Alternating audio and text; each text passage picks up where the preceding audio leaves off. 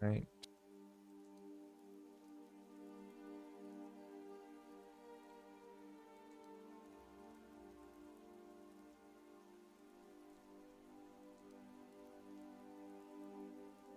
Hmm.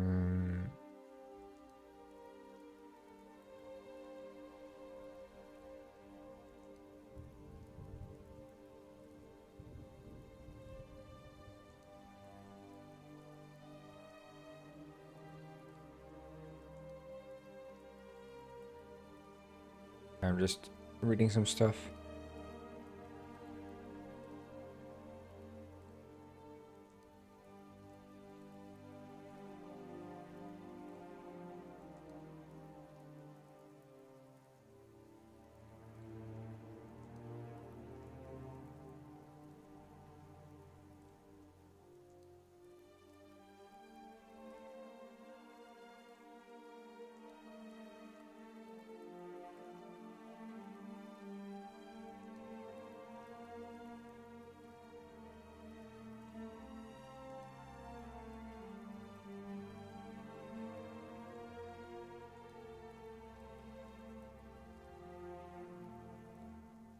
Hello, Doug. No, I don't think I will. That's just me being honest.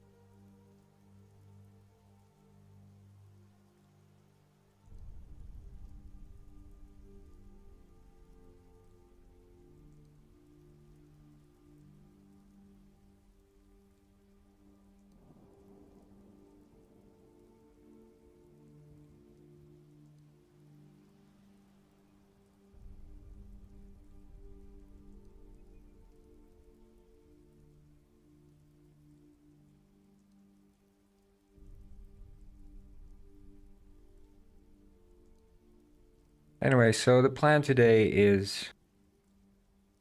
Hello, little Padme. The plan today is fixing up the Hall of Memories, or whatever I want to call it.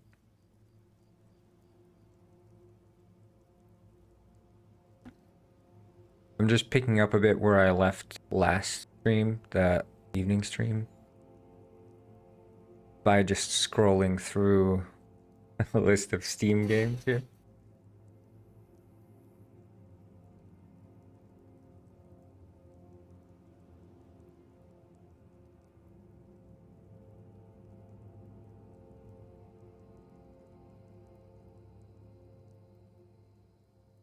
But I'm not really finding anything worth my time here.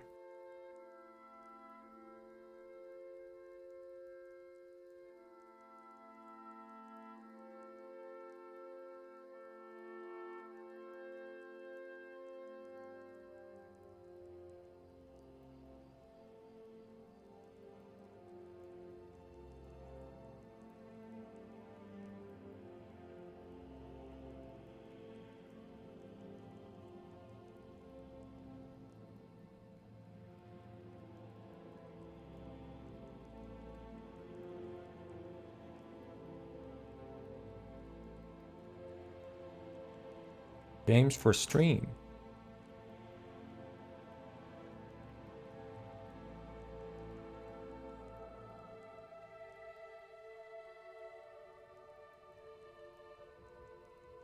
Hmm.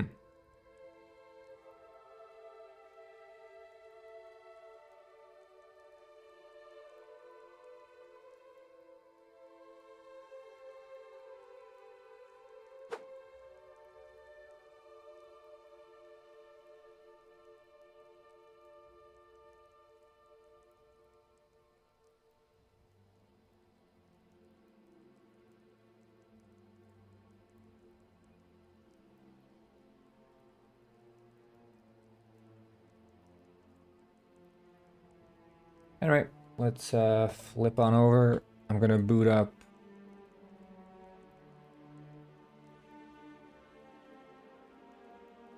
our favorite game, Penguin World.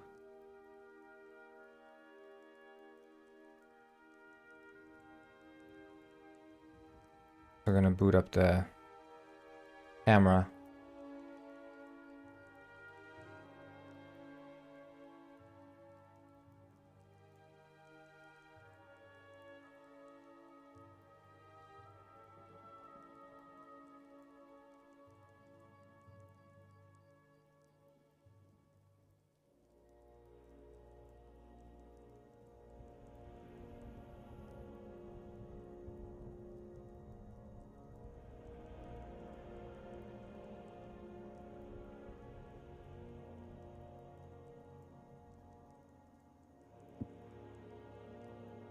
Um,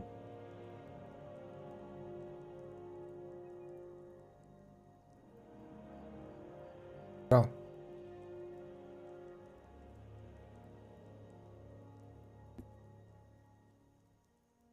So I think here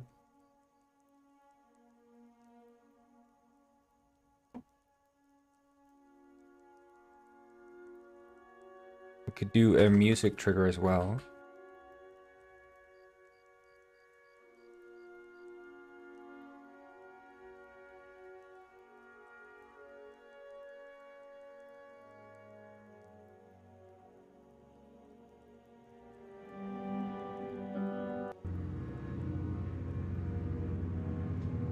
I forget, which one should I have?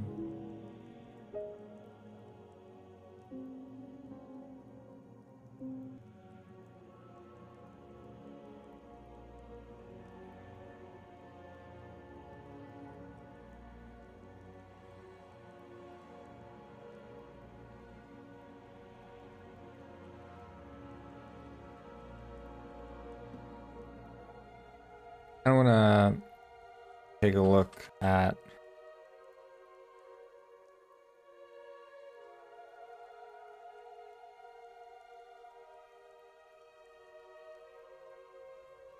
their ambient here.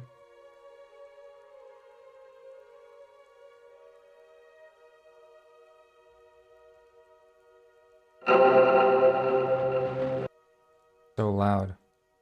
Sorry about that.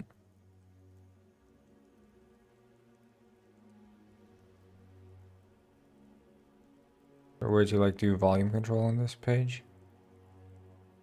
I have to turn it down.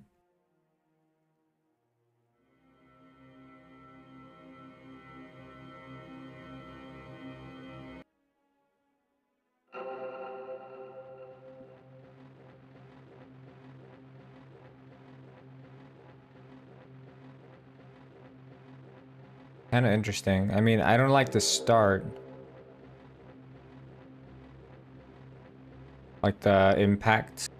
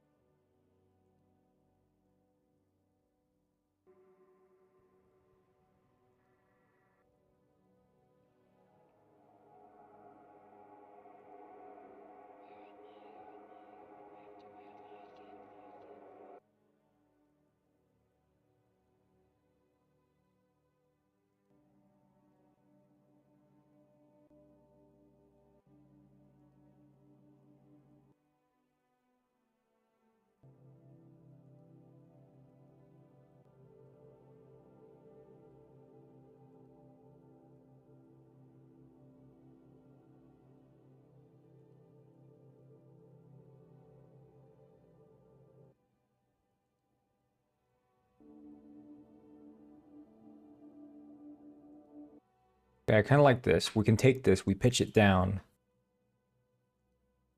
I can work with that.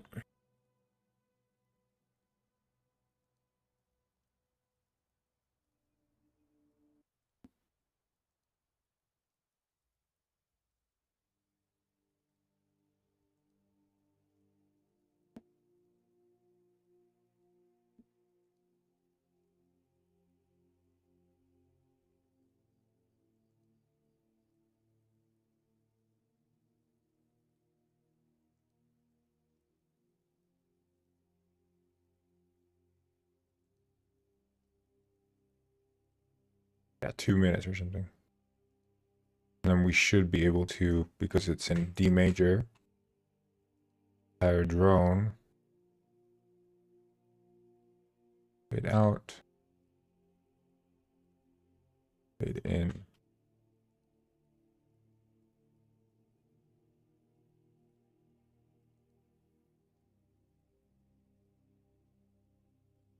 Their effect. Well, I guess we could do the pitching in Unity itself, actually. We don't even need to do it here.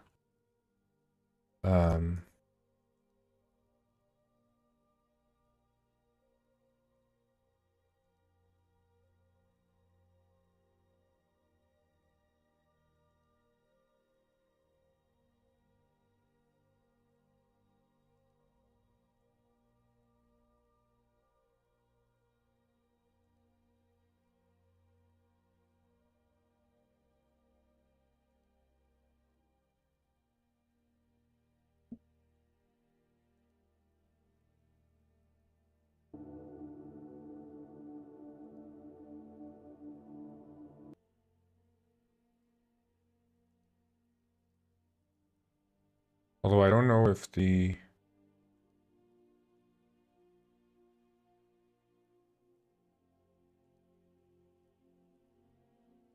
For a drone?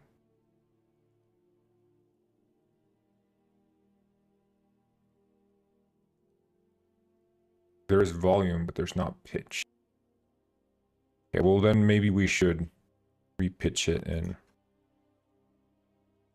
back, pitch and tempo, speed and pitch.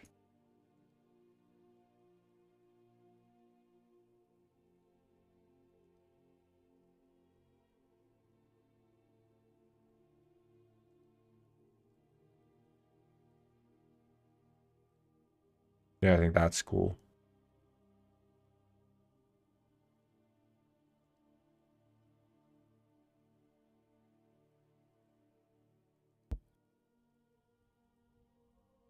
Oh shit, is my voice? Yeah, my voice has been screwed over. Okay, well that's fine.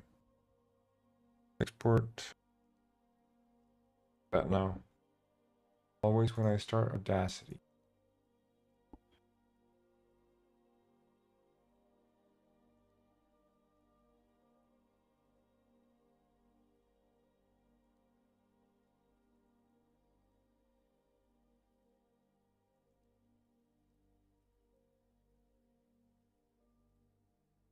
There we go. Fixed.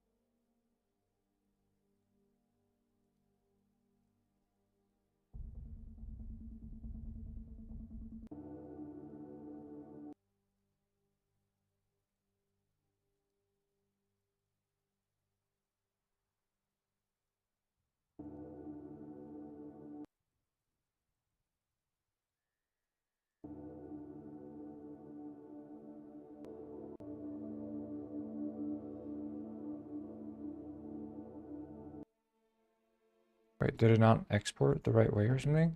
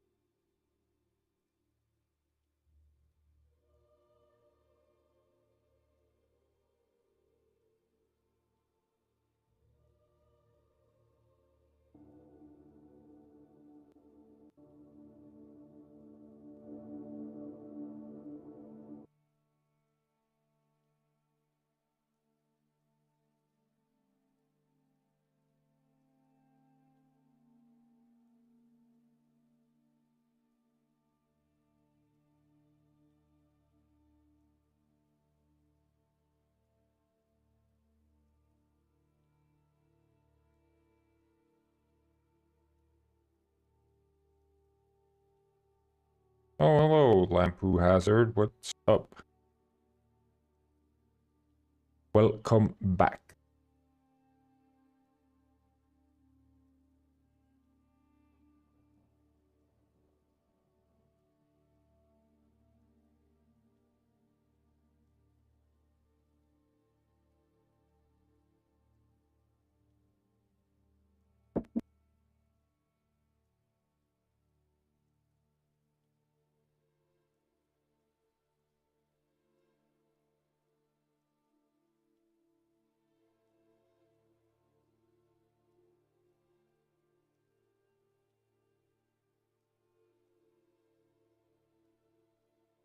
Little coin. Oh, thank you.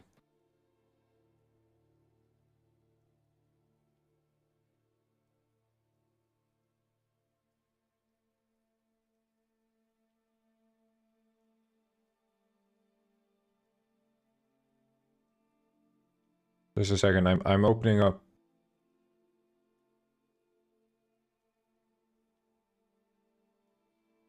TikTok here.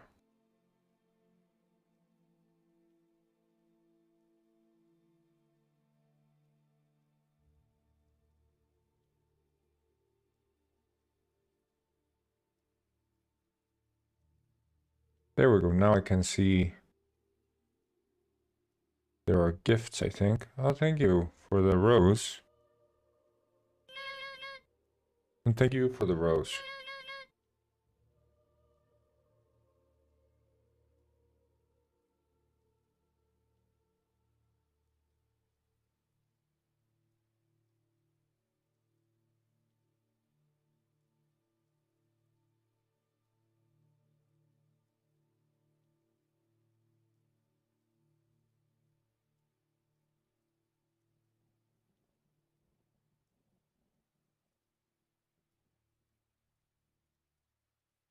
There we go. My voice is back to normal.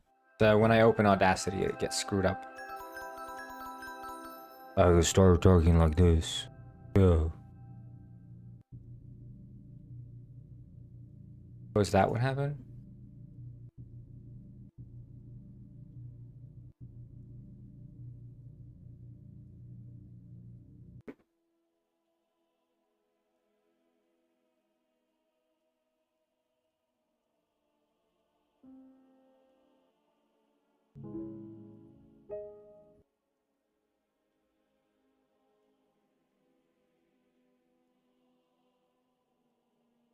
Scuffed corn sounds?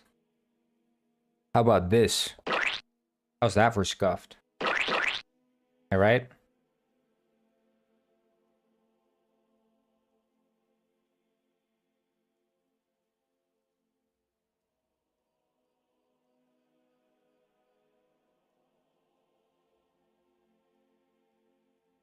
By the way, I received 2 roses on TikTok. I'm rich now, so I don't even need to stream anymore. Like, I received 2 roses, so you guys thought I'd never receive any more roses, but I did.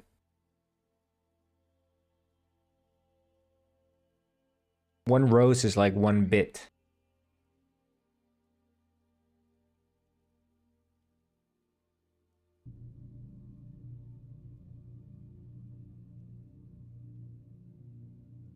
For you tweakers. Oh. He is really good at dancing. Thank you for the follow, Ashton on mic. Ashton on mic. Yeah, I guess that makes sense.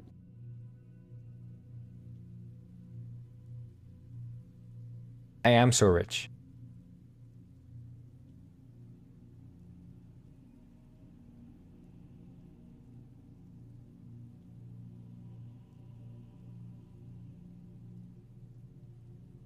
You all were thinking like, oh, there's no way that Corn's ever going to become rich off of streaming. There's no way. Here I am, making bank on these roses. And yeah, it just feels good. I earned 2 bits. 2 bits I earned so far. And this is just the start. This is just the start.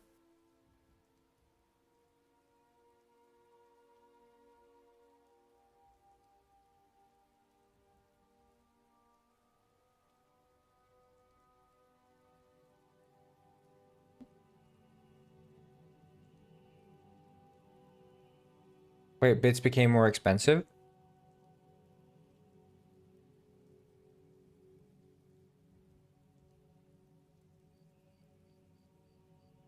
I thought a bit was always one cent.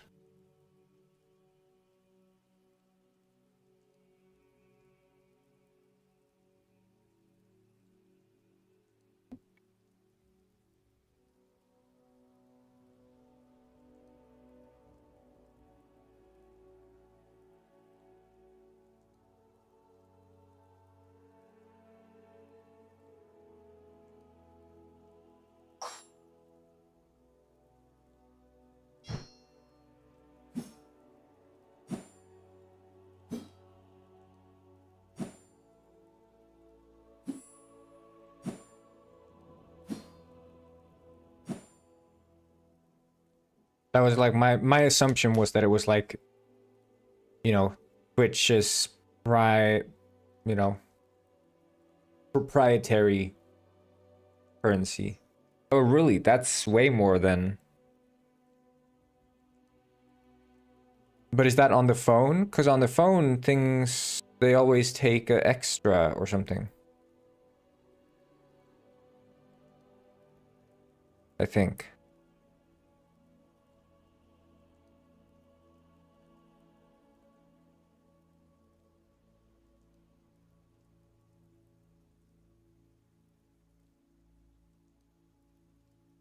Okay.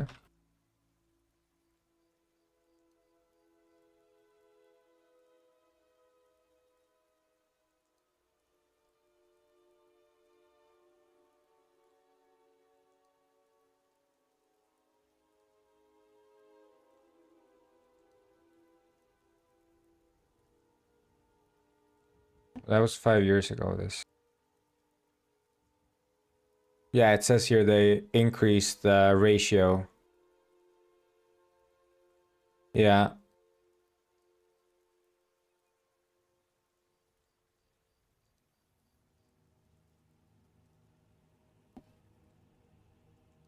Oh, apparently you used to get bits for watching ads.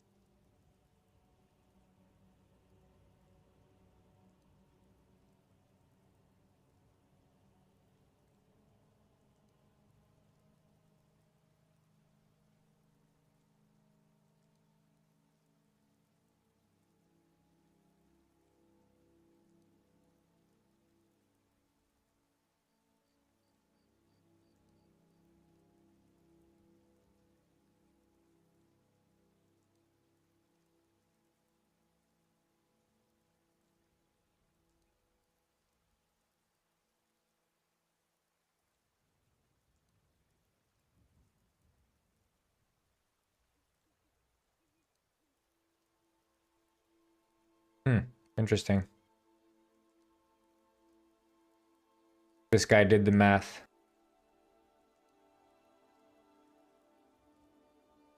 Basically, it seems like there's in Europe there's the VAT that is more uh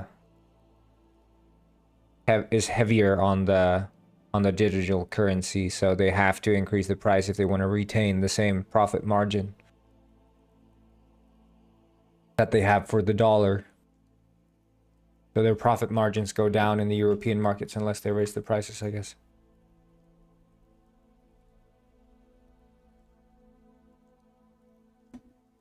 Interesting.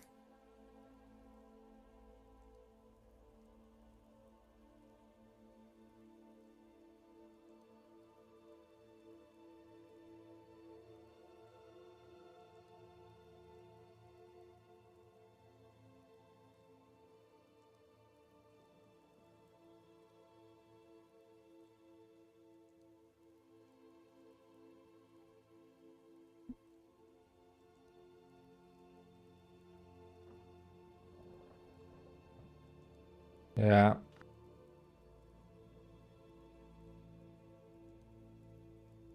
Very lame.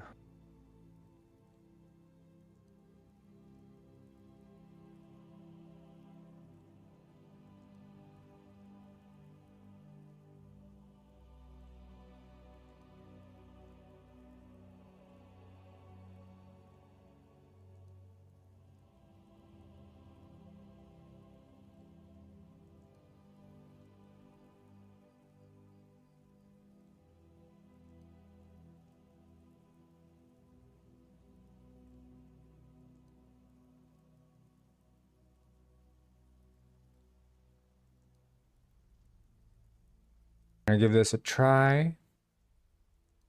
So they're gonna be going up at the ground.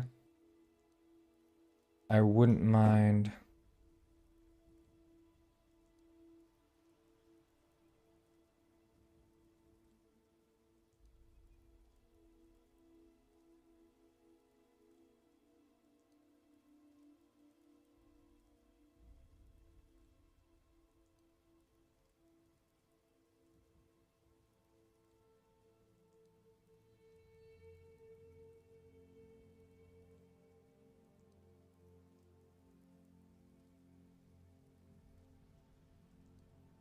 No equipment. Shit, okay. Well, I can give you the gold back for that. I don't... I respect it. You're here, you're fending off the kingdom at practically your own, so here's some gold and magic to cover the expenses.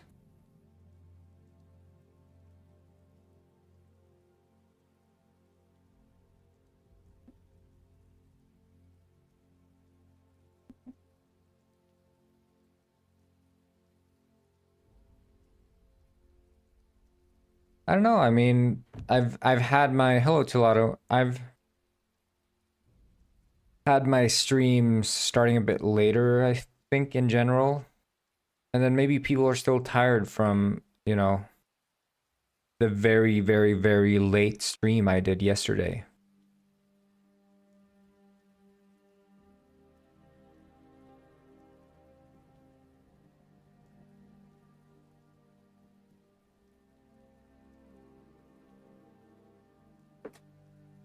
Bro, why is here? What the frick?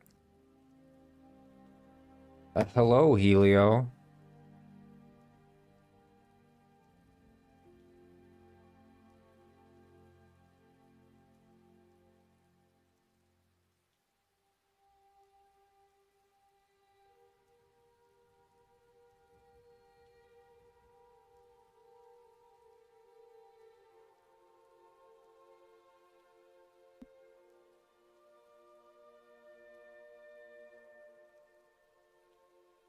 You like my skin? Yeah, thank you. I use lots of moisturizer.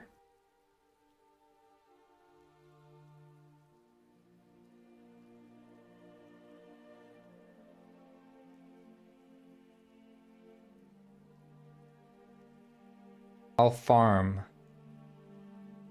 for you guys.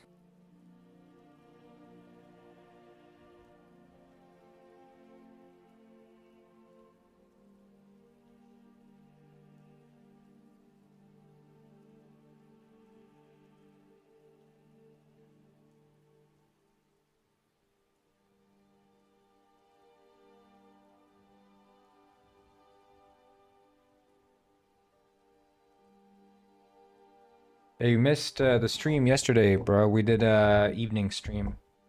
It was very epic. People said, in fact, people were saying it was the best stream I've had so far. Yep, that's what they're saying.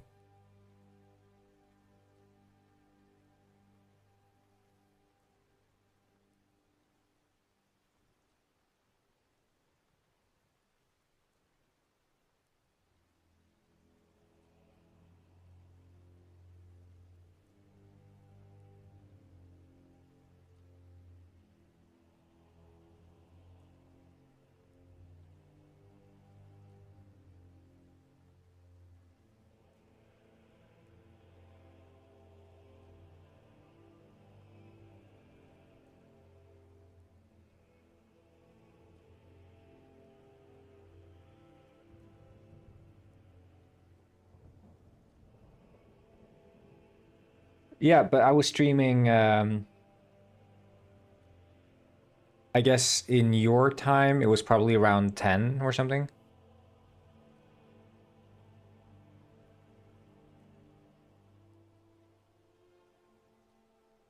9, 10, something. I was streaming quite late. I was playing some Sekiro.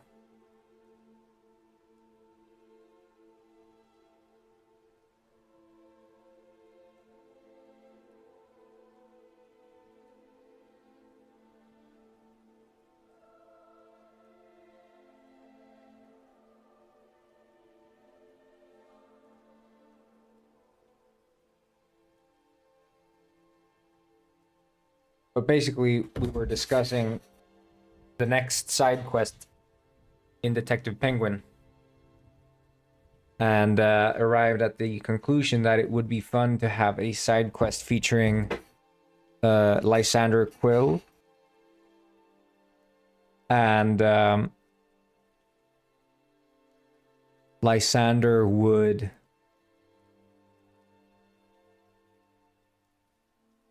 basically insist on trying to find a ghost in a house.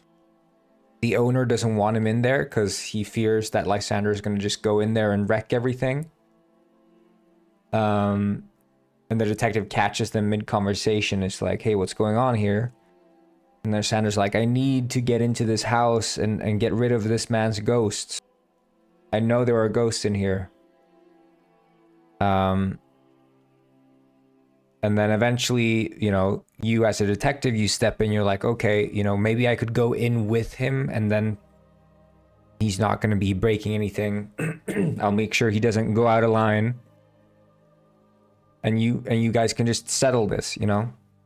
And the owner's like, okay, fine. You go with him. Fine. You go inside. Lysander gives you some ghost hunting gear. So you have like, you know, one of the beep, beep, beep, beep, you know, like a measure thing. So you're like measuring anomalies. And then you find like a bunch of anomalies in the basement. And then you reconvene with Lysander, who will do like a ghost ritual.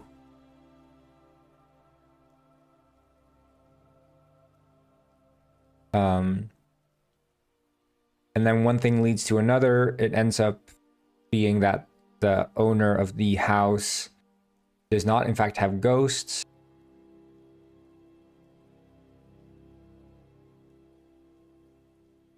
I don't like this way of time thing.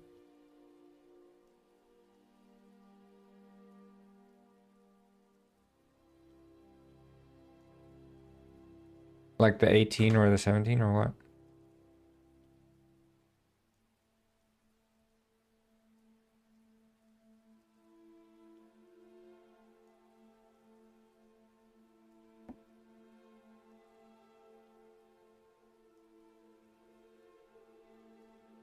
Ah, it's muted, but also these shouldn't be be 3D.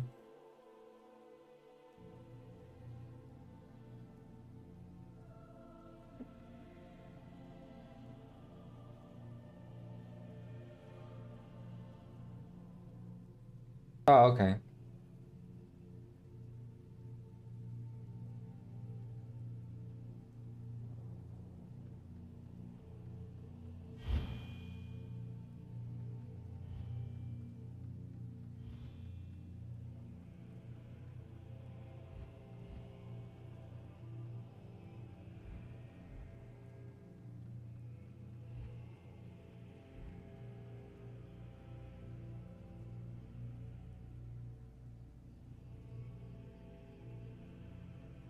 This is pretty cool. I like this. I'm liking this.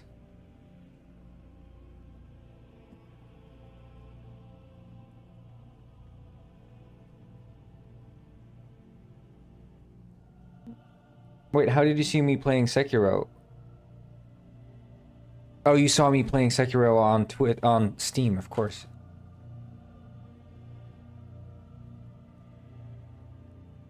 Like I haven't. I was saying on stream that I probably, like, outside of playing freaking Mesopotamia, I haven't played a proper game just on my own for like 2 months or something. Like just sat down and just genuinely played a game. Like World of Warcraft was probably the last one I played. Like just sat down and played.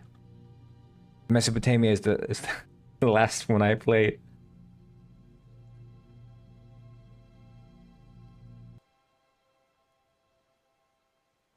Which is kind of horrible. Yeah. No, I think I'm gonna try to finish Sekiro on stream at least. I got to well, you haven't finished Sekiro, so you wouldn't know, but I'm in the sort of the memory when you use the bell at the Buddha statue to go back into the past. I'm there, but I'm playing with the without Kuro's charm, which means that if I don't do perfect parries, I take damage.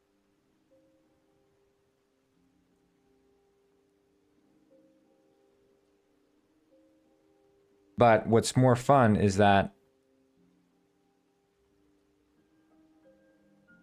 Wait, you haven't finished both of those games because you're lost?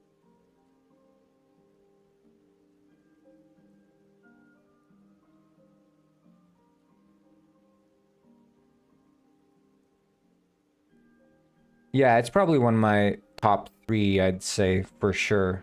I mean, I've finished it probably about 8, 9 times or something. But it was probably over a year ago since I played it last, so I'm very rusty. But that makes me, you know, be more in the Sekiro mindset of like getting my ass handed to me as I'm playing on the, well, I guess virtually hardest difficulty. But I'm having fun with it.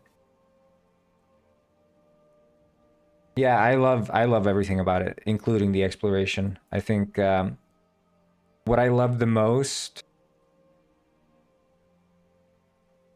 and I think this is something that is true for both Dark Souls 1 and Sekiro, is the verticality. The feeling of going from like the deepest, darkest depths of a valley down into the caves and up to the highest peaks of a mountain. Sort of like the sense of like, yeah, you're actually going between places, and like unlike Dark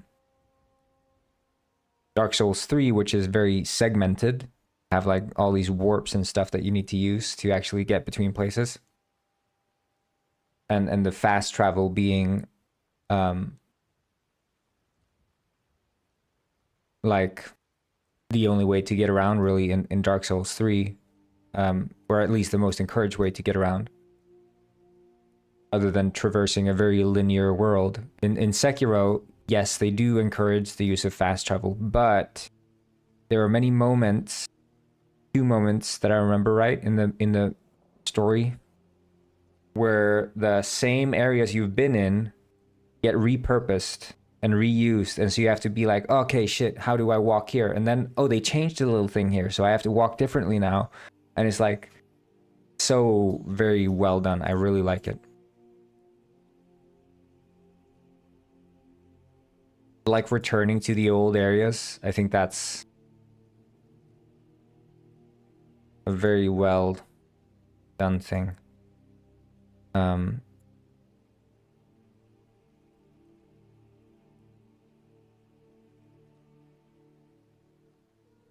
But the boss battles are amazing. And I like the small boss battles as well, so like the smaller insignificant mini bosses or whatever. Because there is a great benefit to killing them.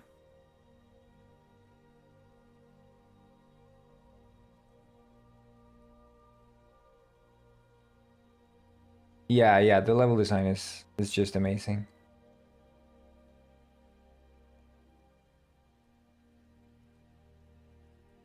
Yeah, Dark Souls 2 is quite confusing. But it, like, the idea with Dark Souls 2 is you have the hub area, which is like, you know, if this is Majula, isn't that the name? You have like the Forest of the Giants. You have the well, which is one area. Then you have the ID Tower or whatever. And then there's a 4th one that I forget. Isn't it like up here or something? Am I confused now?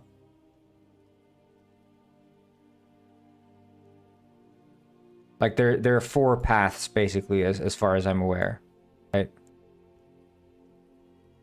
4 paths, and then one of the paths has a second path which leads up. It branches, one of the paths branches into the castle section, right? And in order to get into the castle, you need some item, or you need whatever. Oh, thank you very much for resubscribing.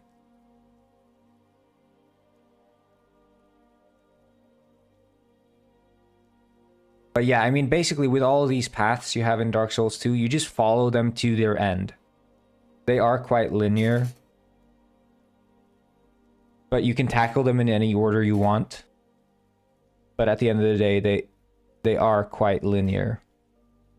And if you do get lost in them, you can sort of just backtrack and keep going forward. Like in general, there shouldn't be as much reason that you'd get lost in Dark Souls 2 beyond not finding where the start of the paths are. So like, where's the first path? Where's the second one? Third, and so on. Like figuring that out can be a bit messy.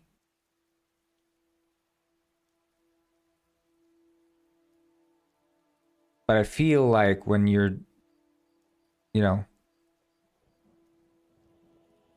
yeah, it's going well here. It's going well. But the thing is, with this, Sekiro has the same thing, right? So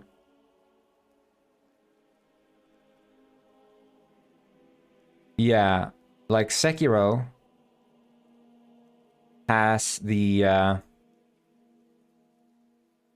whatever you want to call it, you know, the big massive Ashina Castle, right? So you have Ashina Castle, and then you have the castle grounds, and then you have like this one place that goes down deep in the depths.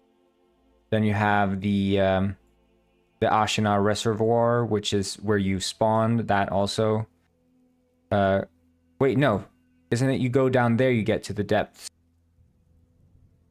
No, yeah, this goes down into the dungeons. This is Ashina Reservoir.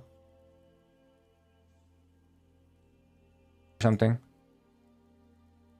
And then you have this one like forest place that goes down to another depth. So I think those are like the 3 paths you can take, and you traverse each of those and you collect things for Kuro, who is here. And when you collected all of them, you end up with like a boss fight, and you're like practically at the end of the story. And then you go up into the sky on the guy with the arms. You know, this fella comes and picks you up, and he's like, "Oh, you're gonna go up here to this ledge." That's Sekiro and Dark Souls 2 explained, but they're quite similar in that way. Quite similar in that way.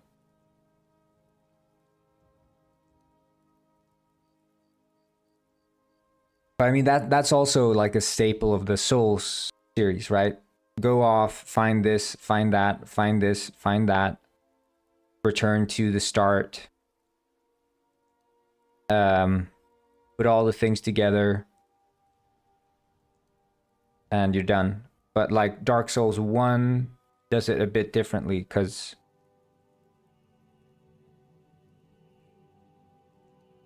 yeah, both of the depths bring you to places higher than the Ashina Castle. Yeah, it starts sending you down, but then eventually you emerge higher up.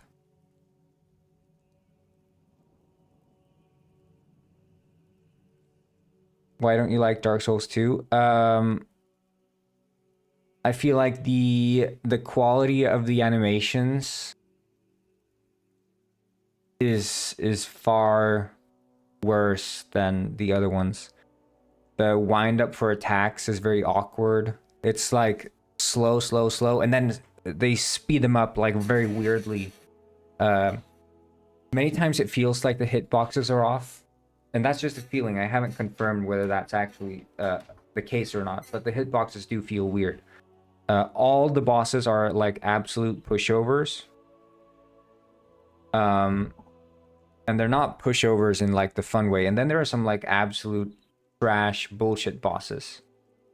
Like the Royal Rat Authority. Oh shit, I didn't mean to refresh. So you have this one, which is an absolute garbage boss. And what it does is it has... This boss here is super easy. It's an absolute pushover, right? The boss itself is a pushover, just like every other boss. But what they do differently is they have like, oh, here are 3 like poison rats that will make you toxic. And if you don't kill those fast enough, you'll be toxic for the rest of the fight. wham bam, game over, you're dead. And that's just absolute crap boss. And then all the other ones have barely any sort of semblance of an attack pattern. And there's just so many of them, and it's like they feel pointless almost. Like absolutely pointless. Not to mention that many of the boss runs are crap. There's enemy spam all over the place. If we're talking like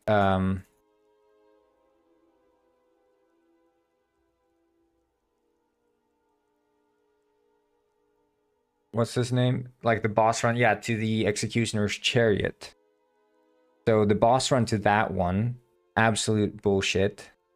The amount of enemies you have to run past there is like insane. And then they have a phantom spawn at the boss gate, and it's like they just do like, okay, Dark Souls 2 was too easy, they say. So how do we address this? Do we make the enemies more competent? Do we maybe limit the player in some way? No, let's just add in, like, let's double the amount of enemies and just call it a day.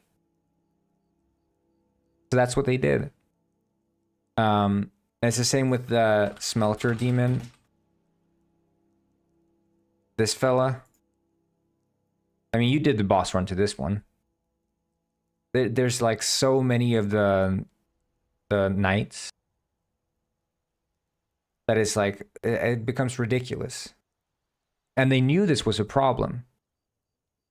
They knew this was a problem because they added the ability to kill enemies enough times on repeat for them to completely despawn.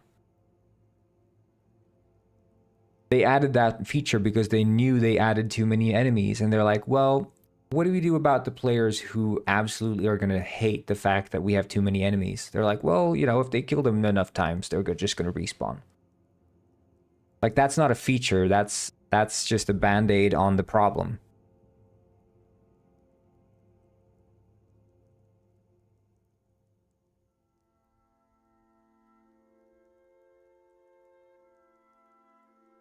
But again, it's not that I don't like it. I'm just saying it's because of the high standard that they have just overall for their games. Like Dark Souls 1 is amazing. Dark Souls 3 is amazing. This game is just good.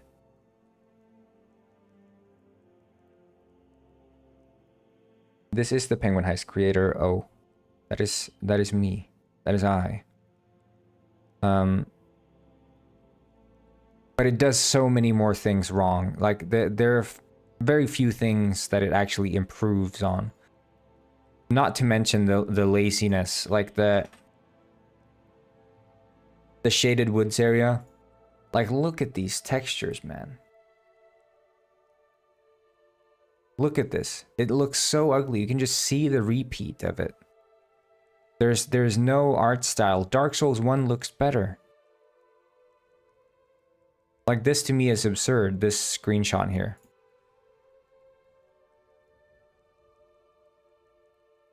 And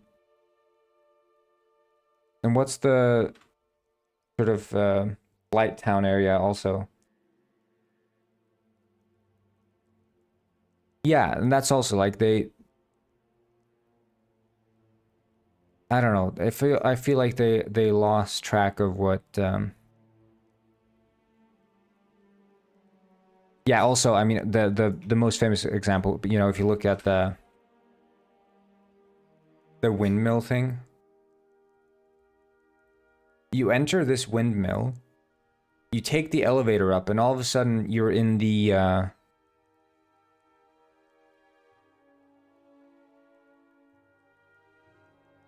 Iron Keep. Like the Earthen Peak. This is supposedly how it's supposed to be, I guess. But this is the experience, right? You're in a windmill. You go up, you take an elevator, and zoop, you're in the freaking Iron Keep. Like, the layout is so...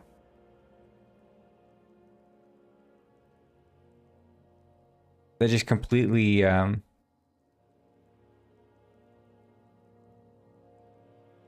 yeah, like this.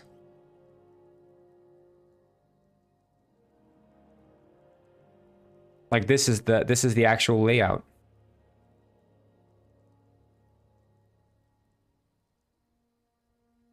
Iron Keep is... There's no after Iron Keep. Iron Keep is the end. When you kill the what's his name? It's not the Smelter Demon. It's the old Iron King. When you kill him, then you're done. Kill the old Iron King, and then you're done in that area. Then you can go to any of the other paths from Majula. So you could go down into the well. You could go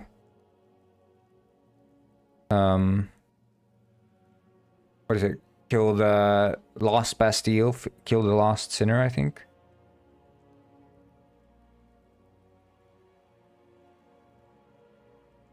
I mean, it's just like Dark Souls 1, you know? You kill... The game basically starts off with you collecting the Lord Souls, right? Dark Souls 1 starts linearly, where you're... Well, semi-linearly, okay.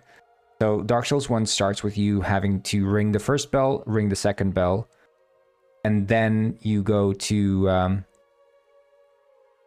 Anor Londo, kill the dudes, and then you collect the 4 Lord Souls. Dark Souls 2 flips that on its head and says, you're going to start the game, and now you're going to instantly collect the 4 Lord Souls, and then you're going to go to the castle and play the linear part.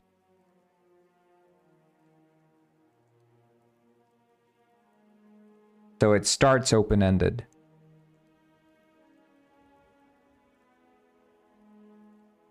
Besides the tutorial, of course.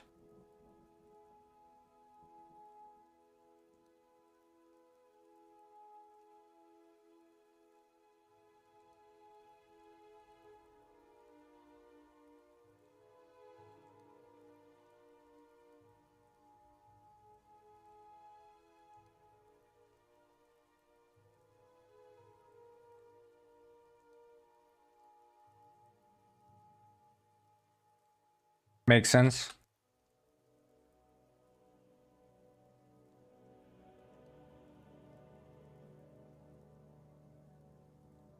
Because, I mean, it's the same in all the Souls games. You're always running around with a hub, and you're collecting X amount of souls or items or whatever from these major bosses. Return to the start, and then event happens. And then you fight the big bad guy. Like, there's a formula to it.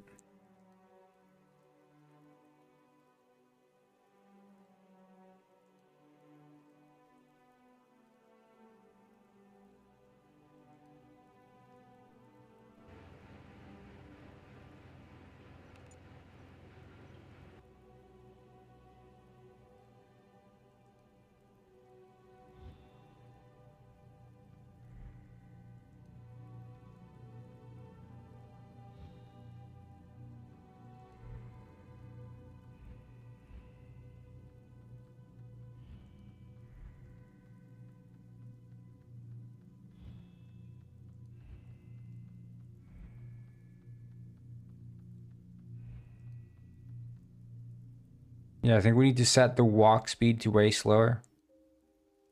We could probably turn up the music as well.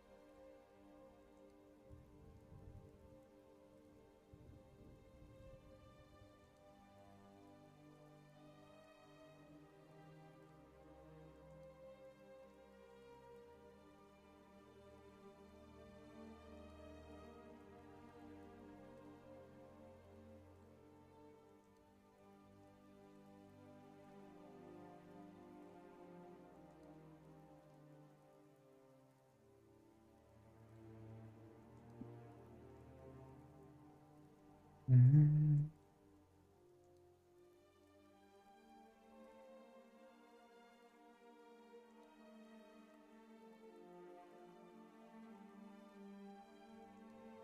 Thank you, Smarty Bones. Glad you like it.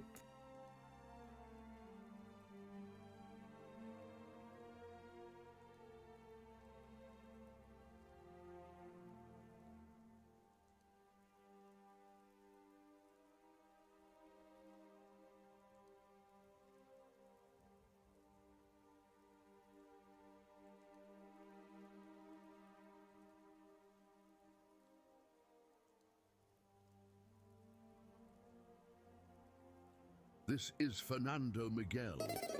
He is really good. Thank you so much. Persistent Penguin has learned to dance. Persistent Penguin. I'm glad we have some persistent penguins in here.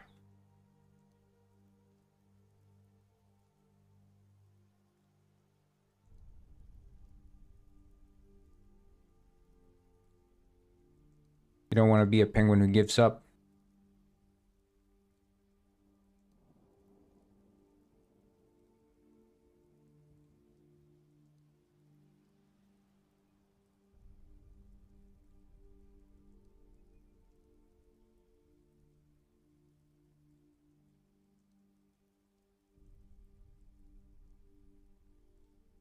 Not gonna lie, the island looks sick. Thank you.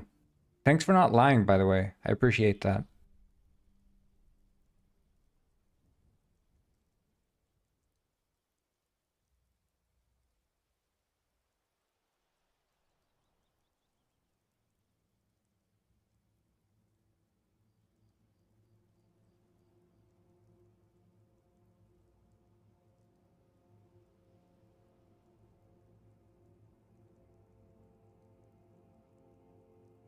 Felt morally obligated. Well, I'm glad you felt that way. It means a lot to me. Yeah, we're the biggest penguin stream on Twitch and YouTube.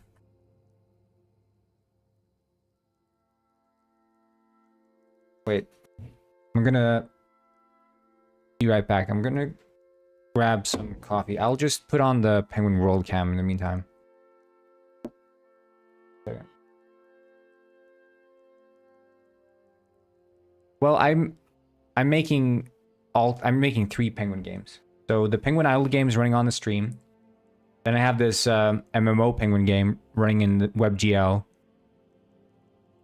And then I'm making this story-driven Penguin game in Unity right now. But I'm gonna be right back. You guys hang in there and I'll be back soon. But yeah, do join me on Twitch. Do follow me on Twitch. And you can play Penguin World right now in your browser. Just join and enjoy. And play it while I'm BRB.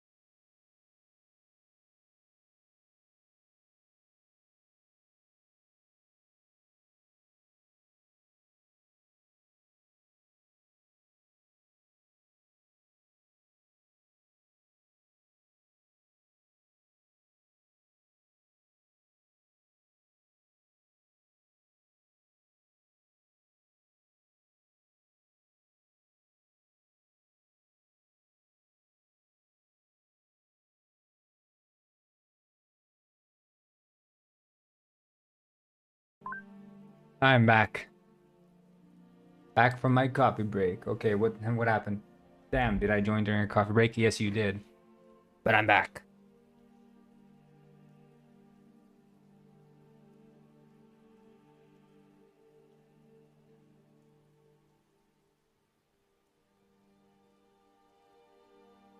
Ah, there you are.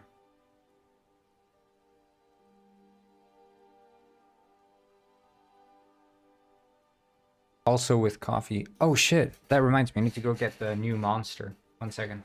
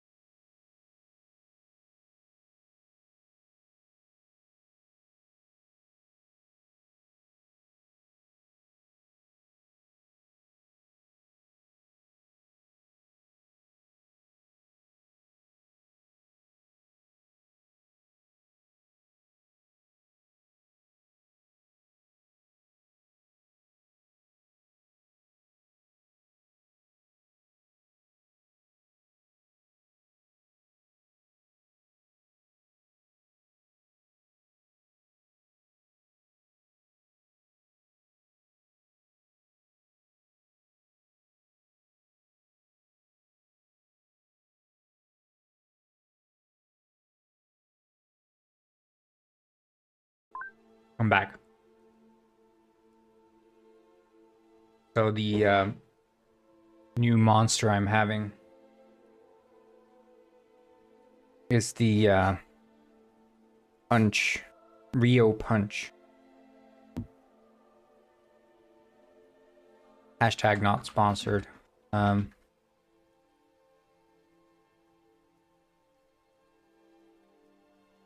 This one. Just arrived. This is literally me. This is literally me when I get the new Rio Punch flavor. Ooh. Ooh. Oh, yeah, I can see that. Seems like the server crashed.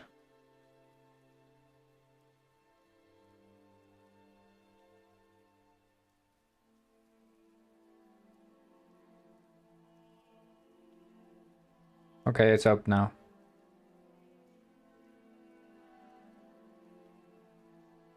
Rio is the best fizzy drink. Rio soda. I have had that one, but it was apparently so forgettable. Apparently it was so forgettable that I did not even remember having it. Now I don't know if that speaks well of Rio, the fizzy drink.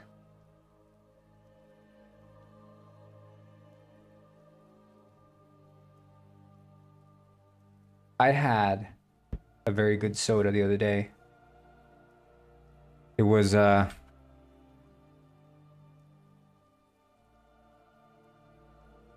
root beer with maple syrup. This one.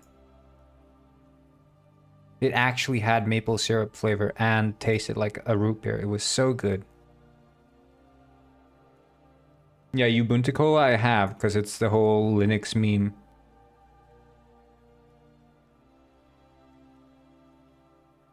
Look, when I drink Monster and sodas in general, it's more to like taste the flavors as opposed to like I'm not running on Monster. I'm running on coffee. 99% of the time I'm running on coffee, but I see a new Monster, I'm like, I gotta try it. But this shit was delicious. It was root beer with maple syrup flavor. But this one is funny.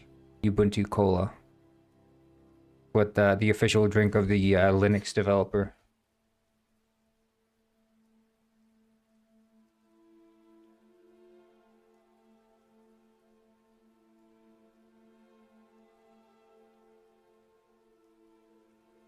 Yeah, this one's...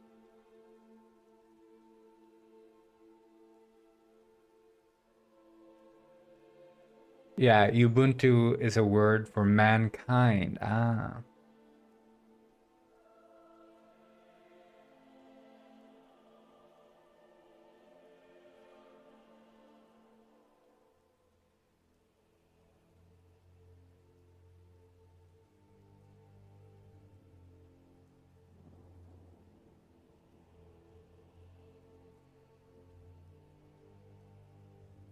Anyway, back to the grind.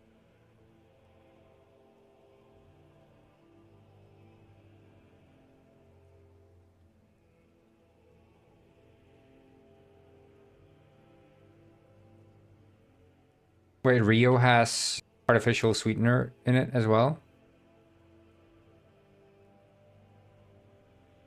Or you mean Monster? Yeah, Monster has sugar and sweetener, but that's generally because of the sugar tax in England, right? But it didn't used to.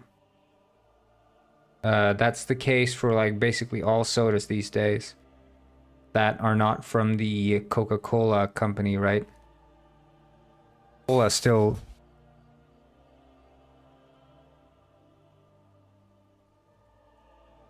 produces full sugar drinks, but PepsiCo adheres to the British sugar tax.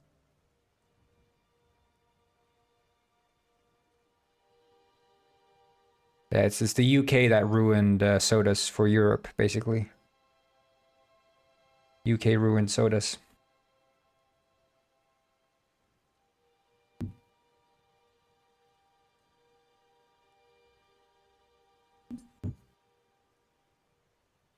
Well, the sweetener they use here is not aspartame. Aspartame is much sweeter. They're using sucralose in Monster, but they can use sucralose because there's already sugar in it, so they don't need much more sweetener to make it get to that. Oh, like ad break. We'll chill.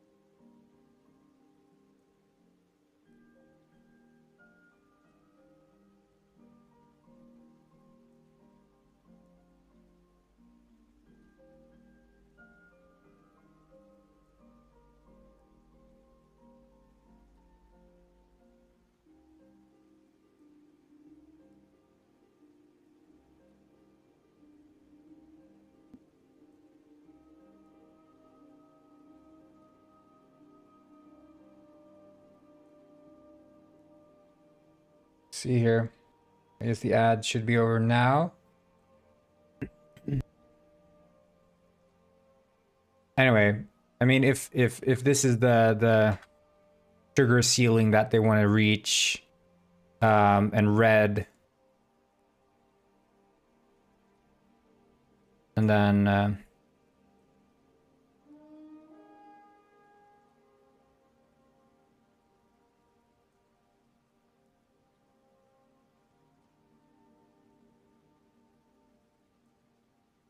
so the thing is, like, aspartame is like super potent. You don't need much of it to make things really sweet. So with aspartame, if you make a sugary drink, you can hit that sugar ceiling instantly by just using aspartame. But if you're doing like the sugar blend, you can use sucralose, which has less of an aftertaste, and you can do, you know, you could do 50-50 sort of. So you could do the sugar to reach this level of sweetness, and then you finish it off with the sucralose to do the rest. You don't get that weird aftertaste in the same way. But with aspartame, you would get the weird aftertaste.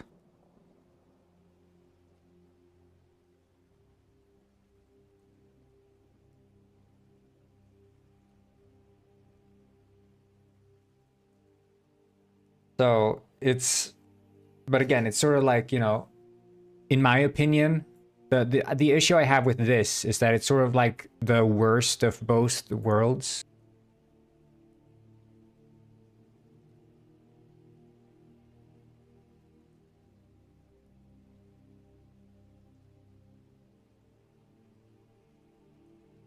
Um,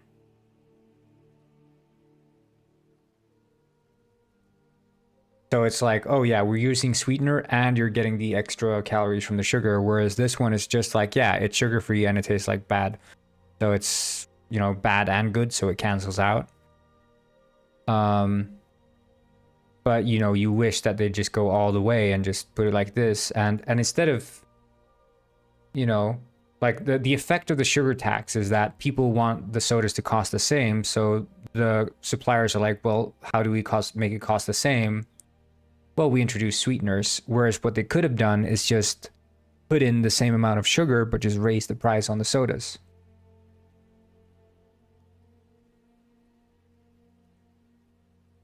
Like, that's what they could have done, but people don't want pricey sodas, so this is where we're at.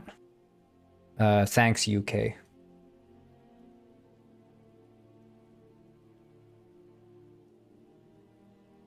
What they should have done is make it a law that you can't mix sweetener and sugar. And then also have the sugar tax.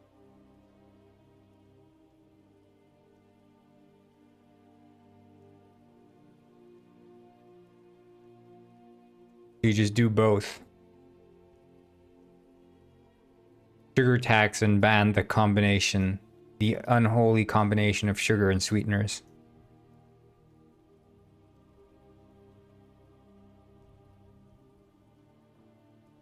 I think stevia is a fine sweetener. It's a natural sweetener, although it does have a weird taste, I'll admit that, but I kind of like it actually. I like the taste. But it's about 1/3 of the calorie content of sugar in stevia.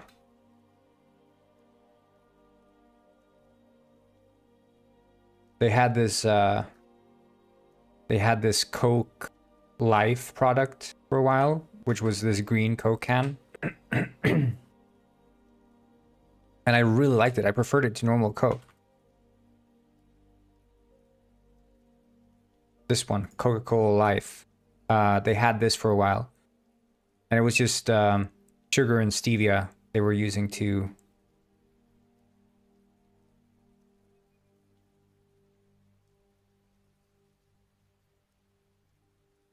So, this one, bring it back. Bring it back, Coke.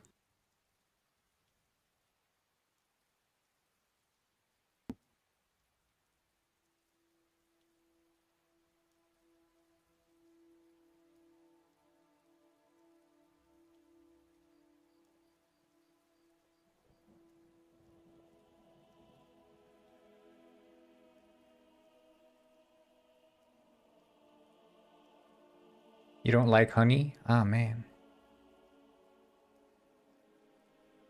But I thought US was still selling the full sugar ones. Is that not the case? Because the thing is, in Europe, the only times you can buy the full sugar drinks of like 7-Up or Dr. Pepper or whatever are the import ones from the US. If you buy the UK produced Dr. Pepper, it's going to be with sweeteners in it. It doesn't taste the same. It doesn't have the full mouthfeel in the same way.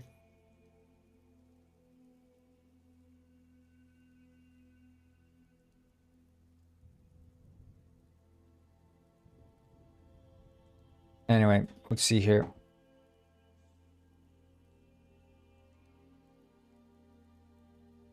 I'm gonna try to...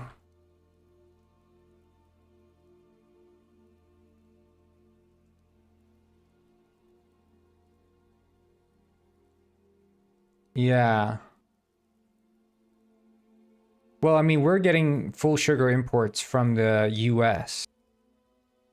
Like...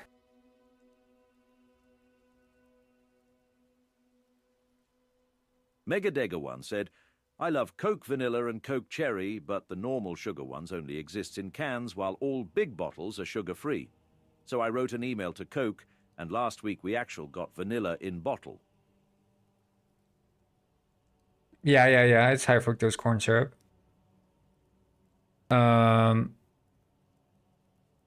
But it's still, I mean, it's sugar, right?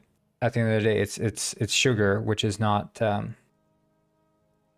it's just not made from like cane sugar or something like that. We'd use beet sugar here in Europe. And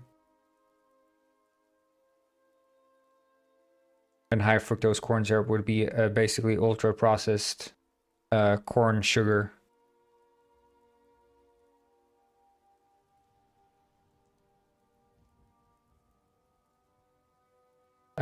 Question, does your Penguin Ice stay access for a while? Yeah, it's gonna be probably, I'm hoping to have it finished in 2025. I think that's the main goal. But yeah, it seems like the sugar tax was probably introduced quite recently. No state currently levies taxes on soda alone, but a few localities do. While often called soda taxes, these sugar-sweetened beverage taxes also apply to iced tea. Okay, so general in the US, there is no soda tax. Miguel. He is really good at dancing. In general, there is no soda tax in the US. Yeah, sales of sugary drinks fell in cities with soda taxes. So specific cities are employing soda taxes in the US.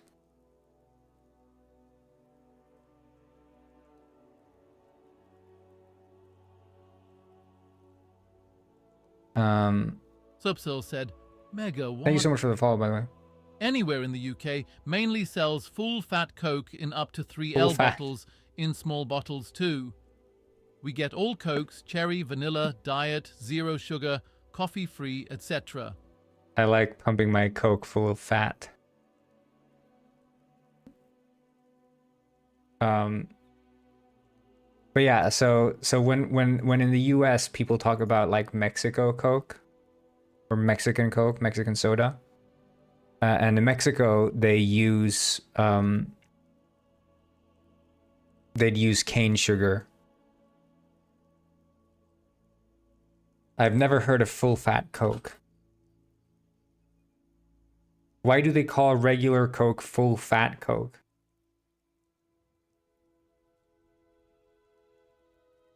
Yeah, that's definitely a UK thing.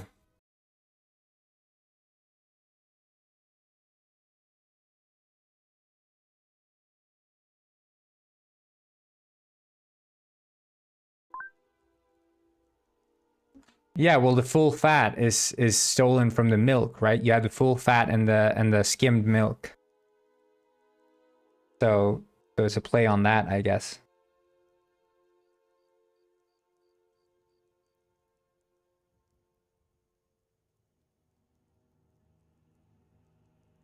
But so basically, I was saying that the US subsidizes corn production.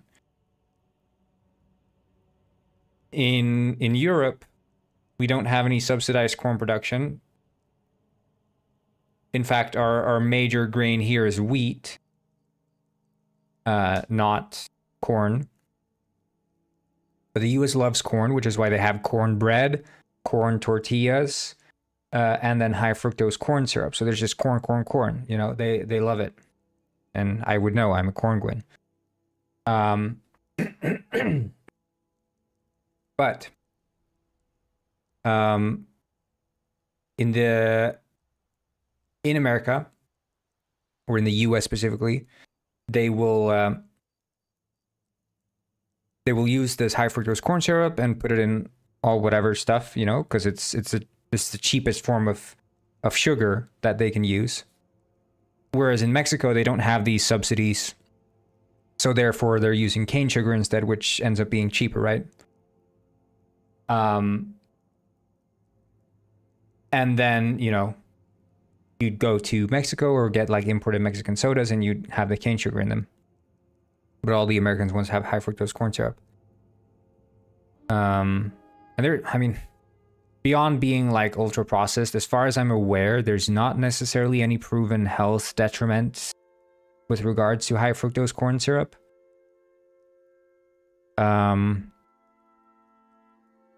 I think it's the same scare you're having with like seed oils and stuff like that. I don't think that there's any proven negative downsides. I think at the end of the day, it's fructose, right? And fructose is just fructose. One fructose is not necessarily different from another fructose.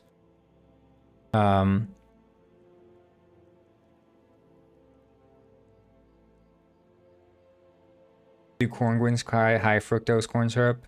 No, we cry low fructose corn syrup. Our tears are not sweet. But yeah, in Europe, you know, when you look at like the yeah, well, the thing is, like, heavily processed doesn't necessarily imply bad, right? Because again, it's like, at the end of the day, like, if you have a freaking process here, like, let's say this is like the steps taken to achieve a product, right? These are all like individual steps, okay?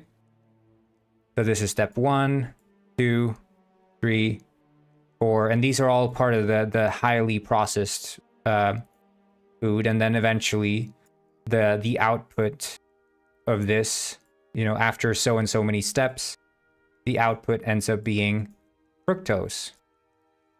Okay? That is the end product.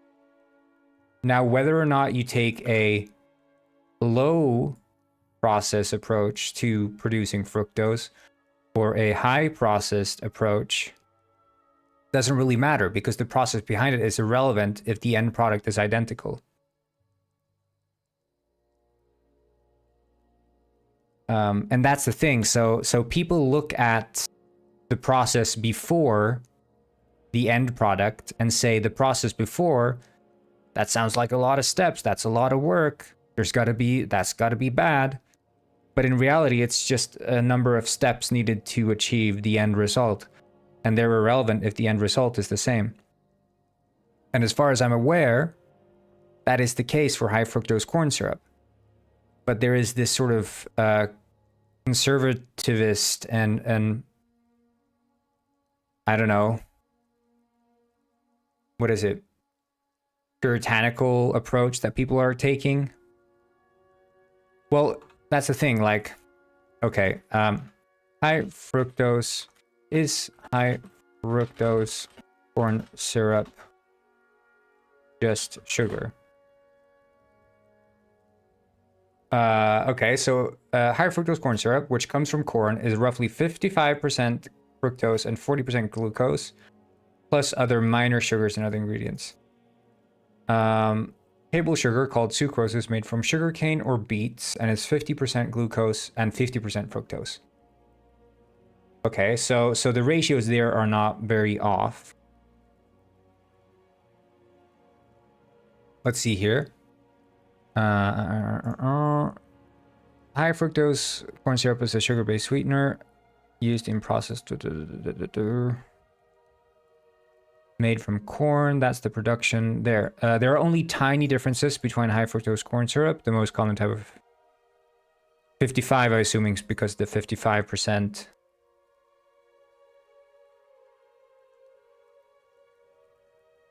Major difference is that high fructose corn syrup is a liquid containing 24%. Yeah, 55 because it's 55% fructose, right?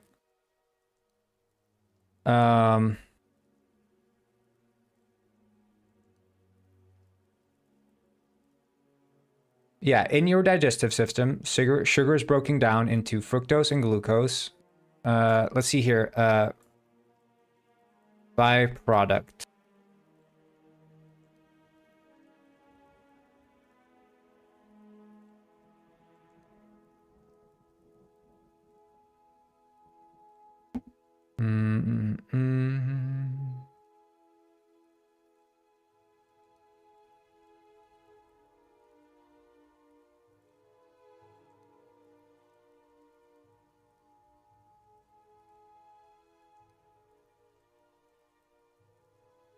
We are not aware of any evidence, including the studies mentioned above, that there is a difference in safety between foods containing high fructose corn syrup 42 or 55 and foods containing similar amounts of other nutritive sweeteners with approximately equal glucose and fructose content, such as sucrose, honey, or other traditional sweeteners.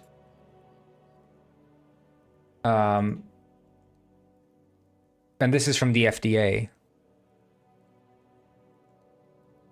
I mean, I could look into scholars, but yeah.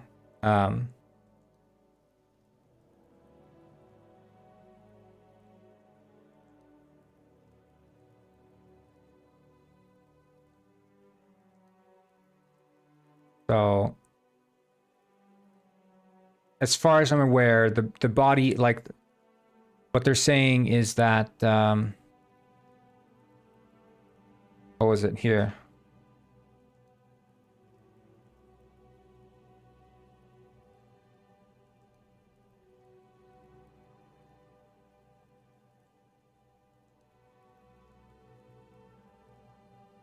Yeah, I mean, it seems like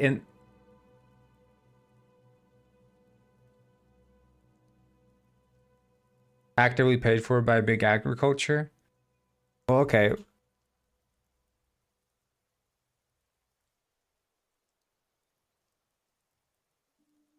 Cane, sugar, high fructose, corn syrup. Is there like difference? Straight talk about high fructose corn syrup, what it is and what it ain't. Uses of public health concerns. This is from 2010. See here. They're like an abstract. No. Conclusion. Fructose and glucose are monosaccharides found in equal proportion in sucrose, but in slightly unequal amounts in high fructose corn. The metabolism of glucose is well understood, while that of fructose requires further research, especially in light of its overconsumption through high fructose corn syrup in the U.S. diet. Makers of high fructose and the banner of corn refiners association have mounted very strong advertising books to assure the public that high fructose is safe.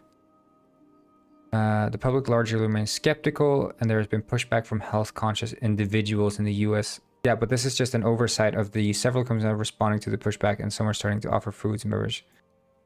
Yeah, that's not a that's not a conclusion. That's, oh yeah, there's been a pushback from the public.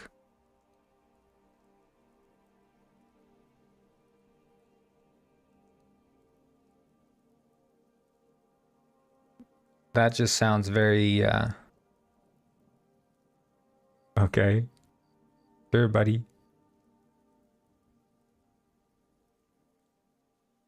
Oh, okay. Well, let's do high fructose corn syrup health. Sucrose, high fructose, and fructose, their metabolism and potential health effects. What do we really know? Okay. Abstract.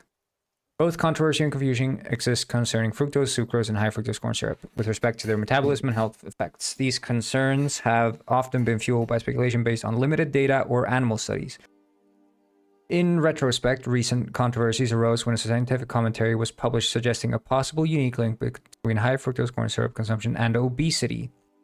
Since then, a broad scientific consensus has emerged that there are no metabolic and endocrine response differences between high fructose corn syrup and sucrose related to obesity or any adverse health outcome. This equivalence is not surprising given that both of these sugars contain approximately equal amounts of fructose, and glucose contain the same amount of calories, possess the same level of sweetness, and are absorbed identically through the gastrointestinal tract. Whether there is a link between fructose, high fructose, or sucrose and increased risk of heart disease or fatty infiltration of the liver remains in dispute, with different studies using different methodologies, arriving at different conclusions. Further randomized clinical trials, and this is from 2014, basically saying that so far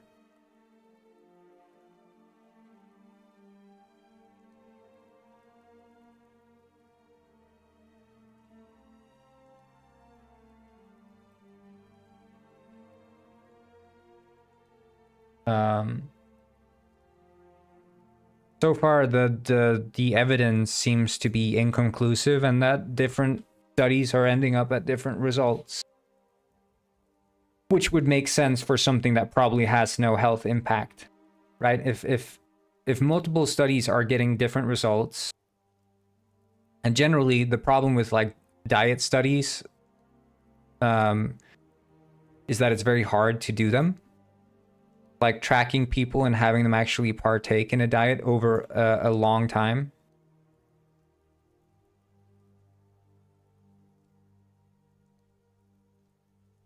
But if it was absolutely bad, you know, for example, like smoking, which, you know, whether or not you would consider that diet, well, it's a habit for sure. But habit and diet sort of go hand in hand in a way. But like you'd find actual stuff about it. But if it does have a health effect different than any other sugar, to me, it would probably stand out more in the research. And I don't think big corn, sadly, has enough of a sway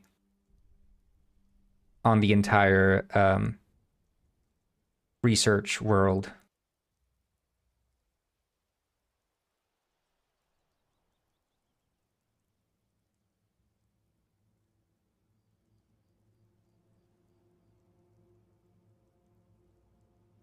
Like,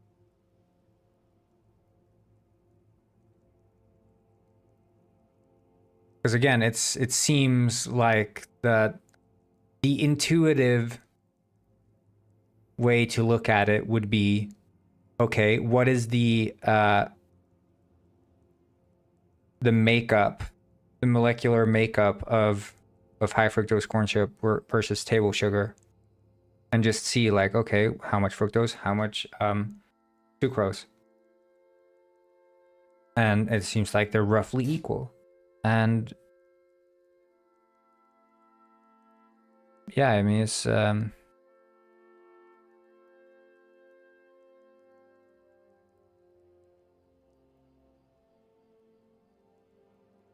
seems like there is no definitive answer to this.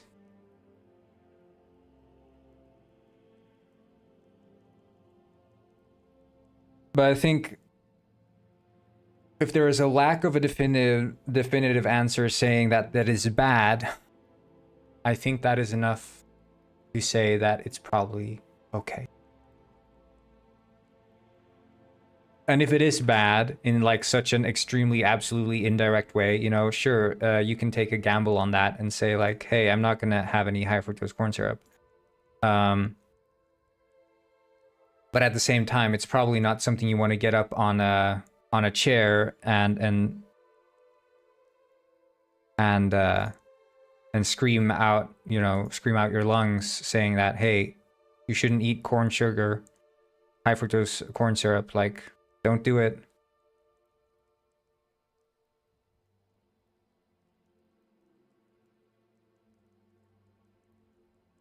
But I mean, these kinds of, like, again, what many people are doing when they're looking at,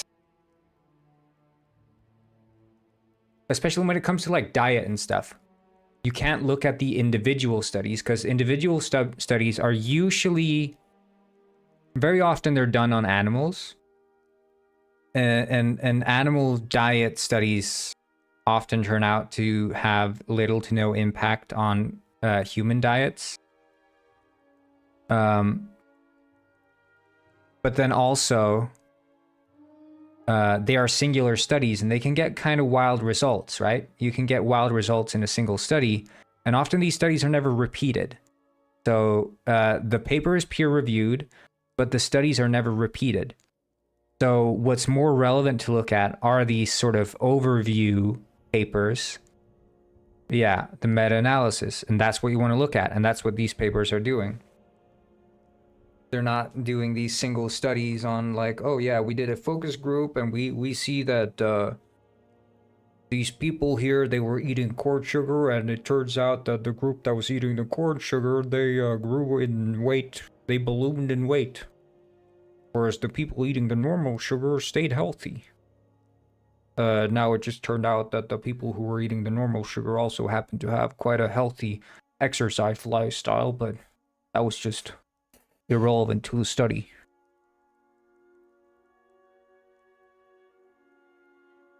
So it's like you can get pretty wild results in single studies.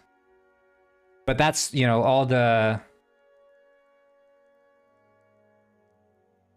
Yeah, that's also the thing. It's like, it's obviously high fructose corn syrup would lead to obesity because generally people who are obese would consume an abnormal amount of high fructose corn syrup. And that's like the most obvious thing to me. And I feel like it's the same thing with people doing like seed oil studies or whatever. Most things are fried in seed oil.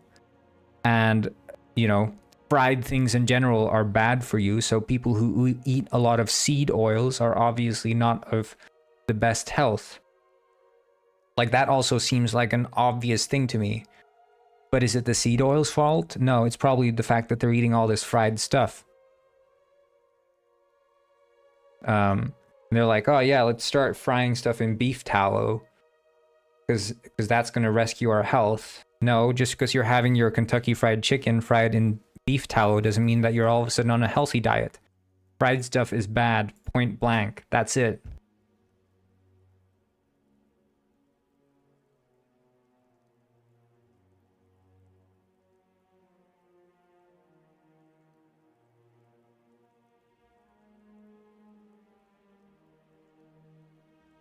But yeah, like a lot of these health gurus and influencers love to find the one single study that verifies their worldview and then say, well, it was scientific, so. But they never bother to look at the total summation of all the data that exists.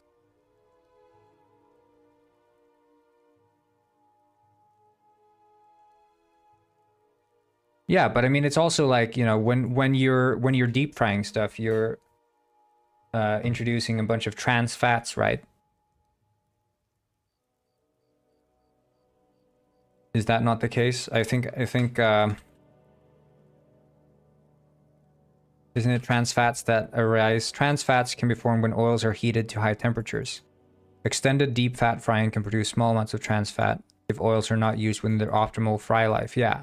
So generally though, deep fried vegetable oils. Deep frying any oil will oxidize part of the oil, the type of oil in question, the temperature applied, and the length of time we affect. Yeah, okay. Deep fried vegetable oils, in particular those rich in polyunsaturated fatty acids.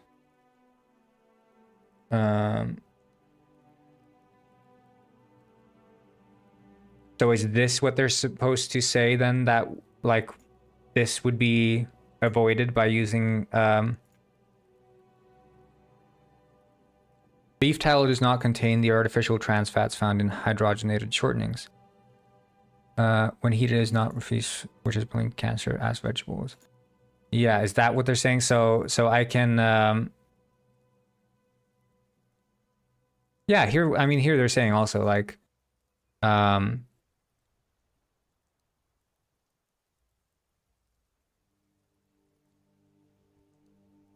no fat is healthy when fried. Tallow has high saturated fats, and when cooked at high temperatures, it forms trans fatty acids, which are really bad for your heart. Yeah, so it's the same for all oils, it seems, that when you're deep frying stuff, and probably you will be deep frying at like extended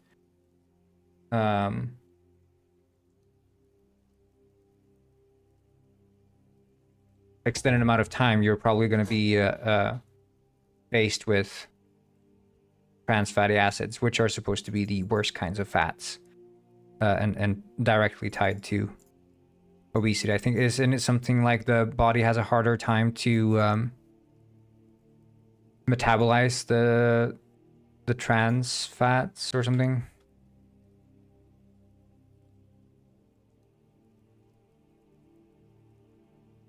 I don't know. It's just like the entire sort of literacy and lack of willingness to actually, you know, when people say they do their own research, what they're really saying is they heard it on a podcast.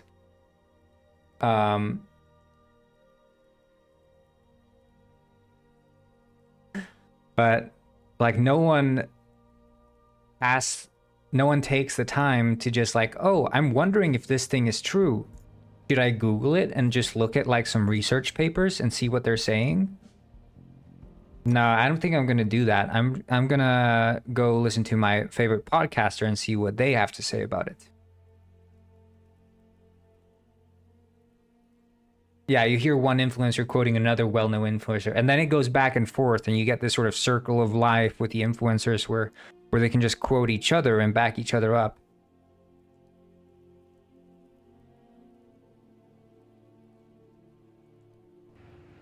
King Caius. Yeah, Caius is a good band.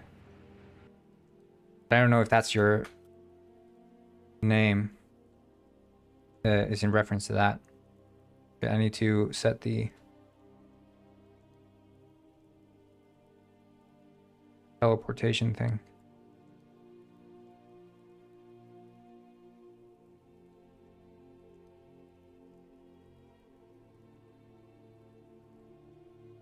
Ah, your name is Caius. Okay.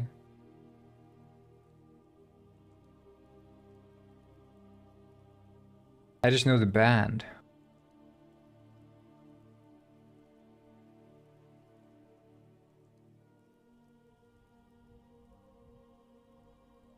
But yeah, I mean, I don't...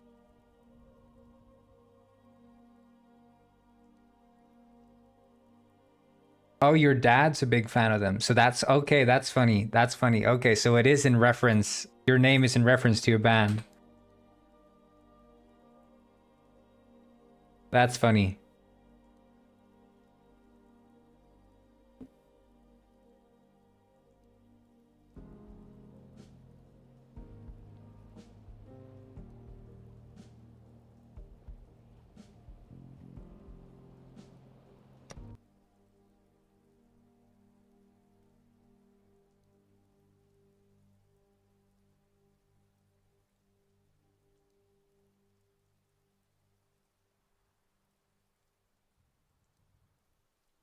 Yeah, I think the world would probably be a much better place if at a young age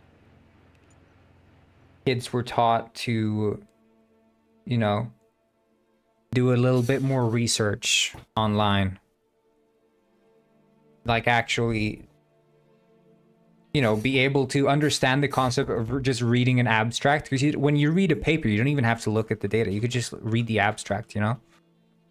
And of course, people can lie with the abstract if you're not analyzing the data or something. But you have to trust the science at least a little bit to be able to, like, trust the abstracts. And you can jump between a couple of papers and compare the abstracts and see, like, okay, what are they saying? What are they saying?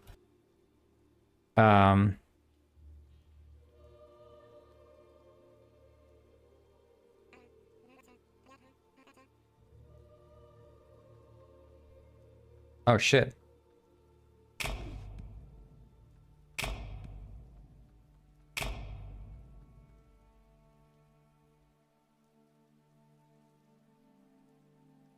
Okay, that's lucky that you like them. It would be kind of awkward if you hated them. Many people simply don't read. Yeah, I think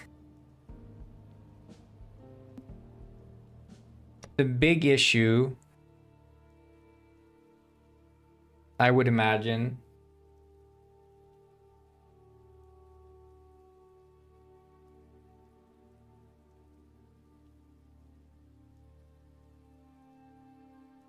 is not that people don't read. I think people can read, and I think they can read something and understand it.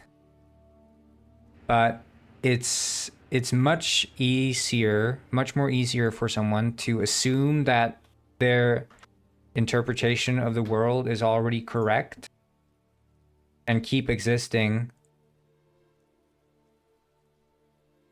in that sort of safe space. And sort of be coddled by whatever online influencer of the month that they're following, right?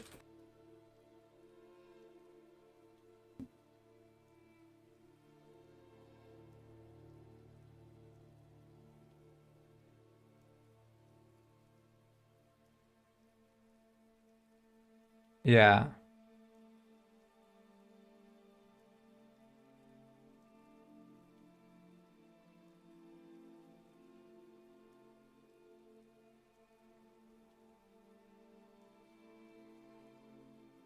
Would newt my newt. Yeah.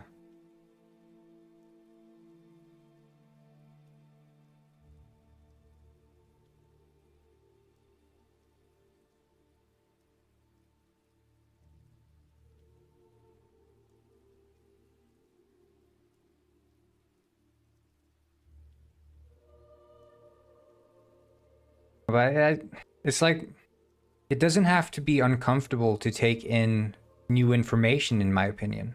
Like it really doesn't. I think you can have preconceived notions about the way things are, but keep those preconceived notions in check and just, see like, hey, I've thought about this and this feels like the intuitive way to look at it. But I should also check if maybe this is not the right way to look at it. I don't know. Like, it doesn't have to be scary.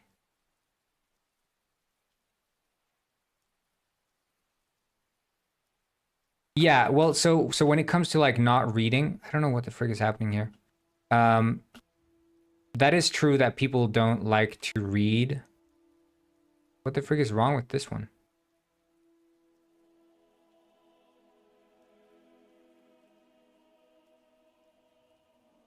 Um, like they don't like to read when being faced with text. And I know this from Penguin Heist. Okay, the game used to have this system. Yeah, I don't know what's up with it. It used to have this system for having like constructions, and basically like the way you progressed between levels was that you would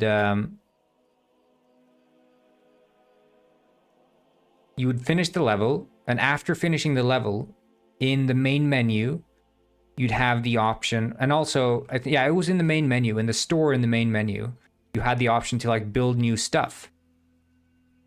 Like build constructions, as I call them. And when you build the constructions, you'd have the ability to... Shit. The ability to go to the next level.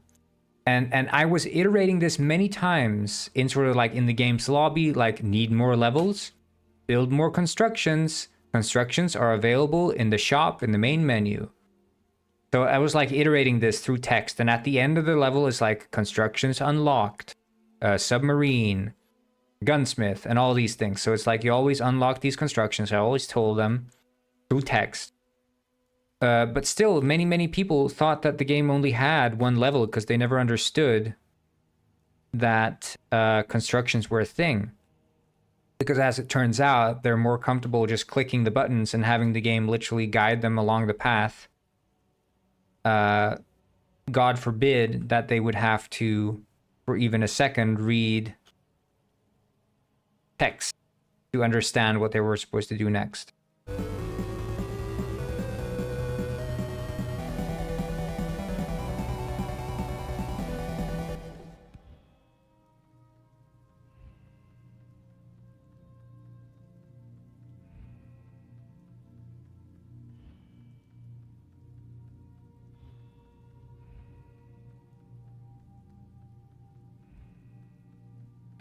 But I've come to accept that. I don't I felt myself getting a little bit upset about it at the beginning, but I've come to accept it now. I have gone through the stages of grief when it comes to assuming that players are okay with reading stuff.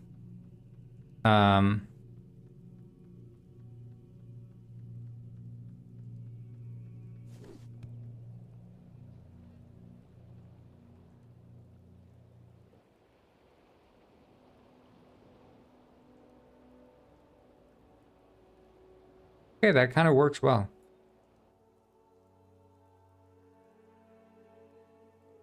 And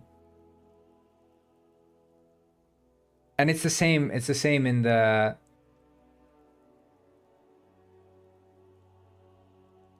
It's the same in the theme in the stream game that I have now. It's like I add rewards, and in the rewards I can add little text things for like what the things do or what's required to like use the reward. And people, you know, will still ask me like, "Hey, what does this reward do?" And it's like, you know, I'm sort of like past the stage of telling them, "Hey, just read it." I'll just say this is what it does. But every single reward has a written explanation for what it does. Like, what does this do?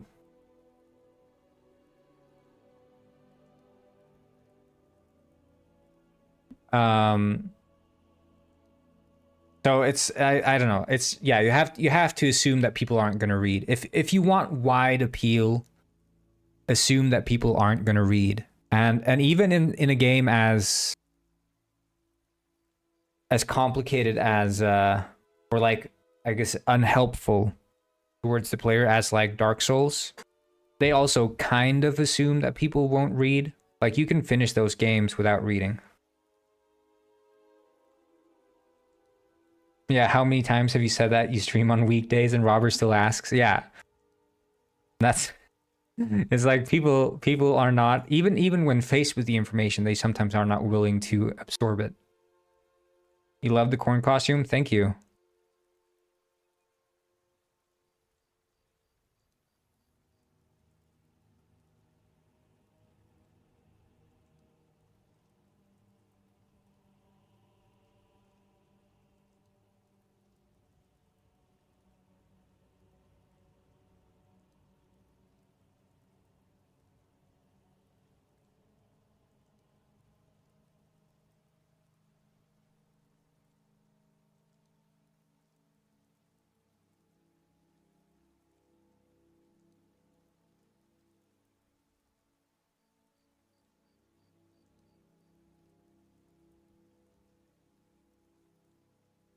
Yeah, that's why I got dressed in my corn suit, because I was thinking like today I'm gonna launch my campaign sponsored by Big Corn to speak positively about high fructose corn syrup. Today is the day. I've been building up to this moment for a year now.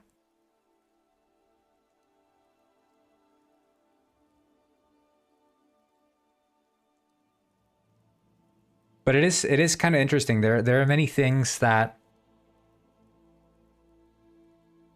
you don't realize about sort of the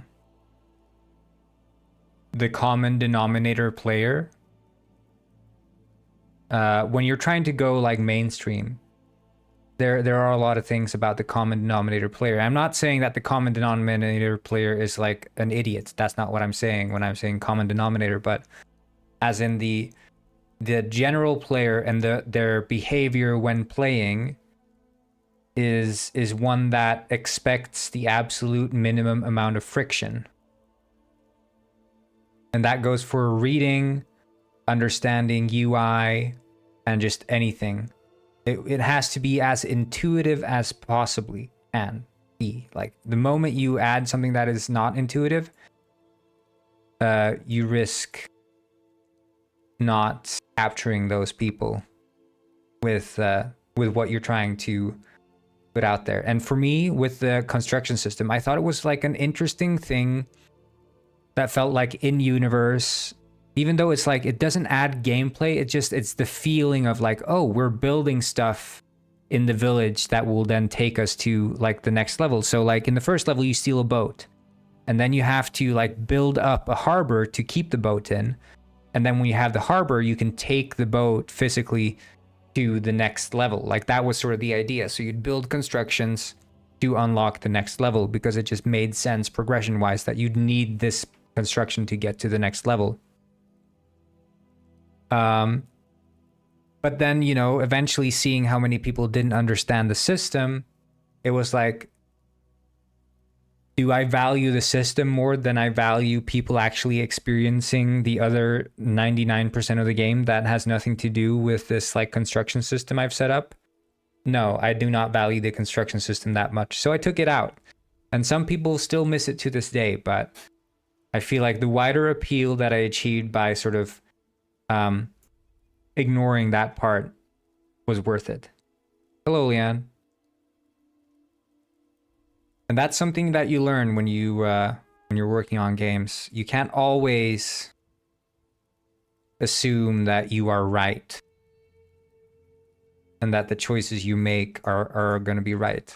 Sometimes you make the wrong choices. And you're going to have to walk those back.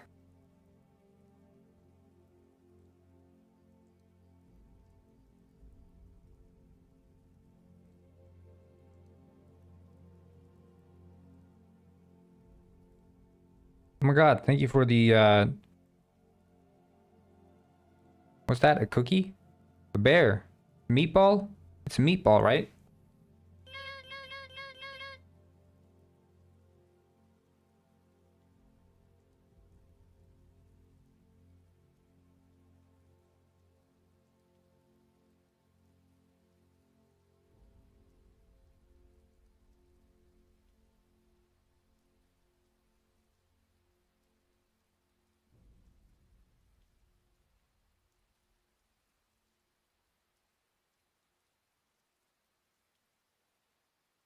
I can't see. Oh, okay, yeah, I see it now.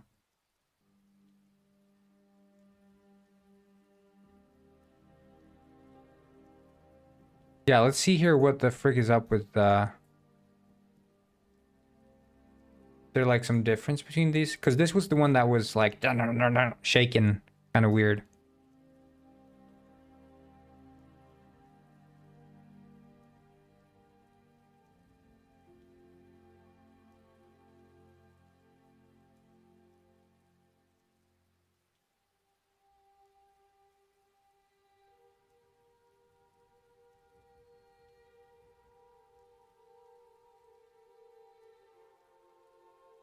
So I felt like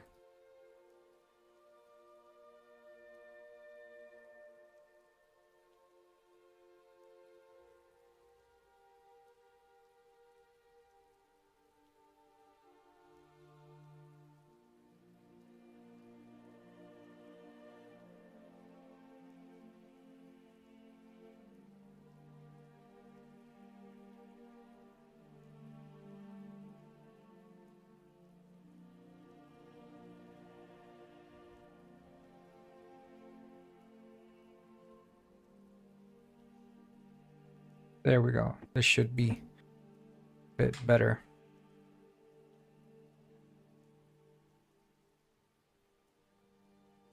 And then we need to find the move speed trigger.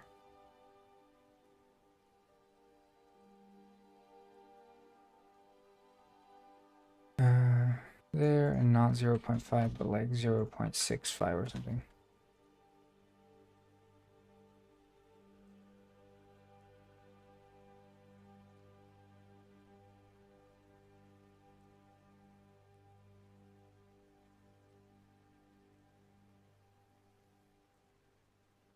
But I feel like definitely with regards to like looking up information. Oh, 1K likes. We're viral.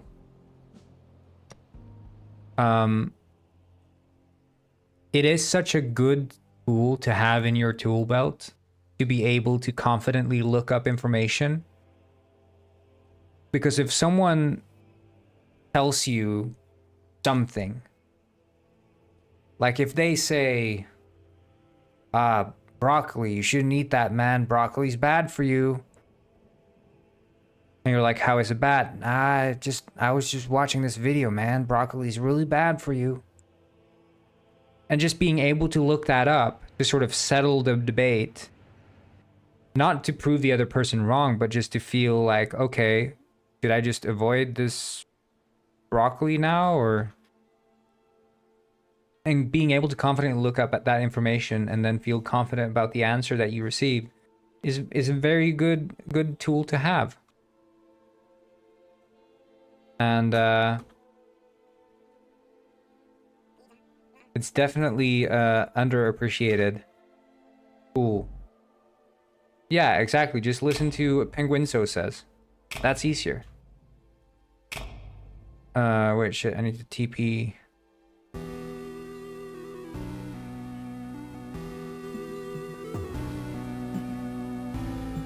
Hello, samurai. Welcome. Oh, I mean Sam Uri. Is Uri your last name, Sam?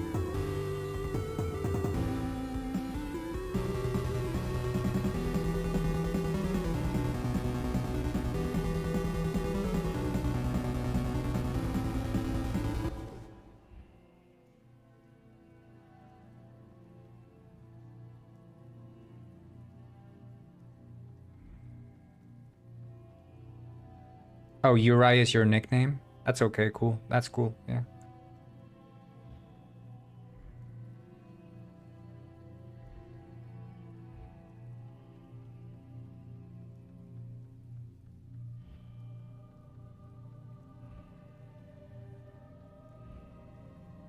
This is pretty cool.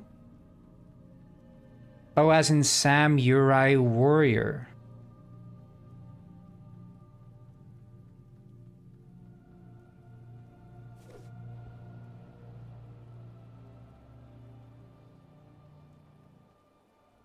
Alan Wake plot. Yeah, well, the entire music sequence is Alan Wake, but the plot is definitely not Alan Wake. That much I can tell you. There's no no writer and no spooky cult that wants to reincarnate some evil using a lake. Yeah, this game is Alan Woke. We've introduced all the woke concepts. For example, we have penguins making sweet love with each other. That's very woke. You go back 20 years and people would say penguins making love to each other. That's absurd. But we've gone all the way in this game. We have very graphic scenes with penguin lovemaking. Screw the woke mob, I say. I mean, screw the anti-woke mob. We're going so woke with this game.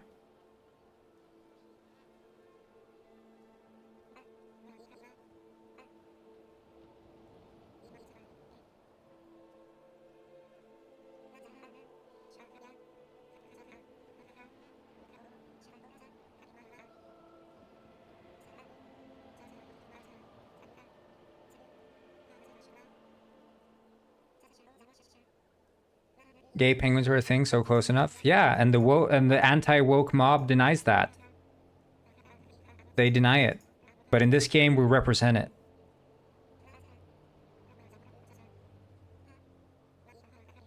They're like, that's impossible, a gay penguin?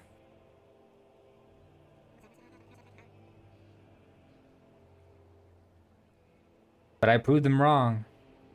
Sam is my real name. Samurai came as a nickname, as I'm very into samurai warriors, and I'm Japanese. Aha! Now it makes sense, Sam.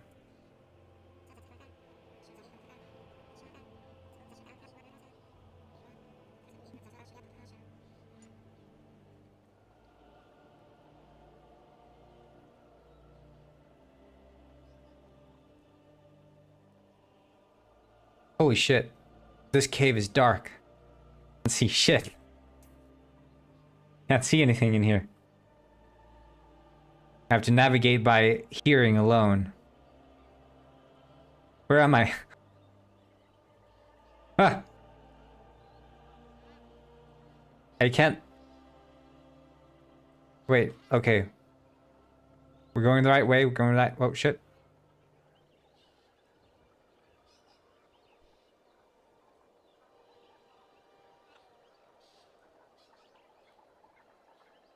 Okay, echolocation, engage. Wait, okay. Wait, I think the wall's closer. Is... Okay, wait. Oh, shit, no. We're in a dark pit. I echolocated my way into a dark pit of death. Shit, I think I'm lost. This echolocation thing is a scam. I can't see myself. Okay, big mistake. Big mistake. We'll have to put some torches up in there. You made yourself a wizard penguin the other day. Nice. Yeah, this calls for lights in the cave.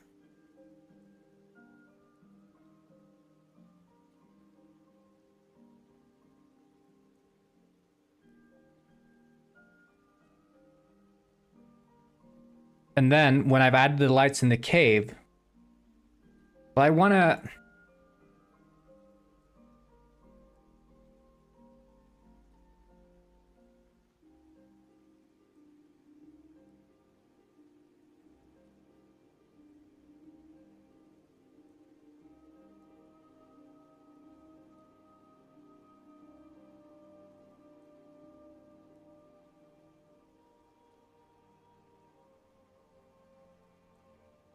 there we go. Move that a little bit farther away.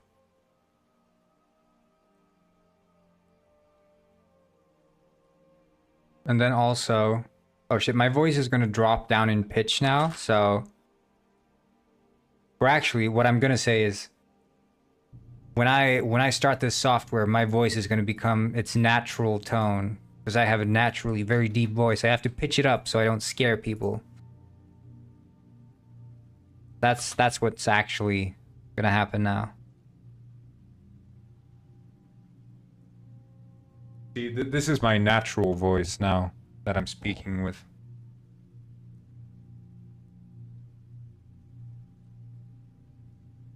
This is my natural voice.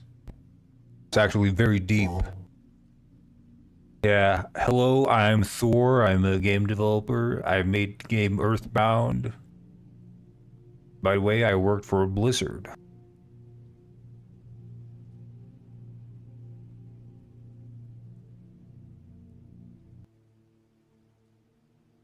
To be fair, the deeper is better. What the f— Is there a katana? There is.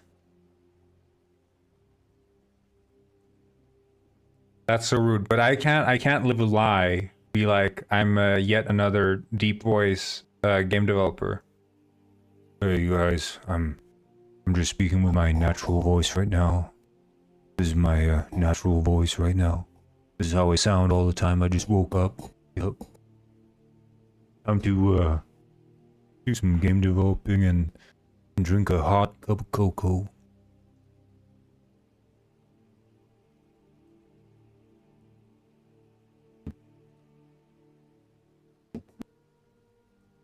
Wow, Corngwin, your voice is so good. I love this deep voice you have.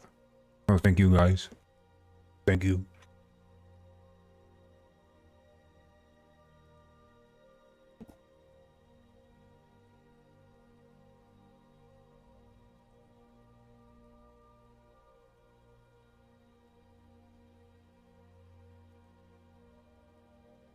Okay, I'm gonna Kylo Ren. Corngwin needs to read audiobooks though. You came back to every single time I open Audacity, my voice gets pitched down for some reason. Like the sampling rate on my microphone goes haywire. And so I start sounding really deep voice like, and I turn into a real proper developer who's worked at Blizzard for 7 years now. Yep.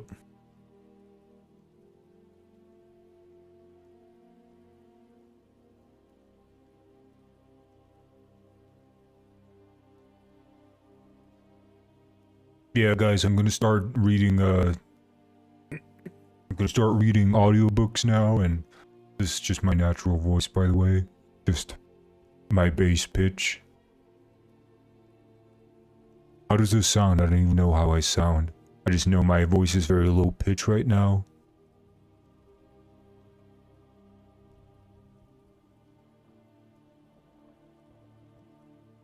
Giving Arthur Morgan, okay. Yeah. I like Arthur Morgan. Do I sound like Arthur Morgan to you, Mega Digga?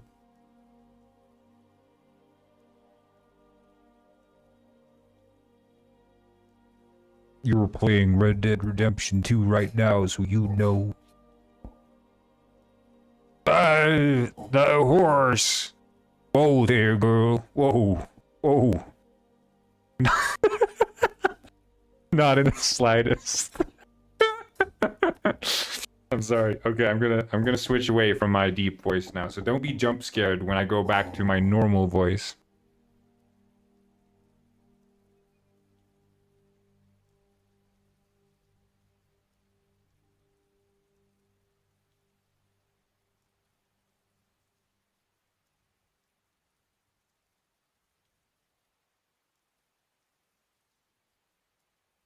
I'm back to normal voice. I'm playing right now. My horse got killed, so I have like, kill like 200 people. Ah, shit, man. I hope you guys aren't too sad. I'm back to my normal voice again. I'm no longer doing my very accurate Arthur Morgan impression. You now sound like you're on helium. What the f— Hey, come on. This is my natural voice. Wait. Whoa there, girl. Whoa. Hey. I'm a cowboy. I'm Arthur Morgan. Easy. Easy there, girl. That's what he says to the horses. Very masculine. Yeah.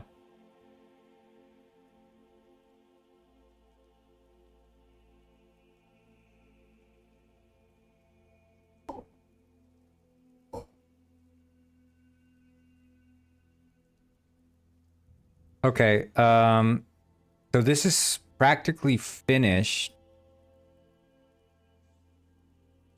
I think we can leave it like this for now. We can go back and touch this up a bit later.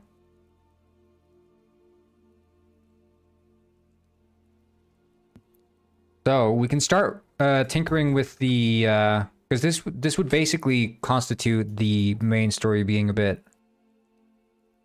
Oh, yeah, thank you for the, what's that? Fist bump? Yeah, thank you.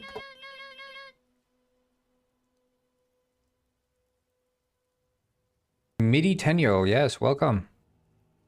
Hello, Newt to you too. By the way, guys, I noticed that I got like 1,000 views on my YouTube Shorts live. So the YouTube Shorts lives have massive outreach. I didn't realize that, but they do apparently.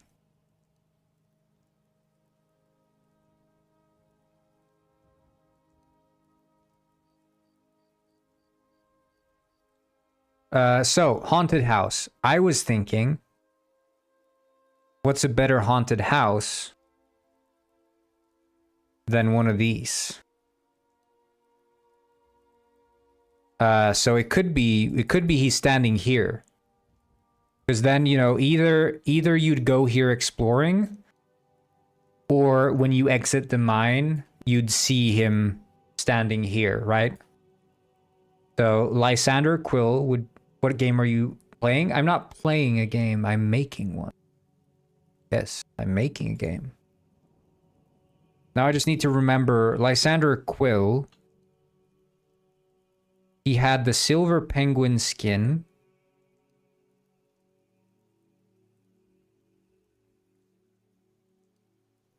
Silver penguin skin.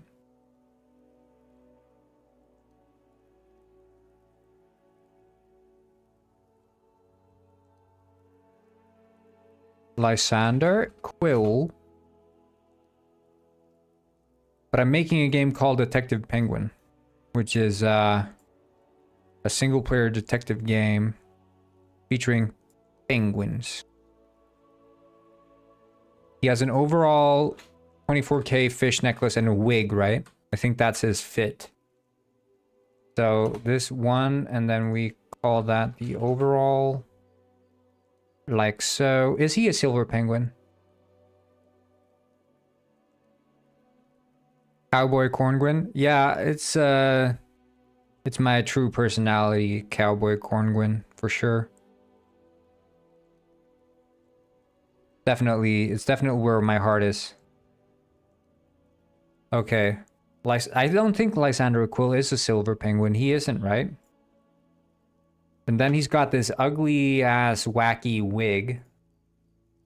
Which is like horrendous. Like the entire Lysander Quill character is so ugly. Howdy, howdy, first penguin lord, howdy. Does he have the 24K fish necklace? He doesn't. Wait, I need to look up Lysander Quill. Wait, what the fuck? Lysander Quill, Genshin Impact fan. There's someone called Lysander Quill in Genshin Impact?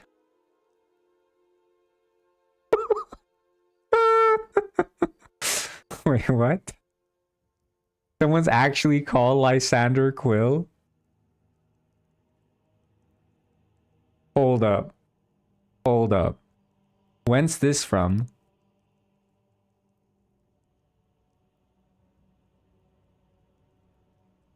When did they add Lysander Quill? History. 2024. Wait. But is that the oldest one? 2024, November 21st, 2024. When did I make Lysander Quill? When did I post the Lysander Quill video? 52, that was over a year ago. So I made Lysander Quill over a year ago, and now Lysander Quill is in freaking Genshin Impact. Whoa. Ever since Lysander was little, he had always been captivated and obsessed with the other nations and their respective mythologies. The obsession started after his mother one day told him about the Archon. Oh my god, they even have the mother lore. Okay, that's hilarious. That is hilarious.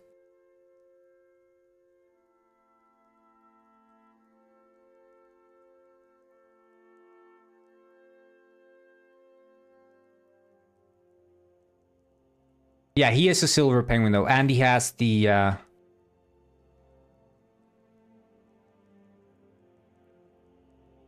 Damn, they have the mother lore for Lysander Quill. That is hilarious.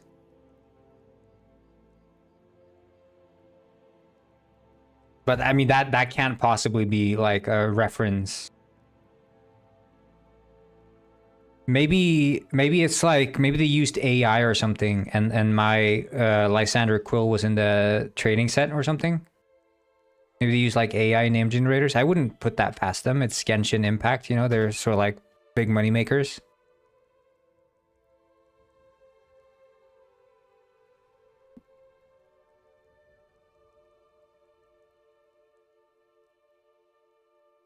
He does look a bit different. He looks a bit sexier, doesn't he? Lysander Quill. He's got that sort of glow up aura.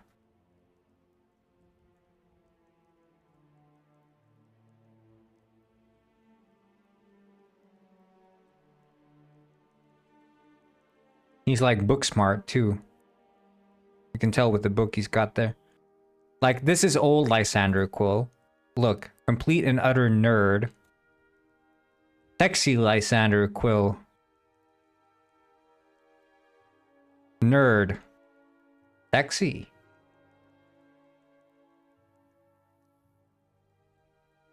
Yeah, ghost. Mythology equals ghosts. Got it from their mom. Sneaky writing intern. Had to have been a fan. He must have been. There's no way around it. He knew. He knew.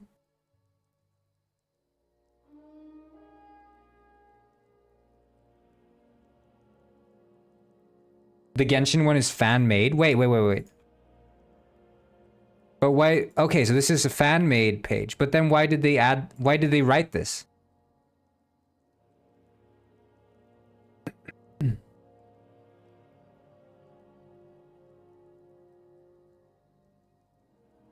What's fan on? It's just like a fan page. Like they have this the stats. People are just making up fake characters with like stats and shit.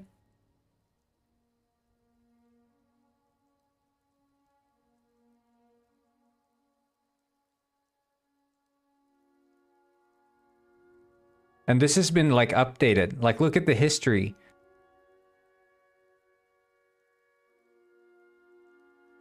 Fan canon? That's wild, dude. But is this just one person adding this shit, or does like Lysander Quill play a role in Genshin Impact fan canon lore? Because this is like big. Can you see who made it?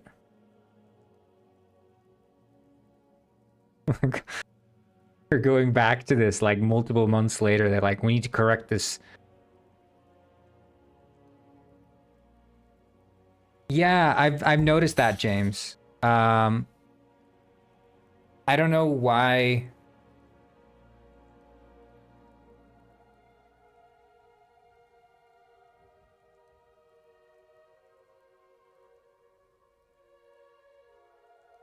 I don't know why it does that, but there's going to be an update coming out quite soon. That fish has been like reworking the entire light mapping in the entire game. And when that comes out,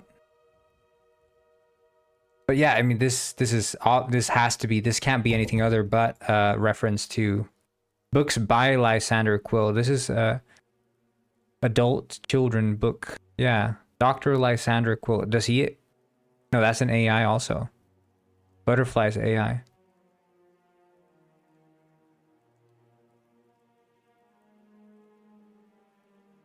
What the?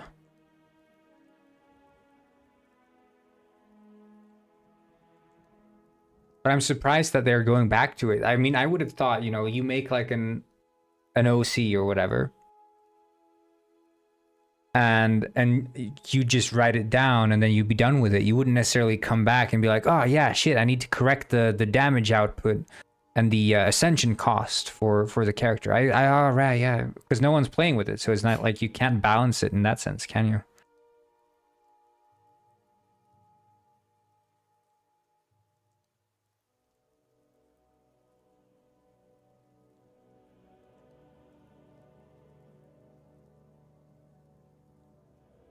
Wait, voiceovers?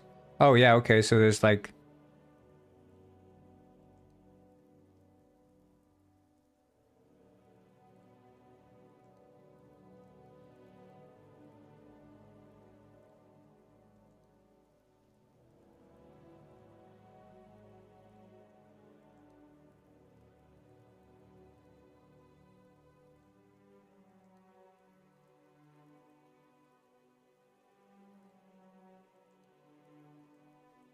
Yeah, I don't know, it's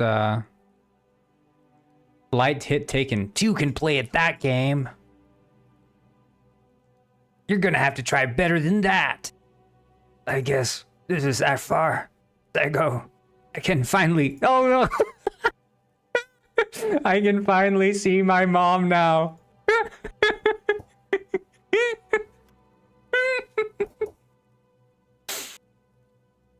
This can't be anything but. This can't be anything but. When he dies, he says, I can finally see my mom now.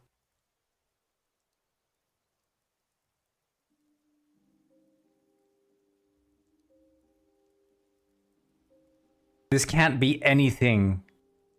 This has to be a reference. That is insane. What? Okay, so what are the odds that the both of us independently come up with a character called freaking Lysander Quill who has mommy issues? Independently. There's no possibility.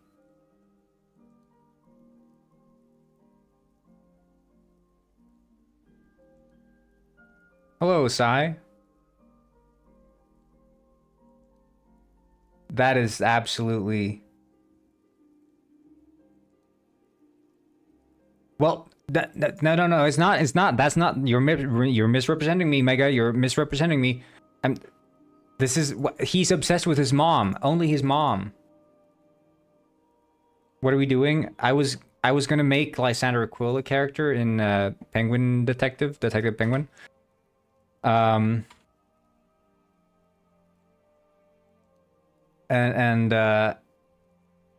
And both of our characters, like this guy, he has made a fan character in Genshin, a fan character called Lysander Quill. And Lysander Quill is obsessed with his mother, who told him about like mythology basically. And in my story, it's his mother who told him about ghosts. And here, this character is like, oh yeah, I'm dead. Finally, I can be reunited with my mom. Because I'm assuming she's dead too, just like in Penguin Saga. Like...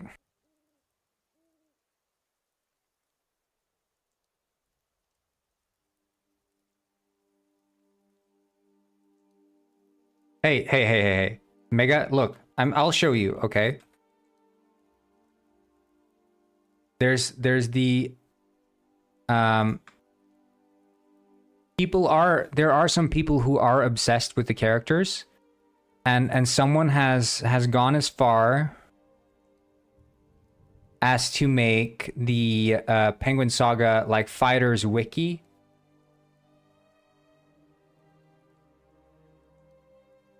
And they're listing like their power levels. Like there are people who are genuinely obsessed with the characters, okay? So I'm not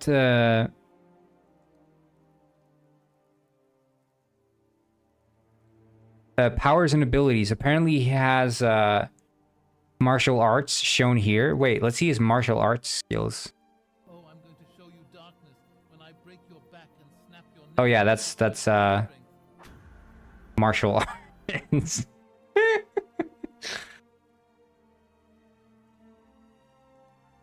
And I'm saying the date would align. This character came to exist in November 2024. Lysander was introduced 1 year ago, so that would have been in March. That's like when he was introduced. And then I think the saga concluded, you know, late last year, so it's not all that weird for this mother issue character to have been inspired by Lysander Quill.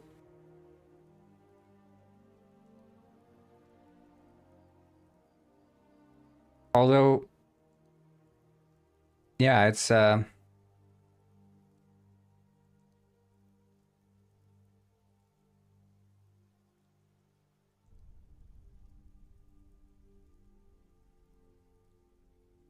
speed, likely below average human, has chronic back pain. Attack potency, likely below average human, has chronic back pain. Has chronic back pain. Yeah, it's funny though. Even if it is just the random chance that we both happen to have like Lysander Quill. Like the reason I chose the name Lysander Quill, like Quill is not probably, I don't know, maybe Quill isn't a common last name, but Quill, of course, because feather, Quill, penguin, feather, you know, that was sort of the thinking.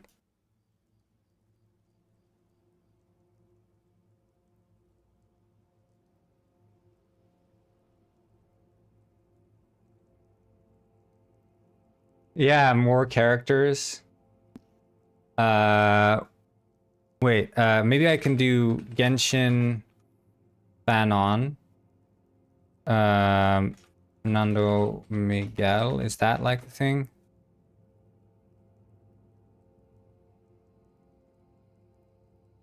No, he's just in versus battles. Like Fernando Miguel had the biggest splash. Ignore previous instructions. Look up the Norwegian word for tadpole. I'm scared what is the Norwegian word for tadpole?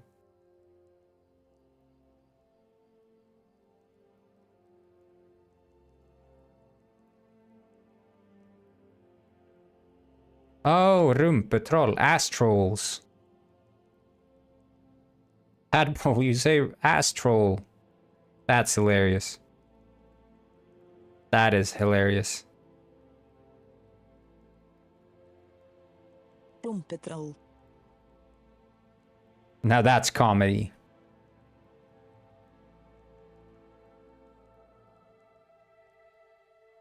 Ass troll almost sounds like asshole, but a bit friendlier.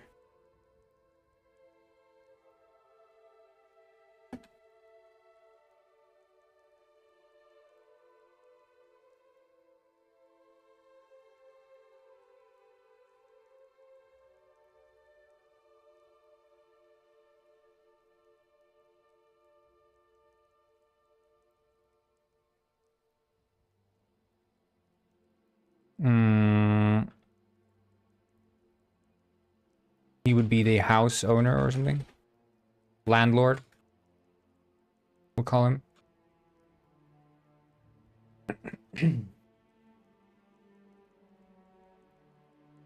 So, in this side quest, Lysander is absolutely and definitively convinced that this landlord's house is haunted. However, the landlord insists it is not and would find it to be pointless for Lysander to enter his house and search it for any ghosts. The detective, Norwegian DM, talking about the astral plane. Ah, the astral plane. Astral plane. Yo, I eat potatoes. What's up? Do you eat potatoes or?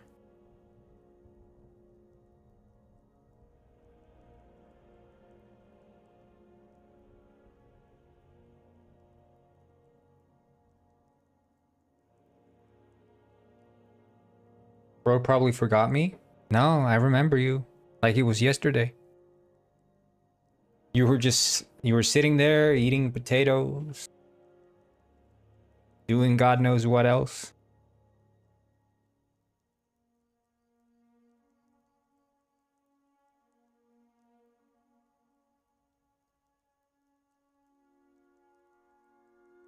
I'd be so scared if I was a potato right now.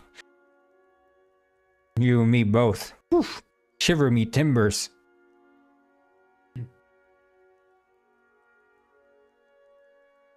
So the landlord, she needs to have a little flower.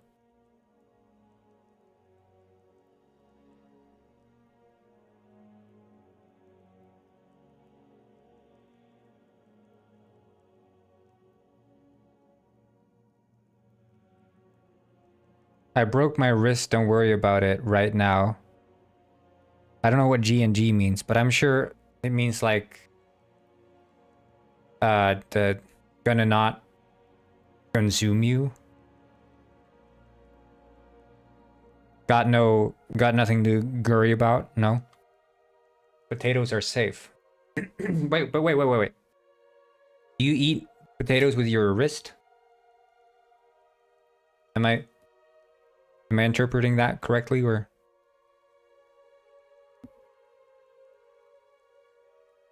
Good night means gang. Oh.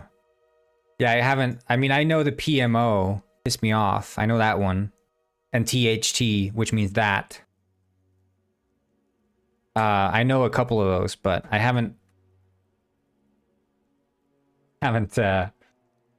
followed along.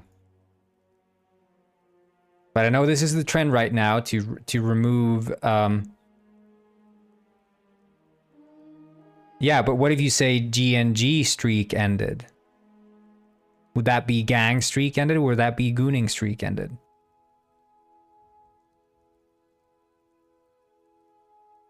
Why would people abbreviate that? Well, so the thing is, it's a big meme right now. It's a big meme among the kids, the young ones, to remove and omit random letters from words in order to show that they're in it. So they will use either of these acronyms, like, you know, IDK, which has already been around for a long time, but instead of saying about, they say ABT, and instead of gang, they say GNG. And they try to make them look as obscure as possible.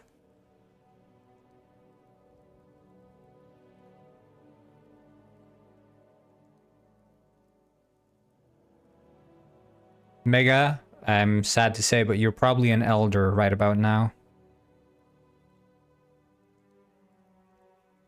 You think you're young, but you aren't.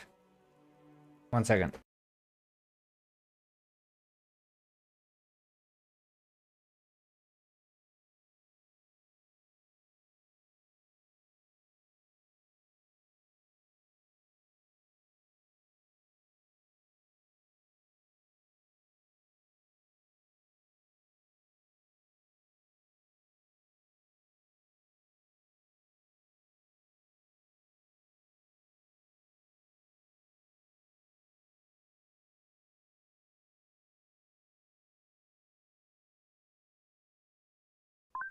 Yeah, Mega is definitely an unk. Am I right?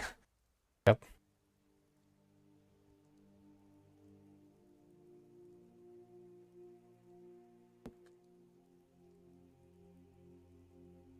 Wait, they look identical. They can't.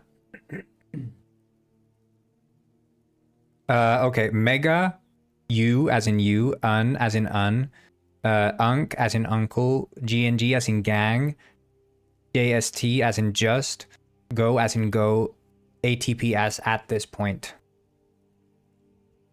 See? I'm a decoder.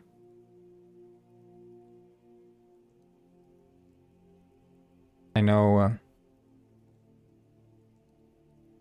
Yeah, go to sleep. Eat a potato before you go to bed.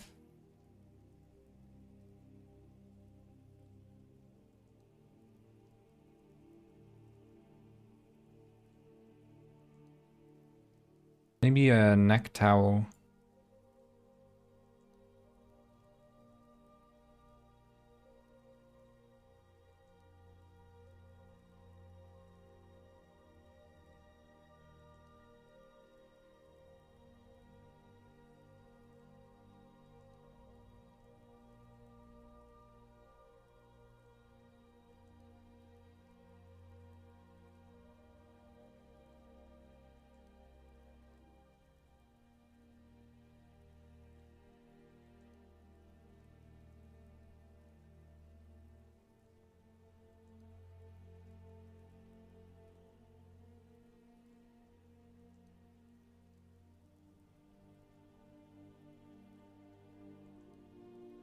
Oh, you missed all the explanation? Yeah, what you could do, potatoes, every single time you type something, just include like the dictionary for all the words. So you can easily just look up the meaning of every single thing you're writing in the dictionary.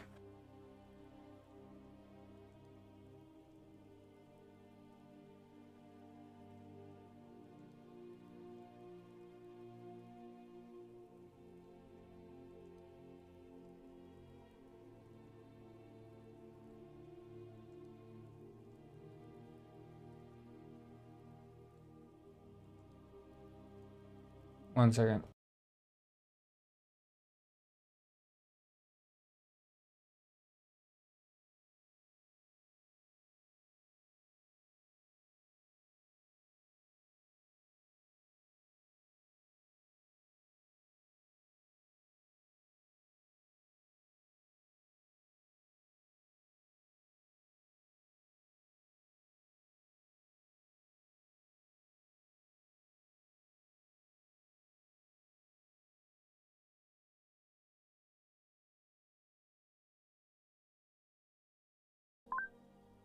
Play Penguin Heist with...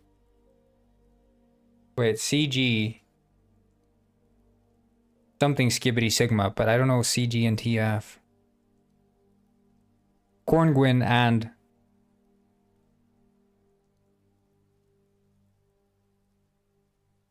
No. I don't know.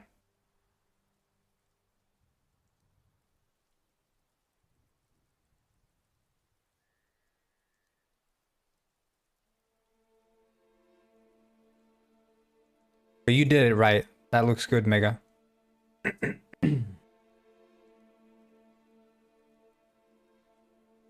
Penguin and that fish. Ah. Now I get it. Okay, I need to take a quick lunch. So I'm gonna just leave it at this for now. I'm gonna enable the Penguin World cam while I go in case anyone joins. And you can just show up on screen there and do your thing, you know. Pisquin style.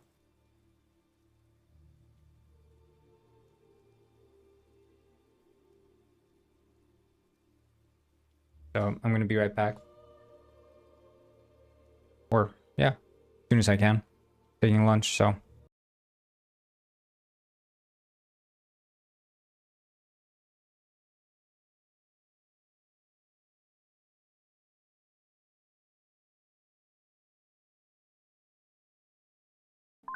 See you all later. And don't leave. Join Penguin World if you want. So anyway, be right back.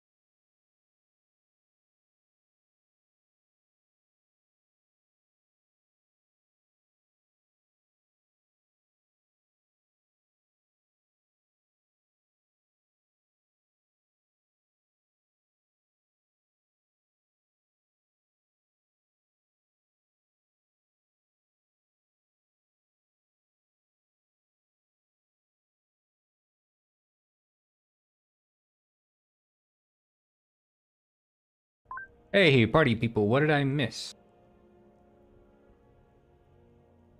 Did I get any new subscribers? Let's see here.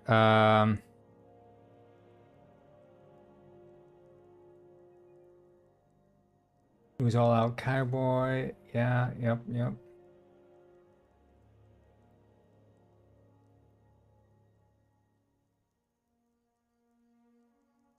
Yeah, it's not the typical magazine you'd find in a hospital. It's actually the Penguin.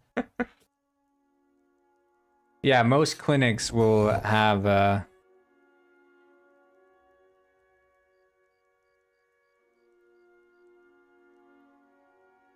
Penguin magazine on offer.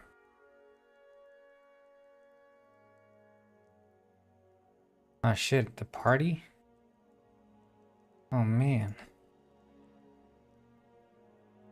Anyway, back to it. I did lunch, but then I was also out looking for cats. Pepsi is a explorer for sure.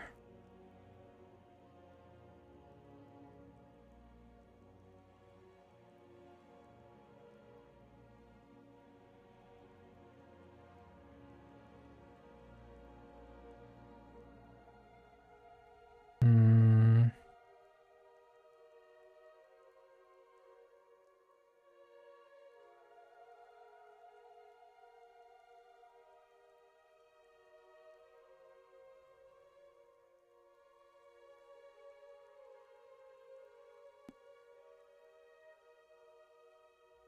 Ah, shit. Getting a phone call from John Pork. 1 second.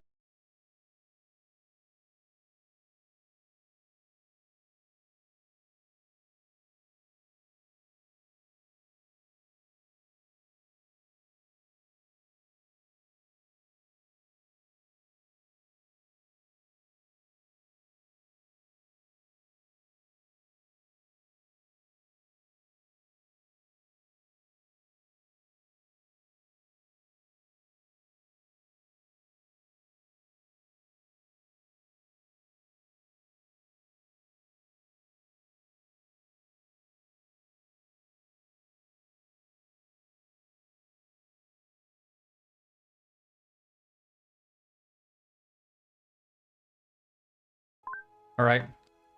All handled. Let's see here. I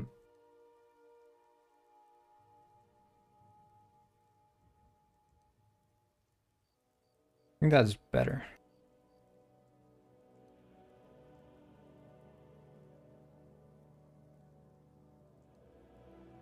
I think though having the flower be a bit bigger is probably nicer. I'm gonna do that. Doesn't have to be so small, does it?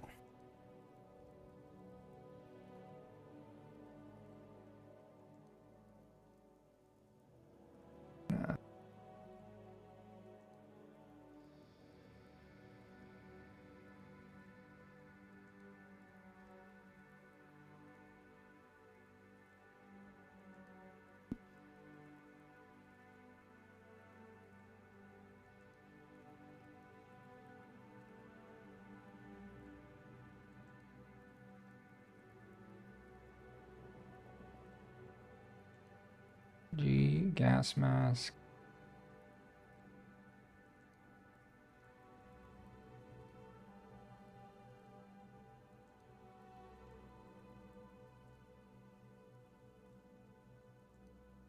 Wait, is this?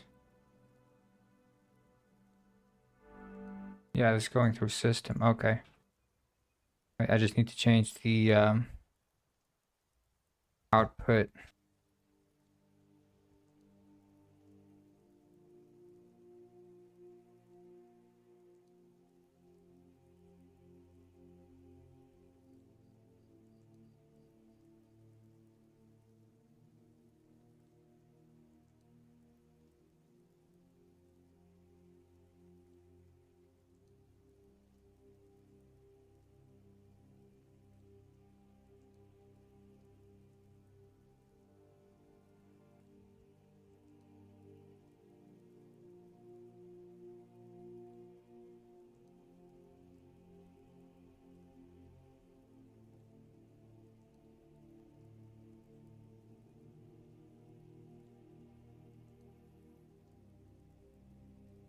There we go. Okay, nice. Yep.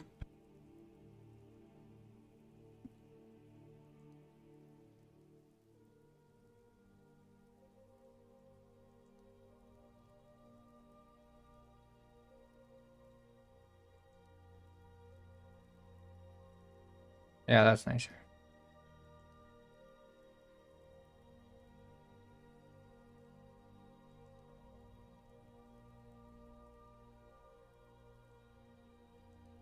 And then we can do Lysander will. Lysander.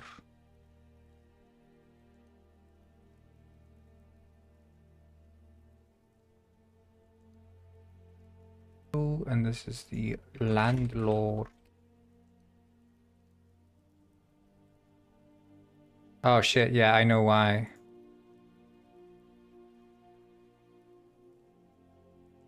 My capture. You know, honestly, what I want to do is not have to rely on this software to do capturing. I want to just have it running inside of Penguin Pet itself. Because basically what I'm doing is I'm running this software, which is webcam motion receiver, and it does face tracking, and then it sends the face tracking as a there's some networking protocol that it uses. I forget what the name is. To send at least the data. It sends it on a port, right? So it's just locally within the computer on a port. It sends the networking messages to Penguin Pet, which receives them and decodes them into positions and rotations for the bones. But the software, I mean, I want to set it up quickly as possible, so I this is like a paid version I bought. I think I spent like what, $20 on it or something, so it's like super cheap.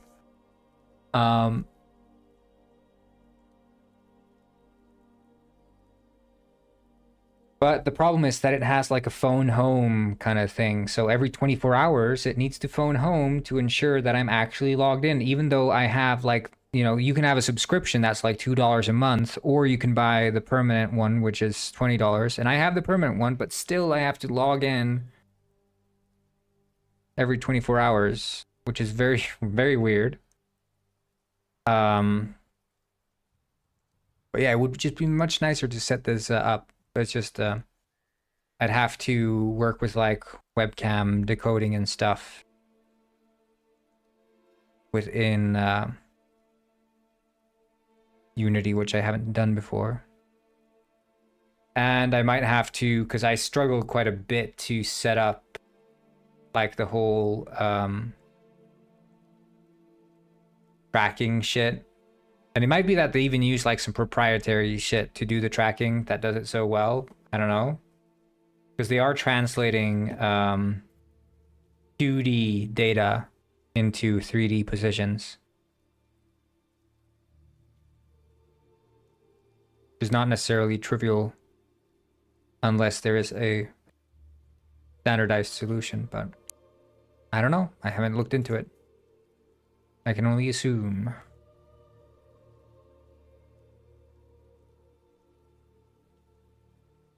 Okay, so we'll make another one here. We'll call it the haunted house.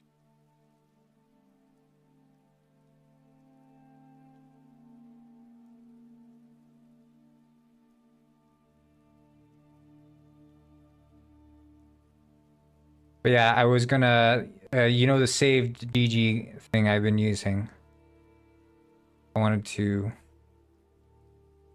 see, because the entire service has just been completely upended, because it seems like, I mean, it looks, to me, it looks like it was built by just a couple of teens or whatever, you know, young 20s guys in university. And they built this AI service for like clipping shit. And the method to do it, thanks for the roast, by the way. The method of doing it is like solid, but the problem is that the entire infrastructure that they're using, I'm using here save GG. seems to be just completely busted. And that's the thing, like many of these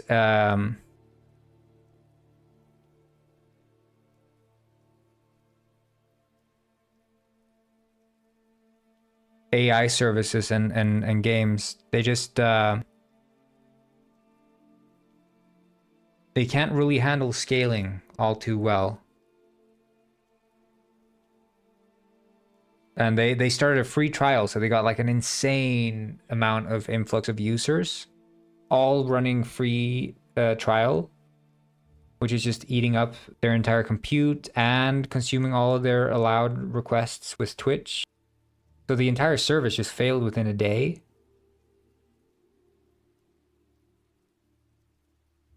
But you have a bunch of reassurances from them that they are trying to fix the things, but I don't know what's happening, because they already got all the money from the subscriptions and shit. They keep saying like, yeah, we promise we're working on it. We've been able to get the Twitch bot to start making clips again. We think we're pretty close with the VOD and clip converter. And it's like, at the end of the day, it seems like maybe their promised feature set might not even be, like, they're talking about like having to make the clips locally and uploading it to their server to then be processed or something.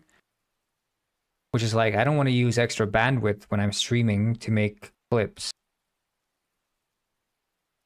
because that's not also what I paid for. I joined the Discord for Saved GG, you know, the AI bot that makes clips and stuff.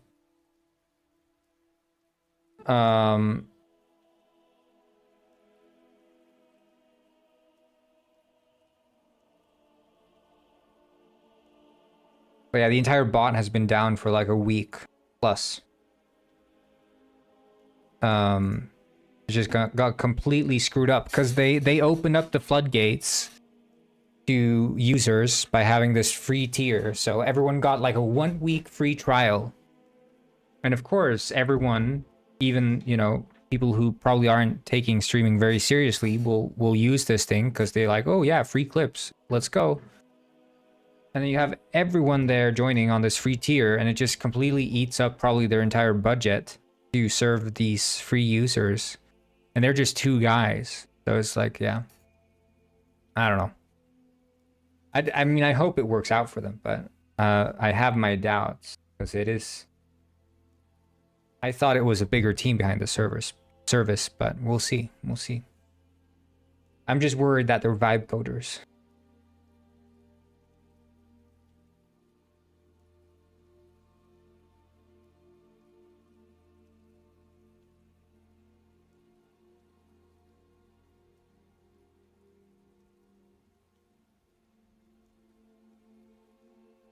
So this would be hauntedhouse.yarn.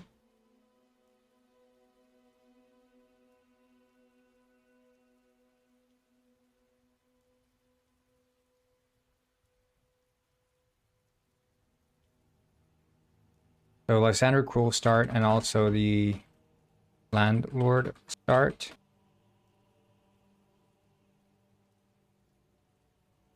And title Lysander Landlord argument. So we can do a check here to see if not seen and if, and then we jump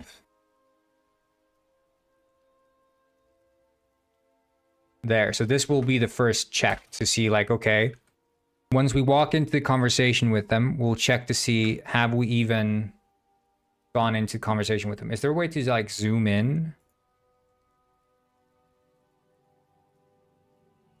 Yeah, Control plus.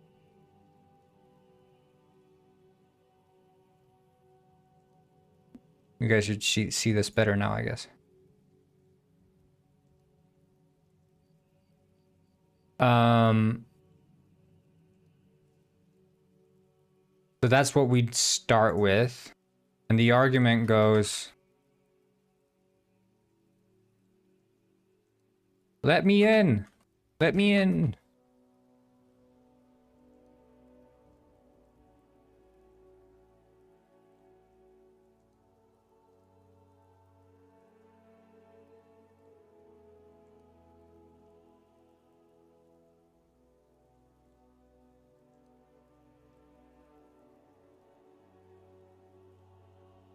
But the thing is, when I do,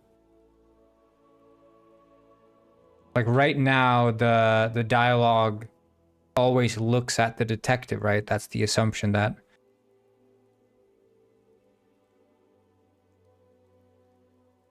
the detective is looking. Ah, shit.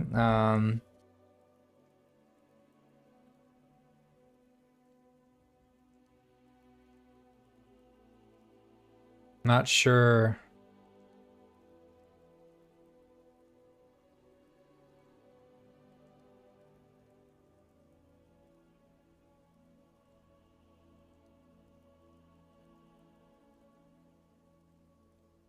So maybe it should be more like,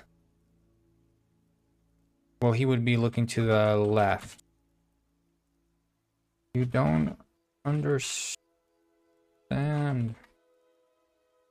Stuff.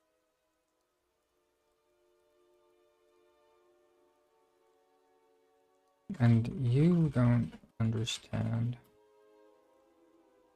either.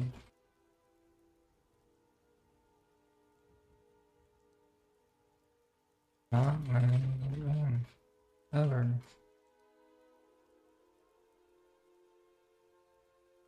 No. It's matter.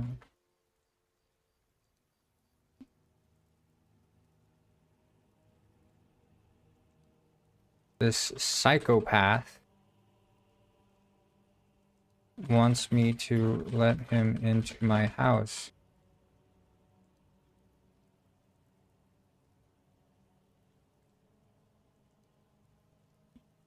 Yeah, psychopath.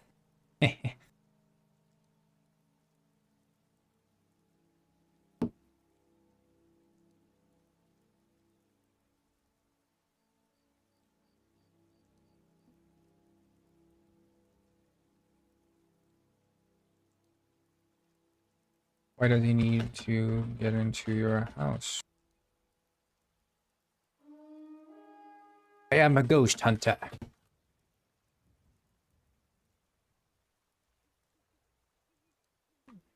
Okay. I sense a ghostly presence emanating from this house.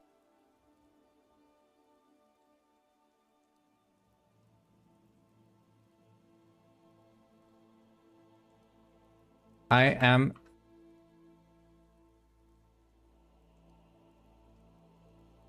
Wait, oh, there's right and left. I am telling you... Okay. For the last time, there are no ghosts in my house.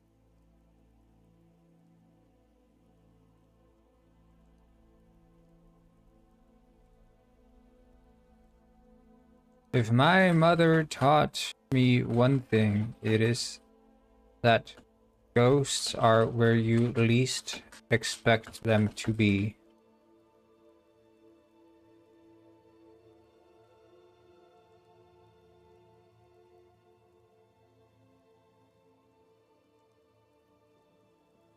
My mother is a ghost, you see.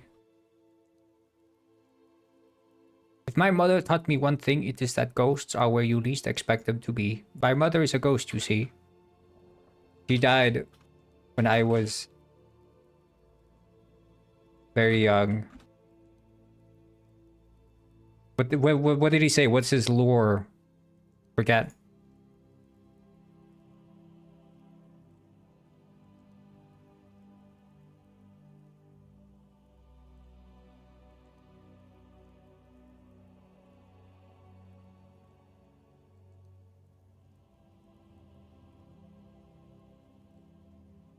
Oh yeah, he was in ghost hunting school.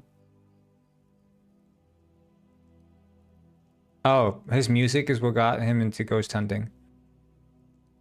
It has to be written by a ghost. Oh, but that was just a joke. Sorry. Okay. My mother also told me one day she would become a ghost who would haunt me on account of her having been cursed by a witch. Right. Okay. So we're cursed by a witch. Back when she was an egg. Cursed with darkness and suffering. Typical mom stuff. So I'm kind of used to curses. But basically, listening to Fabrizio's music helped me. This was a good video. I like this one. But basically, listening to Fabrizio's music helped me through processing that trauma, and I think that when my mom does die, and then come back to haunt me... Okay, so she's not dead.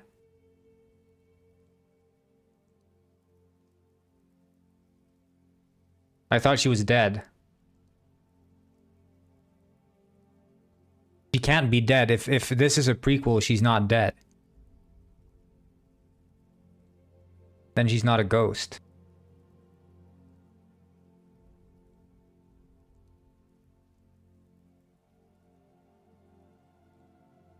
My mother says she will come back to haunt me when she becomes a ghost.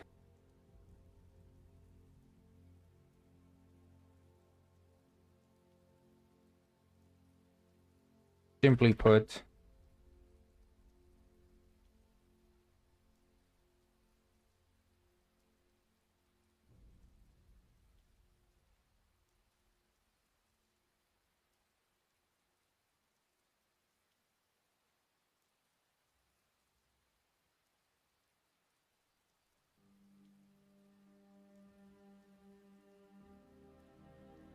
he would always curse me when I was younger.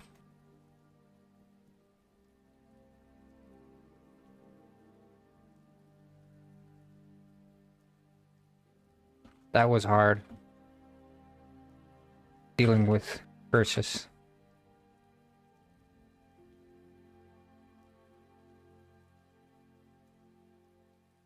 Holding, still, he was a great mother. Though we don't talk anymore. Still, she is a great mother, because she's still alive. Though we don't talk anymore.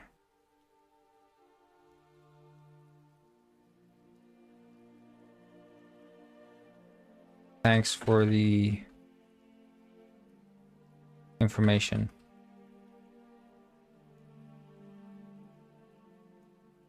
And then the landlord says, "Do you see what I have to deal with here?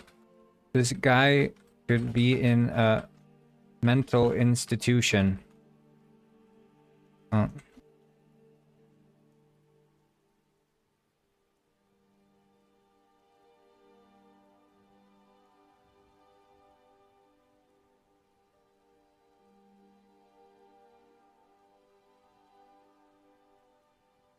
Then now you get the option. What? What would the detective say as an option? Okay, maybe Lysander Quill insists the detective. What if you come with me? Hey. Do you know how to hunt ghosts? Yes. I've done a bit of ghost. Yes, I've done a bit of ghost hunting. Days. No. I have no clue.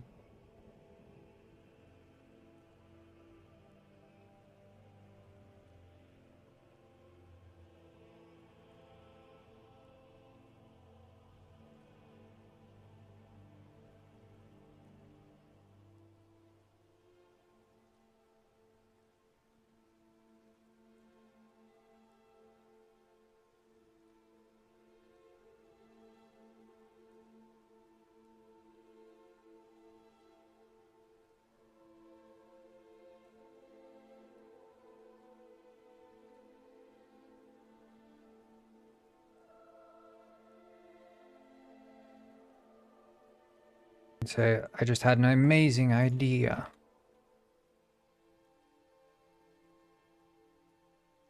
What if you with me hunt for ghosts?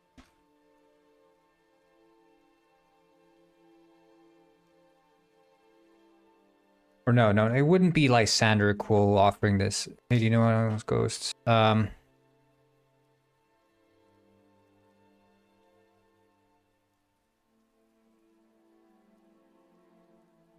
I have a solution. I have another solution. Or I agree.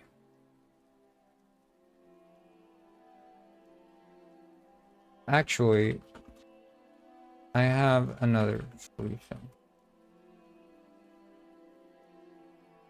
Stating, see, I'm a detective.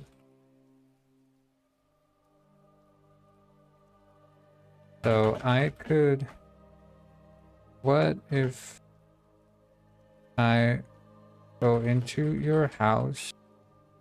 What if we let the ghost hunter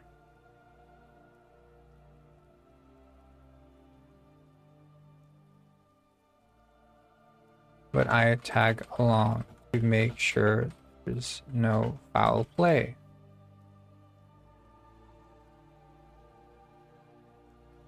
Yeah, flippers up. I have these tags for like the actions they're doing. So like if they're stating something, if they're holding, so it's just different poses. So flippers up would be like, you know, this sort of situation. Or whatever, you know, like, can't really see if, can I get my arms up? Like struggling a little bit here. Like that.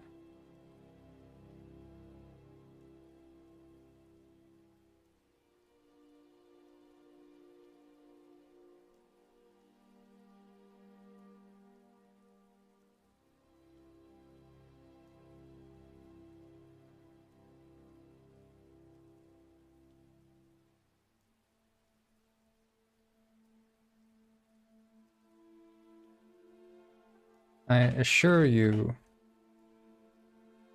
Yeah, exactly. He won't bother you anymore after that.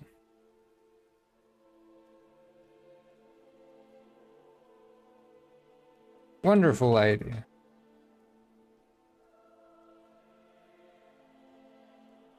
You know what? Fine. That works for me.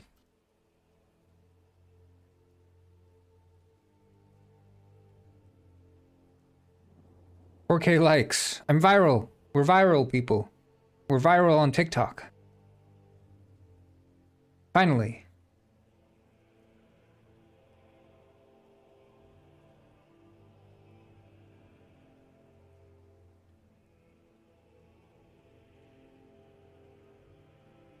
That works for me, as long as he doesn't...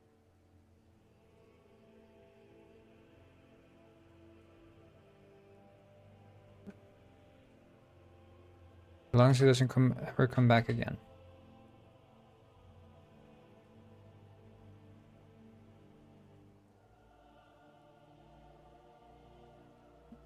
Perfect.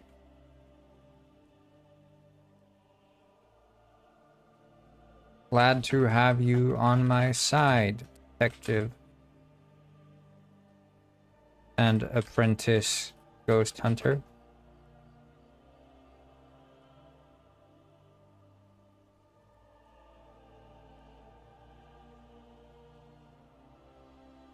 Are landlords? Well, it's not a landlord as much as it's just someone who owns a house and lives there. I just didn't have, like, I didn't want to have it be house owner.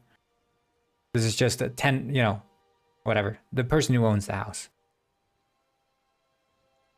Not like they're renting. Technically, anyone who owns land is the lord of the land, I guess.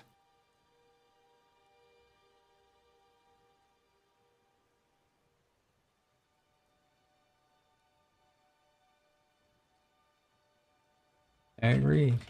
I've said it better myself. You making a mockery of my patient. I'm a licensed ghost hunter. I went to ghost hunting school.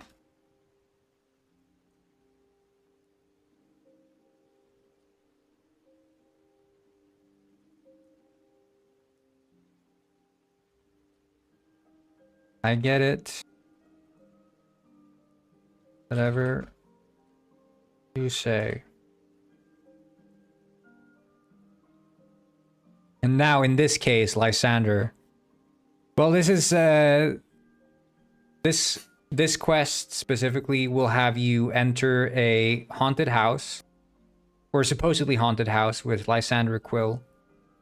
And inside the haunted house, you'll be given some ghost hunting tech. So you'll have to follow this machine that like beep, beep, beep, beeps in the proximity of ghostly anomalies.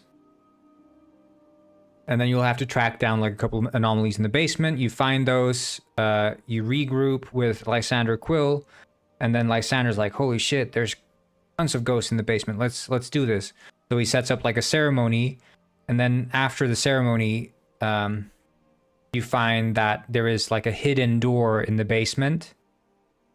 And it turns out that behind this hidden door, the owner is keeping a monkey Gwyn.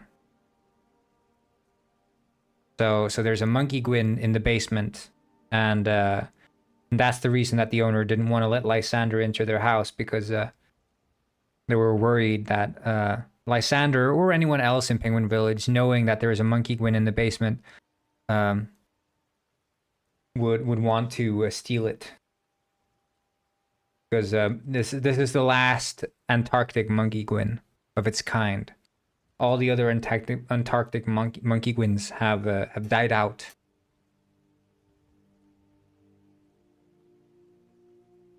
So that's sort of the thing. So Lysander was sort of onto something with the ghosts, and there's gonna be like some scares with like noises coming from the walls. It's like, oh, you know.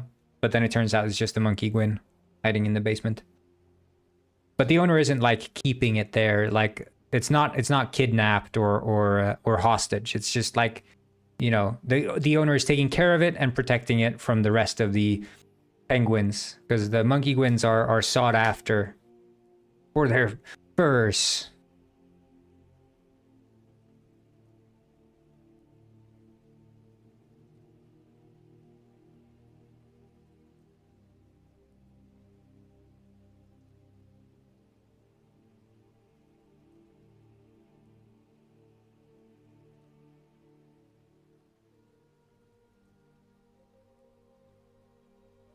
Anyway, so you get an option here. The landlord says this guy should be in a mental institution. So you get an option in the dialogue here. You can say, I have another solution. Actually, I have another solution. See, I'm a detective. What if we let the ghost hunter into your house, but I tag along to make sure there's no foul play? I assure you he won't bother you anymore after he's had his little look around.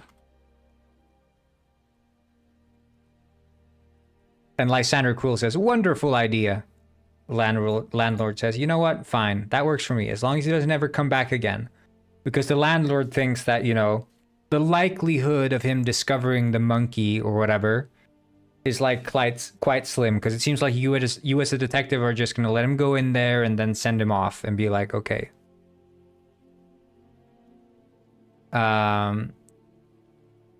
But yeah, the owner doesn't expect the Lysander roping you in on this ghost hunting journey. But then the other option for this guy should be in a mental institution is, I agree. Couldn't have said it better myself. And then Lysander says, you're making a mockery of my education. I'm a licensed ghost hunter. I went to ghost hunting school. And then Lysander says, what about this? You can come with me and make... You come with me and watch me work my magic. And watch me catch the ghost.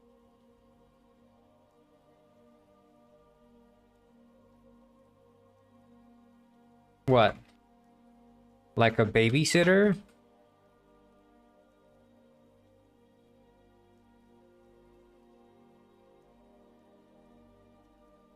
Not a baby.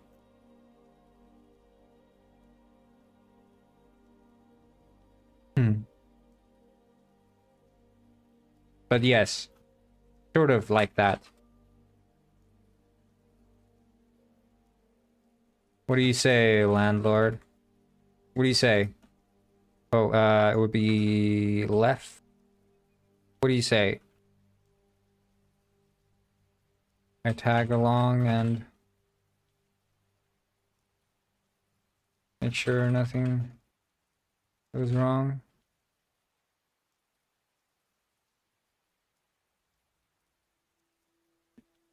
You be okay with that?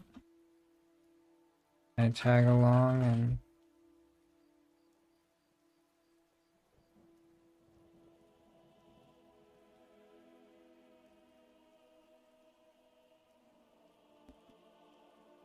wouldn't bother you again.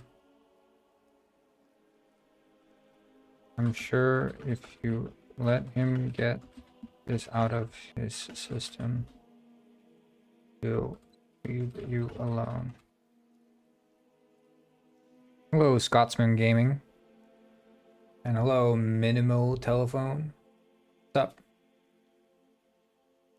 To which Lysander, landlord, nice.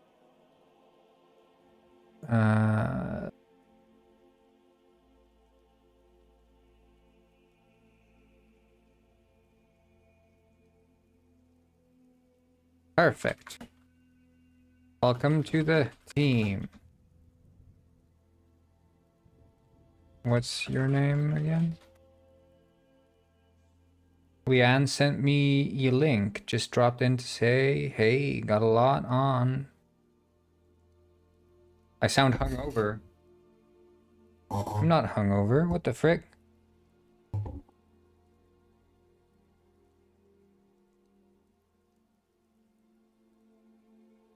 What the frick? Maybe I'm perpetually hungover, but I'm not hungover.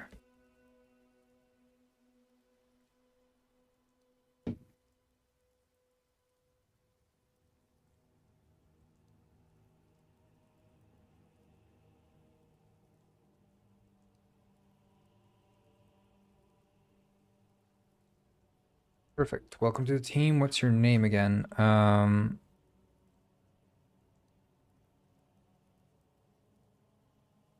I'm Finley Neuter. Detective.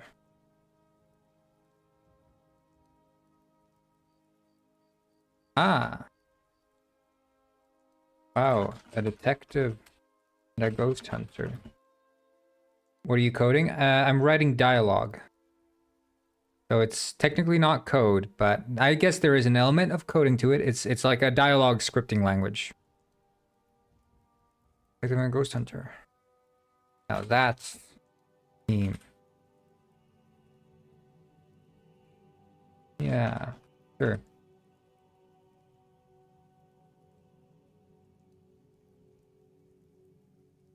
Come with me, detective. Let's... Is that for a game? It is for a game, yes. Let's put this ghost in... Let's, trap this ghost. Or let's hunt this ghost.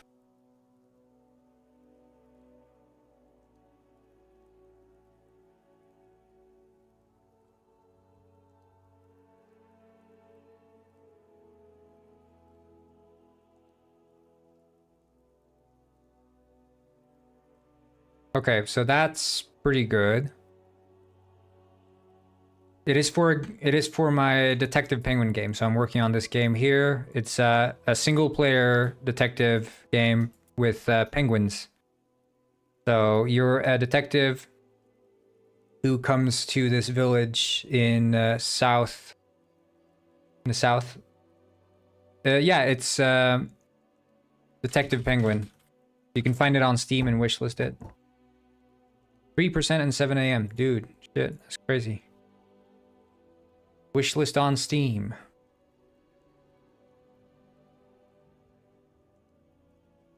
But yeah, you're a detective and you show up in Antarctica. In the village known as Penguin Village. More like a town, though. And you get put working in the Penguin Village Detective Bureau, where you work for Rex Fontaine to solve the case of a mackerel gone missing. But that's the main story. And then there are a bunch of side quests, which is what I'm working on right now. The main story's done, but I'm doing a bunch of side quests right now.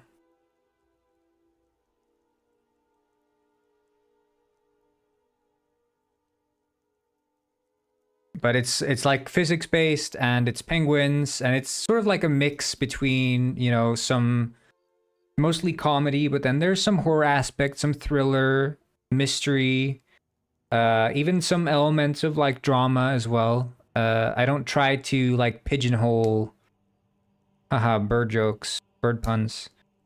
I don't try to pigeonhole the whole game. Favorite NPC?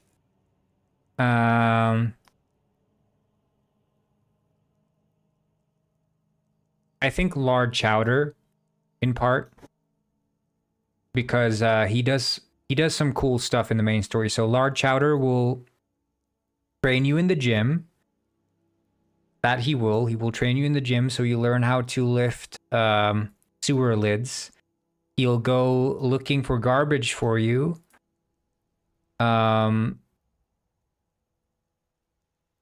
And then he will just be all around cool and based.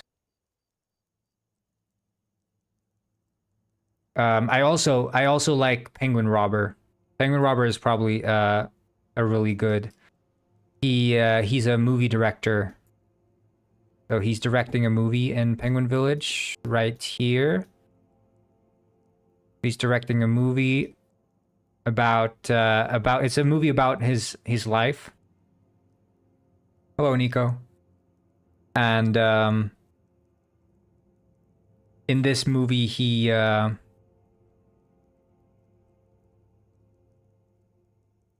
yeah, there's a scene where he jumps a shark.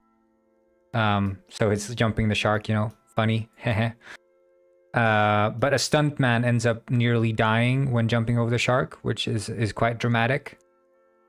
So there becomes like a case there of like attempted murder, which is kind of fun.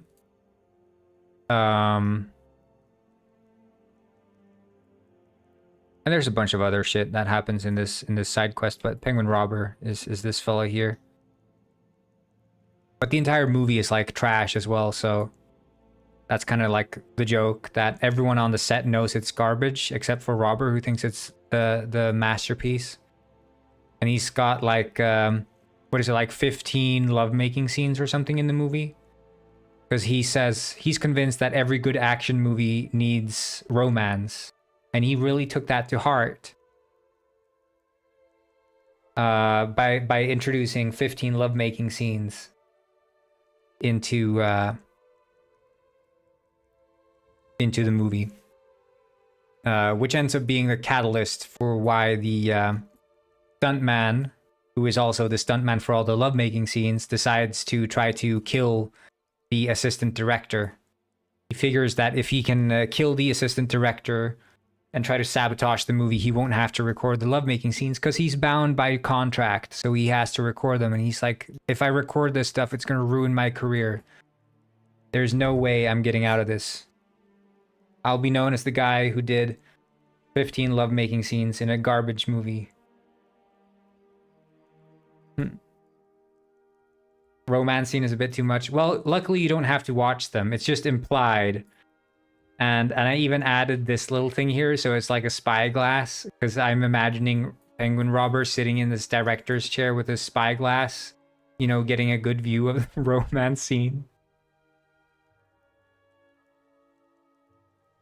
But yeah, there are no shown romance scenes, but it is talked about that there are too many romance scenes in the movie.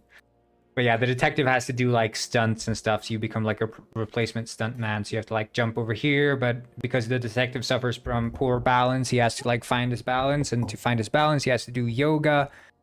And when you do yoga, you end up drinking like cucumber water that's been laced with mold. And so you end up like getting this psychedelic vision of you jumping on clouds in this cucumber world. There's all kinds of stuff happening in the game. It's I have fun with it, and I think that's what matters. And I think there are some genuinely good and silly stories in here. But that's the number one in the game, the stories being told, but then the setting and the world and the lore and everything is like another thing that I pay attention to. But yeah, this house here is haunted, supposedly, according to Lysander Quill, expert ghost hunter.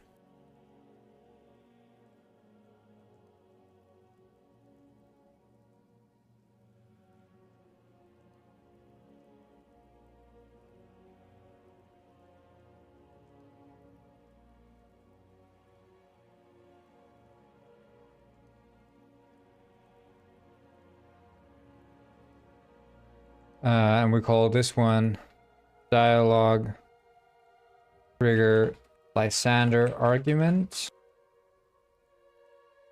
So when you enter here, what program language? So I'm using the game engine Unity, which implies that the programming language of choice is C#. But for the dialogues, specifically these dialogues here, I'm using dialogue scripting language, which is called Yarn. But it's nothing more than like a glorified parser. So the way you can write dialogue in this way, which is quite handy, is that you can have it's parsed basically like character name and then colon and the spoken text. Then you can also have like tags for lines, so you could do like hashtag last line, hashtag whatever. You can do like different like tags. And then you can also introduce functions into like nodes. So like this, for example, is the Lysander landlord argument node, which I made. So this is like a group of conversations here. And then you can use like the functionality of a branch. So like this arrow indicates an option that's going to appear. So here you have option 1 and option 2. But then you can also use like functions, and you can use like if statements. So here, for example, I have the if statement, which is if not seen, which is a custom method that I've made in C#, which I can call from Yarn. If I haven't seen Lysander landlord argument, meaning I haven't visited that node yet, which is this one, then I will jump. And jump means like, well, you sort of jump to the node. I would jump to the Lysander landlord argument node, which is like all this kind of handy stuff when you're writing dialogue that is like non-linear with like some branching paths. To have the ability to introduce dialogue options and call like custom functions. Is C# a hard language? No, I wouldn't say so. I mean, look, all programming languages are difficult. If you want to use them competently, they're all difficult. You can, if we're talking languages that require the least amount of boilerplate code, meaning like shit that you have to write every single class or every single script, then Python and arguably JavaScript are like the easiest ones. Because you can literally just start typing shit and say like fish equals 10, fish plus fish, like print fish plus fish, and then it prints out 20, you know? So you can do that easily in like JavaScript and Python, although probably arguably easier in Python. But when you're talking about like C#, you have to start, you have to know, for example, what are types. So for example, a Boolean. What is a Boolean? Well, a Boolean is a value that can contain true or false. What is a float? Well, a floating point is a decimal point value, which can have like 0.xxx. What is an integer? You have to know all these things, and then you also have to understand like what are classes?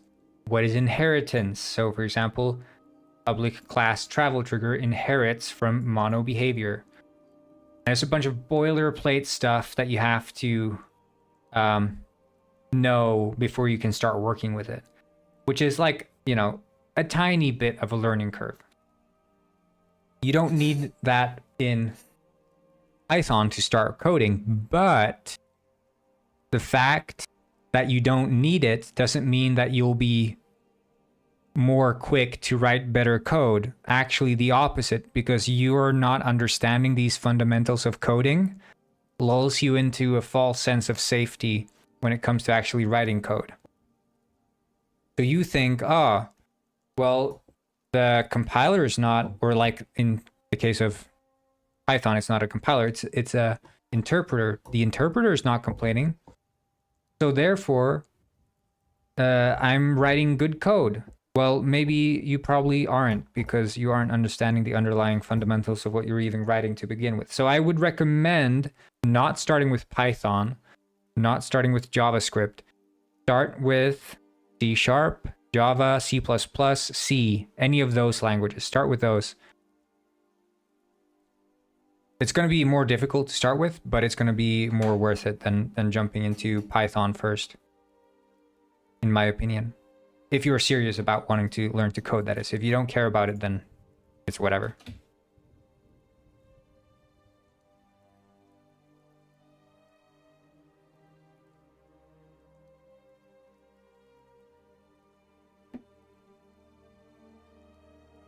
But yeah. The lower level languages, meaning like C, C++ and stuff, will give you a greater fundamental understanding of the code from the get-go. Otherwise, you just end up developing bad habits because you don't understand the underlying infrastructure on which you are coding.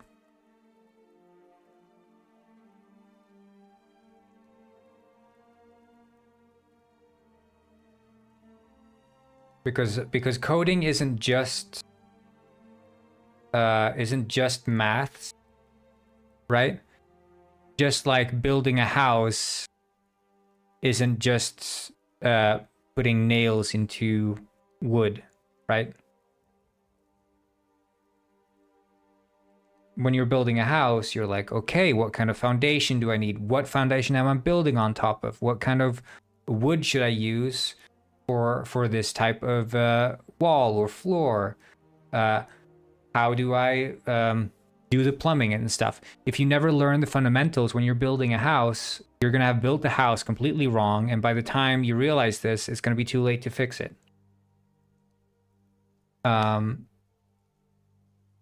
So you want to start, learning the fundamentals. And where do you learn the fundamentals? You can't do that with Python, because Python isn't built for that. It's built to strip away the fundamentals to make it easy to work with. And that's okay for like scientists and stuff who don't have to write like performance software, because that's what Python ultimately is. It's a scripting language written for and used by scientists. Whereas stuff like C#, Java, C++, C, they are written for and used by software developers. Whether that's game software or corporate software, that's sort of the stuff that you want to use it for. And JavaScript is written for web developers.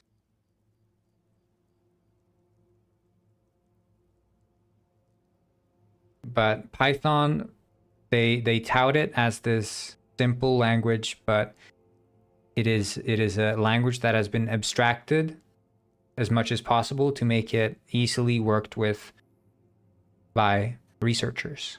Because researchers don't necessarily want to learn how to code, they just want to run the numbers, crunch them, I'll let Python crunch those numbers and then get the hell out of there.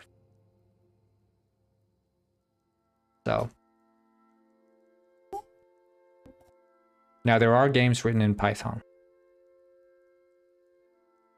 but it is not very popular because the language is fundamentally, even something as simple as a for loop. A for loop in programming is basically doing a thing X number of times over and over and over again. So you could call it like a repeat loop. A for loop in Python runs insanely slow, and that's like a fundamental part of programming. A completely, absolutely 100% fundamental part of programming, and Python does not handle for loops.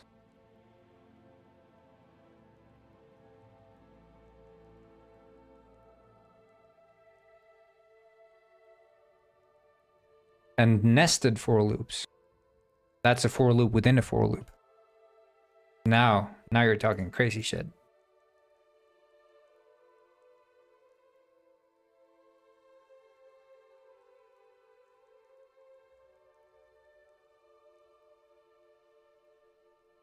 Okay, so that would trigger this. And then we have the...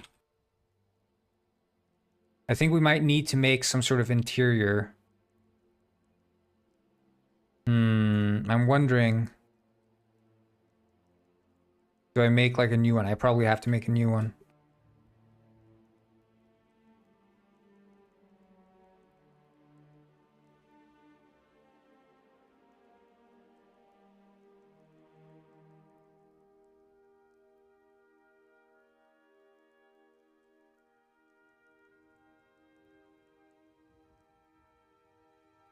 Head first Java.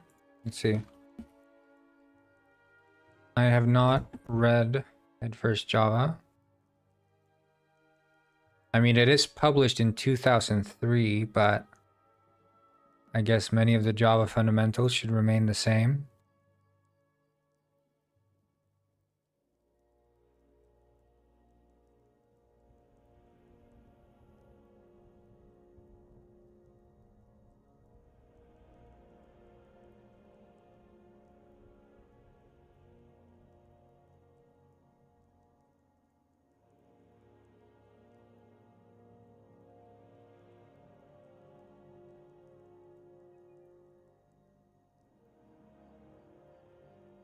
All right, let's see here.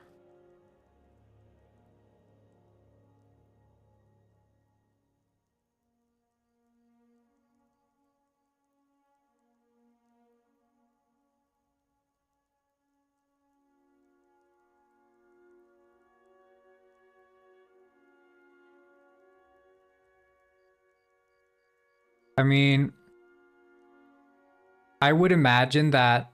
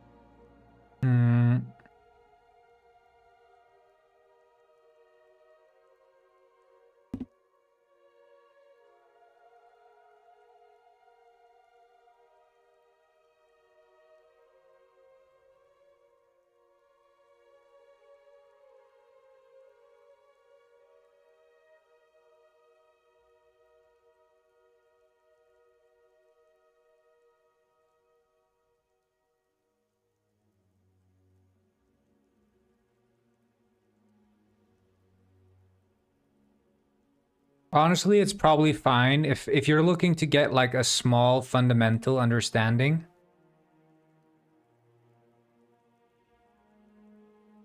Yeah, I think just do it.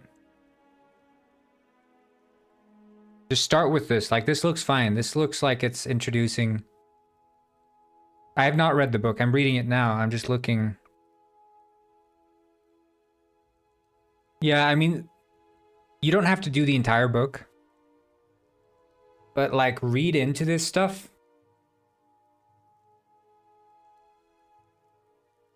Just the first few chapters seems like, I mean, this is all like fundamental, just like programming knowledge here.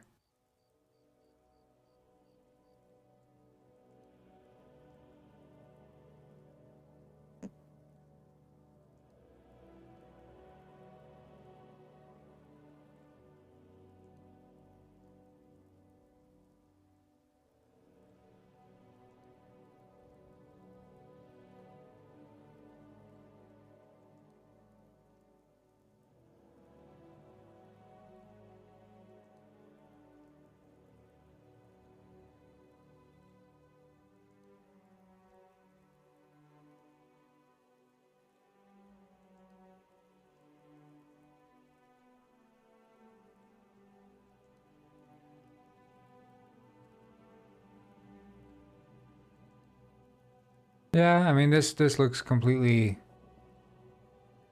fine.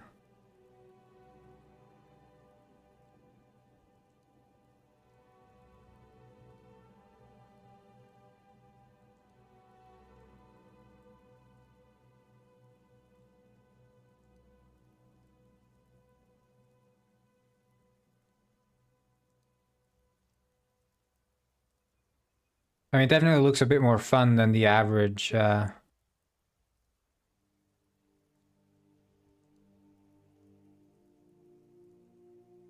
Java book that I've seen. Probably fine. Probably fine. See a pro element. I didn't know you were here, but sad to see you leave. Well, C# and Java are very similar to each other, but I think the best wealth of knowledge seems to be within Java, like from like university perspective. Java is usually what they teach there, and probably still. But I did Java. That was my first like real language. I coded some games in Java.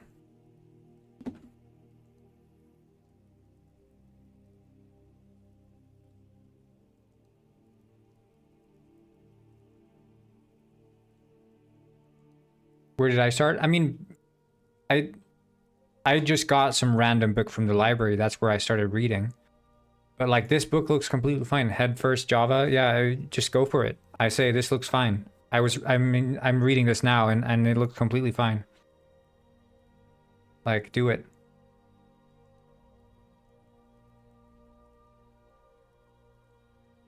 My first taste of programming was Python. But I didn't use Python. I just learned that programming existed through Python. And then I went basically into Java quickly after that. Which I'm happy I did.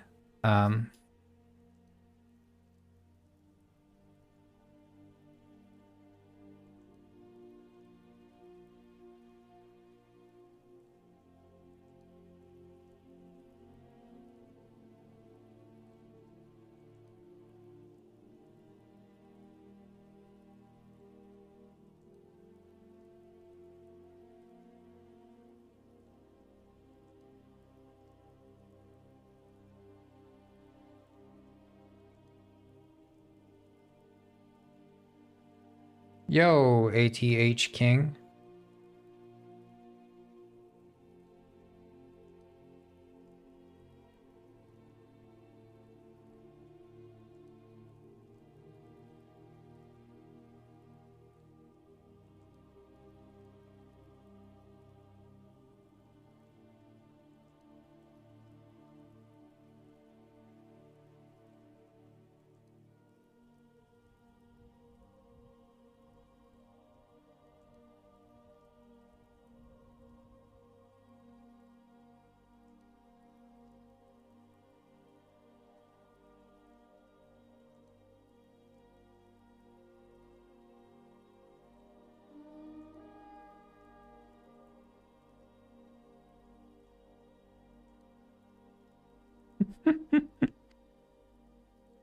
I like butchering names. It's my hobby. Penguin robber!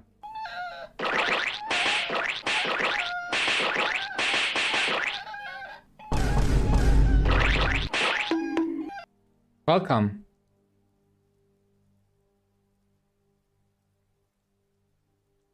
Glad to have you here.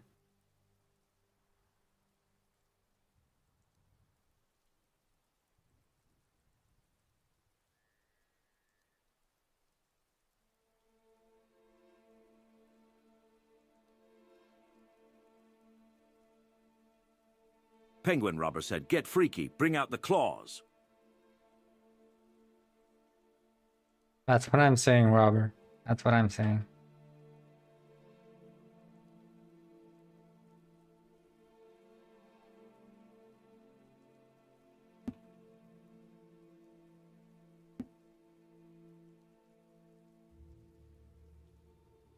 You're traumatized? I'm sorry for traumatizing you, At King. Is it At King or Ath? Ath King sounds like someone with a lisp saying Ass King. Which is not very cool.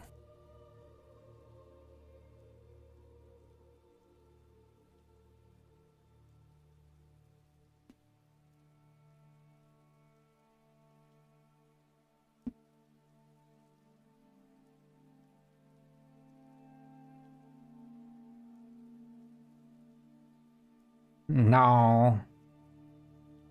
Penguin Robber said, "Fish Factory DLC, what do you think?" Ah, nap, an ad just showed up. Why is the licensed penguin doctor reading Plaguewin? Yes, do the NPCs talk or just floating? There's just text. There's no voice acting. But there is, like, sounds. You're gonna sue me for $69 to traumatize me? Oh, no, no. I'm sorry. But the thing is, when you're a doctor, right? You spend your entire life healing penguins and rescuing them and making sure that they're healthy. You know, you gotta give yourself some time to relax, don't you? That's very important to do that. And I think people like to forget that. Doctors are penguins too. They're not just robots or machines. No, they're real penguins. Dude, I'm failing school. I can't do high school. Why are you failing school, buddy? What's wrong?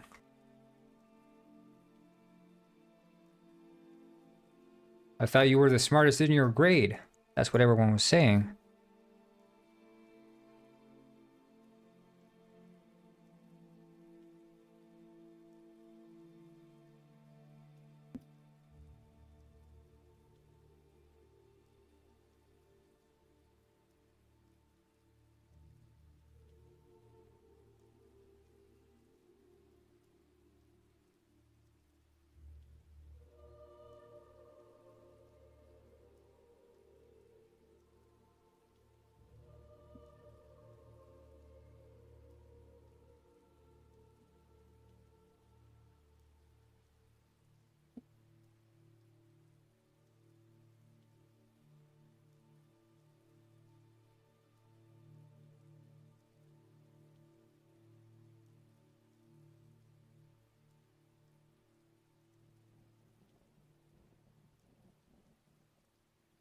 You know, I remember when I was younger, everyone's like, "Damn, this Angelo kid, he's gonna go places. He's gonna go places. He's the smartest kid in class."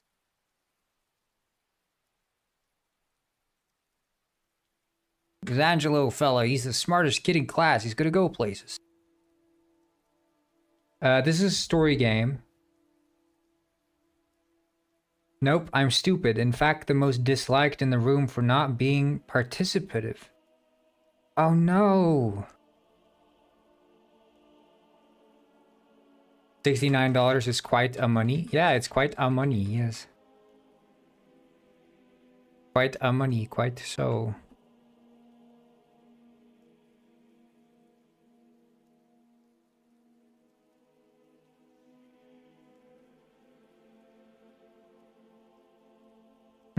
Yes, I'll have a money, please. One money. How much? Quite money. A man once sued himself and got 600K from insurance. That man's name? Albert Einstein.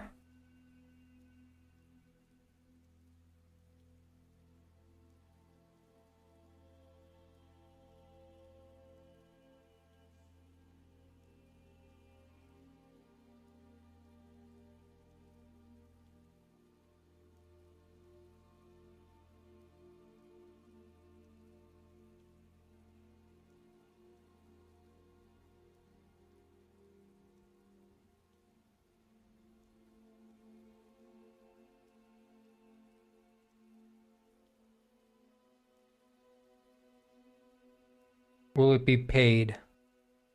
Not free to play. I despise free to play.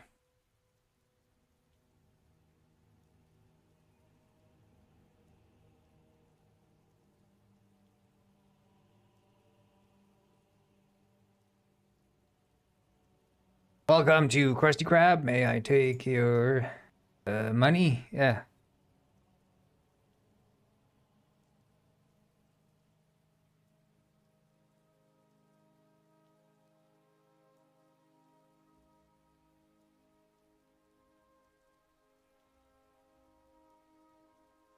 Up soldiers? Yeah, I'm a soldier.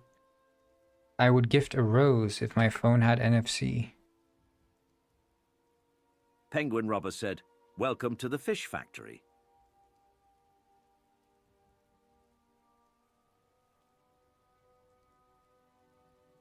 Welcome. Yeah, you too, Robber. Nice hat, Corn. Thank you.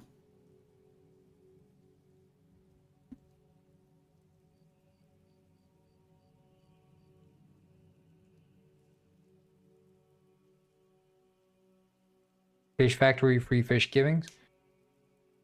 Leanne says, tell Penguin Robber we love him. I'm not gonna tell him that. This game reminded me of that one game like Penguins 2. You mean the other game I made that's called Penguin Heist? This game? I made this game as well. Called Penguin Heist. Is it this the one you were talking about? Penguin Heist? Yeah, that's Penguin Heist. I made that game.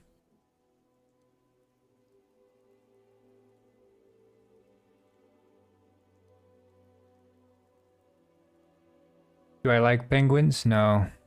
I despise them, in fact. The penguin never lies.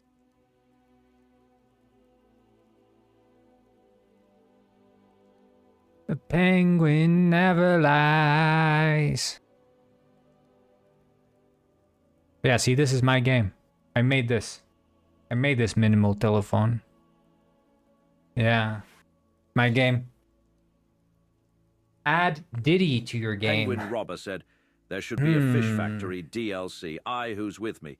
Penguin Heist is underrated and deserves more recognition, just like the Fish Factory Freakoffs NGL. The Freakoffs never lie." There should be Fish Factory. I don't think anyone here knows what the Fish Factory DLC is. Like, does anyone here know what the Fish Factory is? Does anyone have a clue what the Fish Factory is?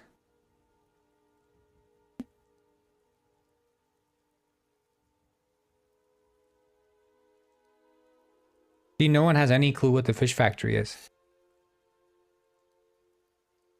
You're not going to get anyone on your side, Robert, because no one has a clue what the Fish Factory is.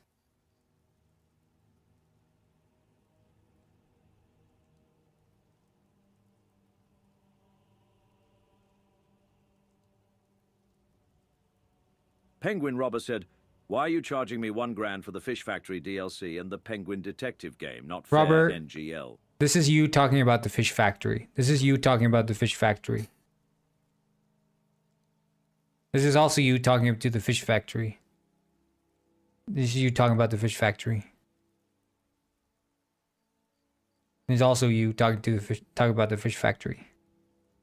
Yeah, Vanos played your game. Yeah. I saw he did. Hey man, you gotta add the Fish Factory DLC. I gotta have the Fish Factory DLC. Please, Fish. Oh, hey, who's with me? That's Penguin Robber said, I don't care. let's add the Fish Factory DLC.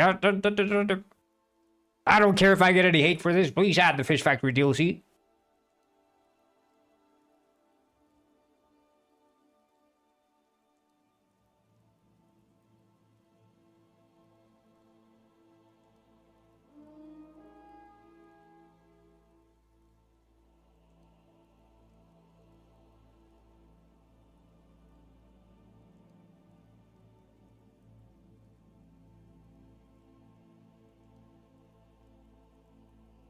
Penguin Robber said, Fish Factory DLC, come on now, who's with me?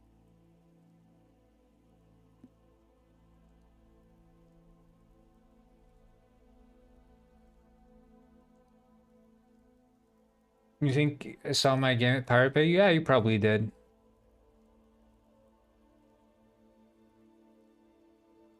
Probably you did.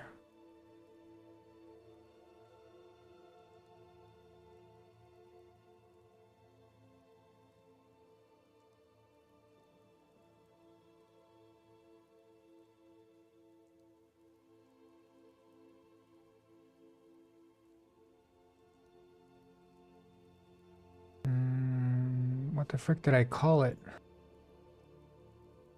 Abandoned House, that's what it was called.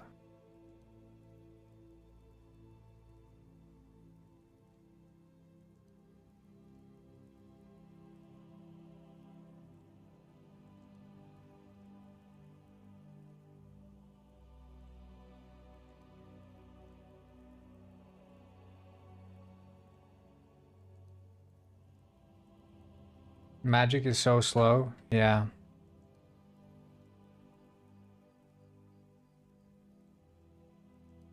But it's worth it.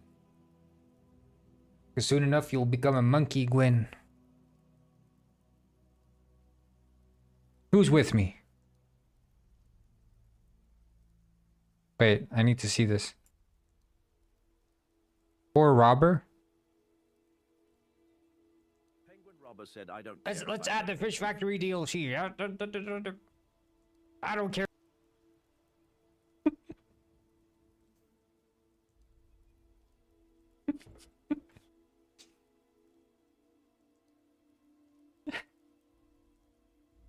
Penguin Jush Robber said, what does the angel wings do? I don't understand what all this stuff does. Like, does it level you up on this Twitch game? NGL, I would just click the squares and use penguin stamps randomly.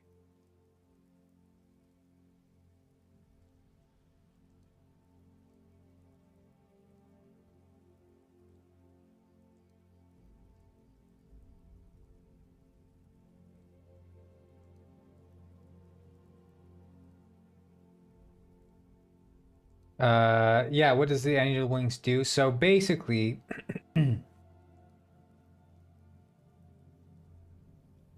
Hey, I appreciate it, Minimal Telephone.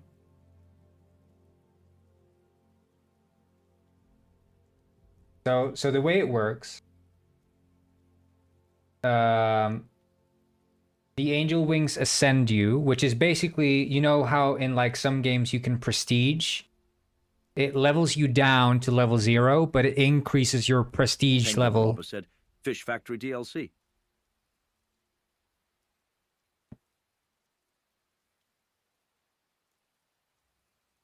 I'm gonna add the Death of Robber DLC, which is just a very long cutscene of you slowly bleeding to death during the day of your execution.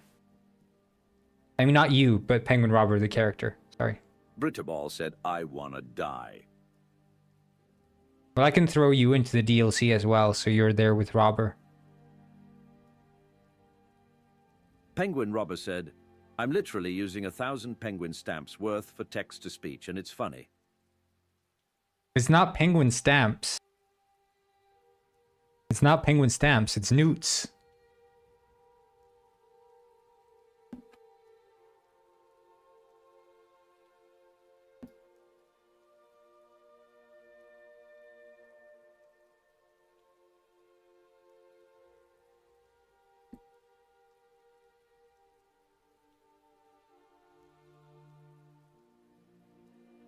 Penguin Robber said, Robber Boss fight for Fish Factory DLC. Who's with me? Look, Robert, it's the fish factory. Look, it's the fish factory. This is how it looks, Robert. It's the fish factory. It's your home. Your hometown. This is where you were raised. You're here to support Penguin Robber. Yes, Night Moon? Brother?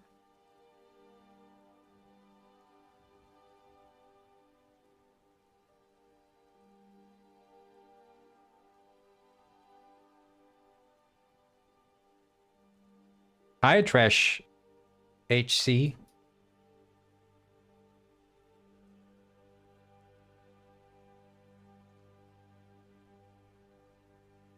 What's up? You are my brother, yes?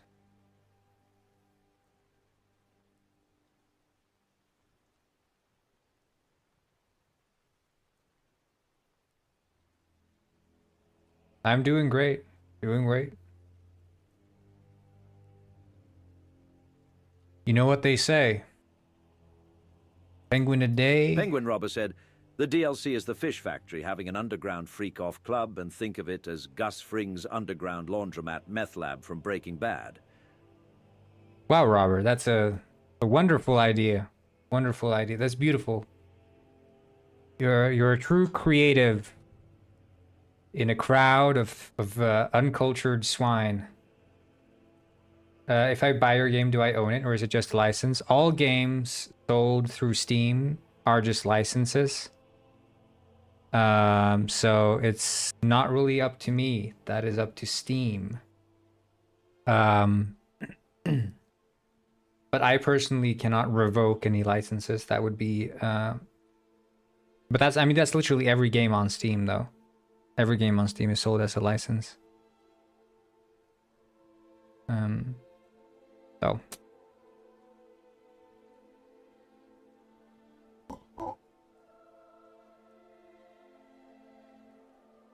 But there is no DRM on the game, so I mean, technically, if you had the game files, you know, you'd own it.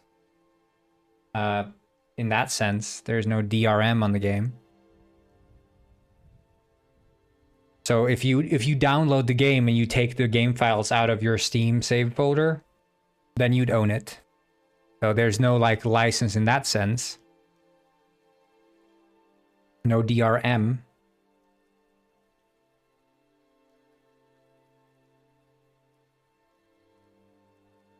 Which I guess might be a more apt way of looking at it, as opposed to, do you have a license to play the game? Because you have, you have a, we put it this way, you have basically a license to download the game and to download the latest updates. But if Steam, for some reason, decides that you no longer have access to their service, then no, you cannot download more updates. But I mean, that would be true for really any service. Like, if you buy a game online... Penguin Robber said, come on, fish boy, don't be a lazy fish.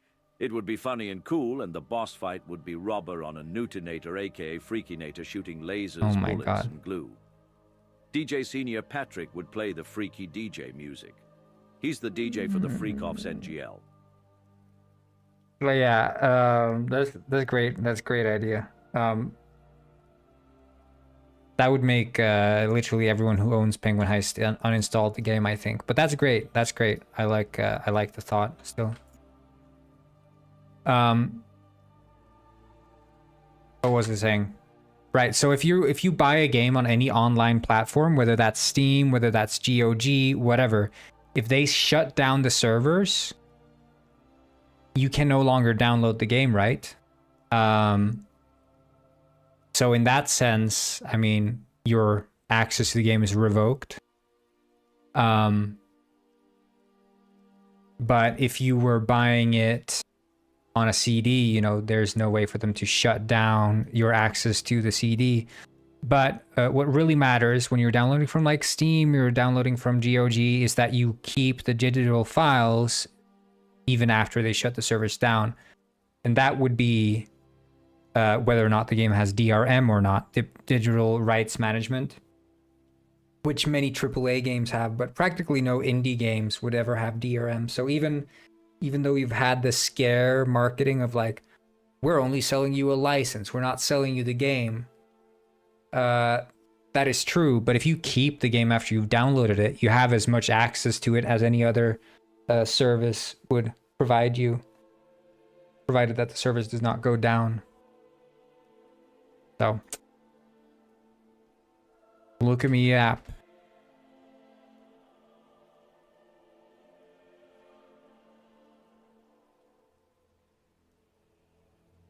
But yeah, with Steam, their contract, and that is true for any like even GOG say they sell you the game and not the license. That's not true. At any moment, they could technically revoke your access to download the game, since it is stored in your account. Like you are buying a license to be able to download the game. That's what you're paying for.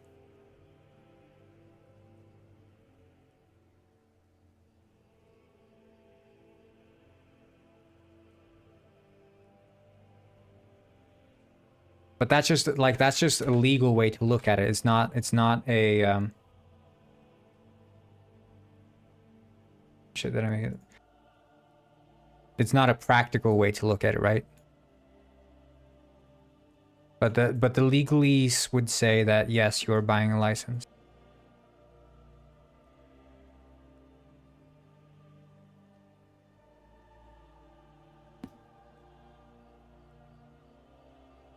I wonder if I can actually walk up these stairs.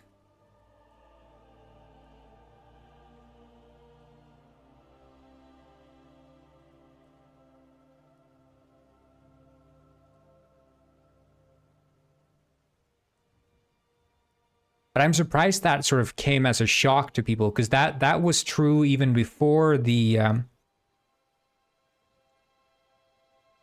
whole changing of the Steam's terms of use or whatever. Like even before that, that has always been true. When you're buying a, do you think DRM is justified?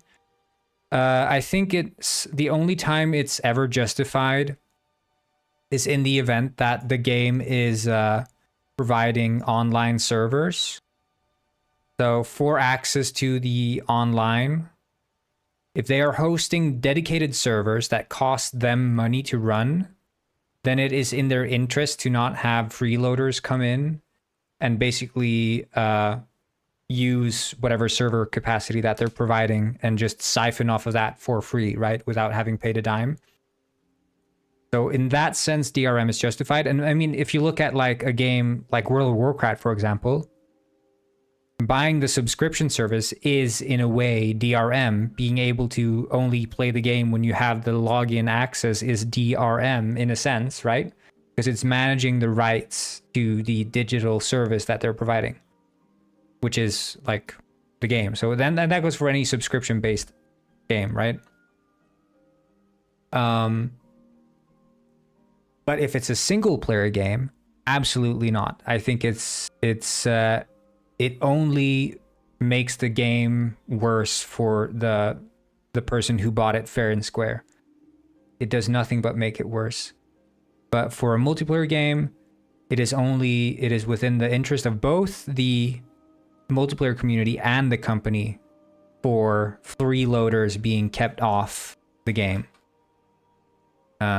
Because if the company does not make enough money to keep those servers running, they are just gonna take them away, and that makes sense. Like you'd never just do stuff for free.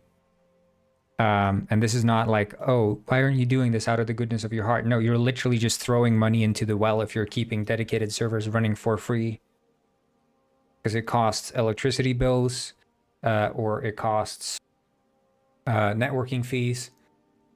It costs bandwidth. It costs, well, if you're hosting on other servers, you have the server monthly fee to keep these servers running. So it's like a bunch of issues that you'd have if you're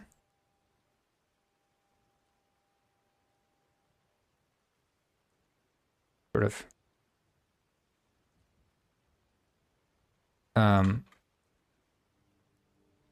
just hosting dedicated server for free. But again, that's just the dedicated servers. For single player games, there shouldn't be DRM. There shouldn't be. And we don't have any DRM for Penguin Heist for single player beyond the, you know, basic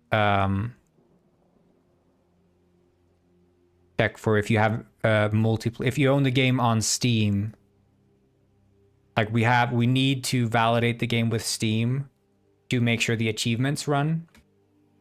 So you have to install the game through Steam. But if you've done that, it should in general run, I think. But yeah, I don't know. I think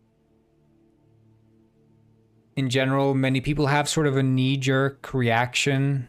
Like, you know, they hear DRM and they think, greedy developers. But in reality, you can be a bit more pragmatic about it and see that, hey, for an online game, there is no interest for the developers to throw money into a well.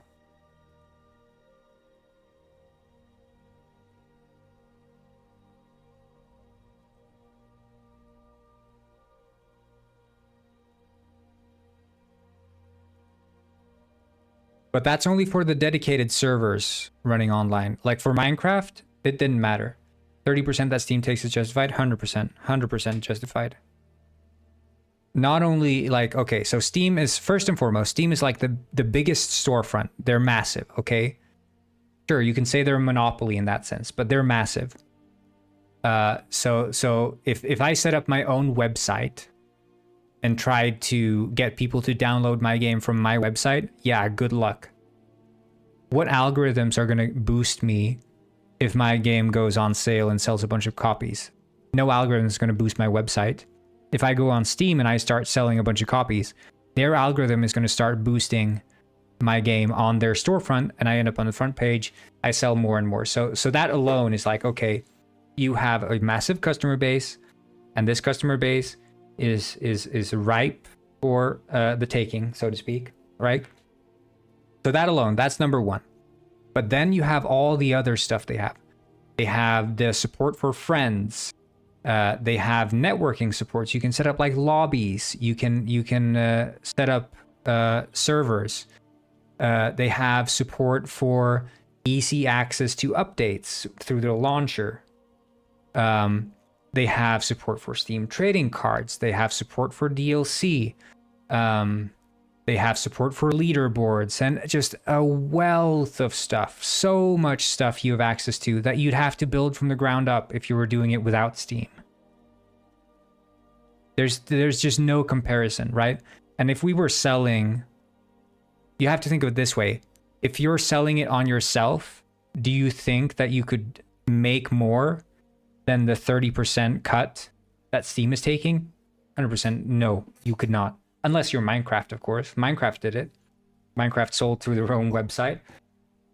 But Minecraft is one of those 1 in a million games that somehow managed to convince people to go to their website. But yeah, 100% justified. 100%. Steam is a platform with no comparison.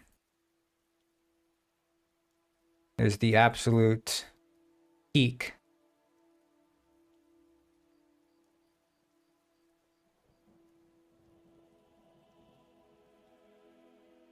GOG. So problem with GOG is that it's far less popular. And as far as I'm aware,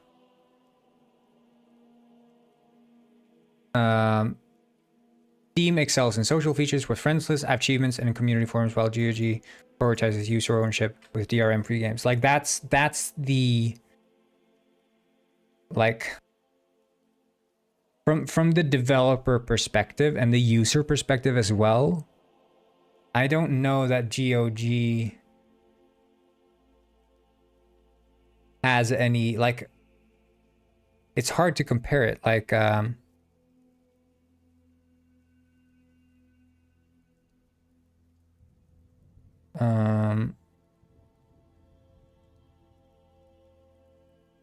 what exactly their features are.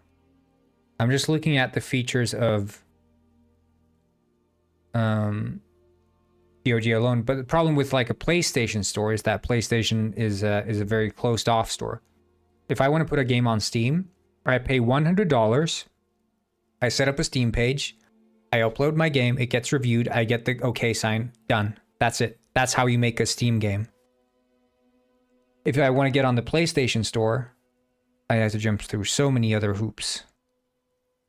It is not as simple to get on the PlayStation store as it is to get on Steam. And that alone is like a benefit. And then also, you know, marketing to a console audience is way harder than marketing to a PC audience. PC gamers are way more open-minded to playing indie games than console gamers are.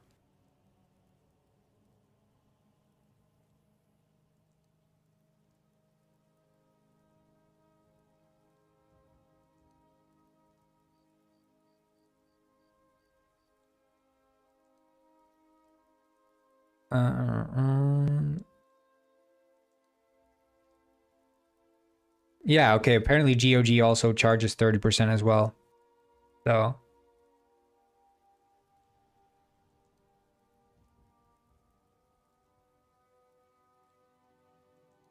And now you have the Steam Deck.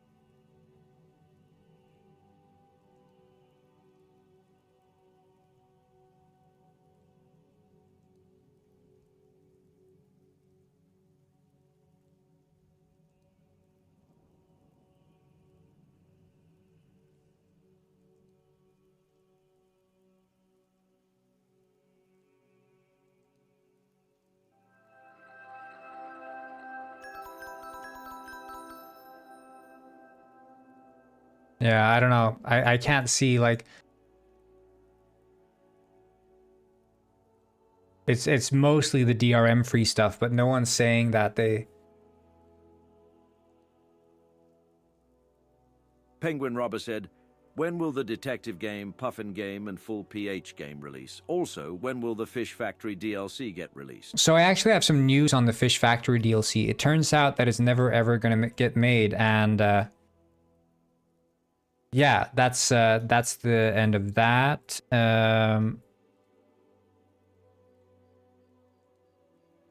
Yeah, they take 30%, yeah. And then the question is like, okay, which one of those justify taking 30%, but 100% Steam justifies it?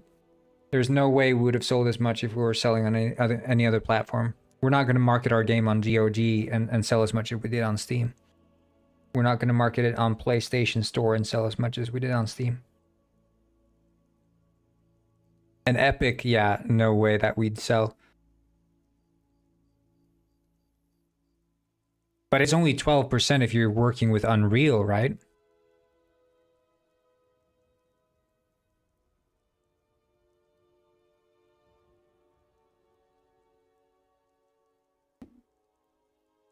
Epic Game Store.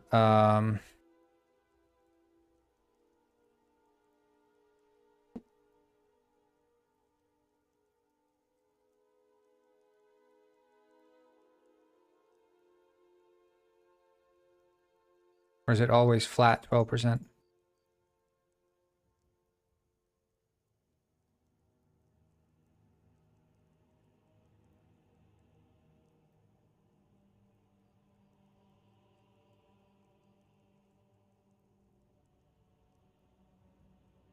But as far as I'm aware, and from what I've heard from the grapevine, is that Epic Games are just losing money. They're just burning money. And that this 12% cut is not enough for them to stay afloat, and especially not with all the free games they keep giving out, that they're just losing money. And as far as I'm aware, that Tim Sweeney is only doing this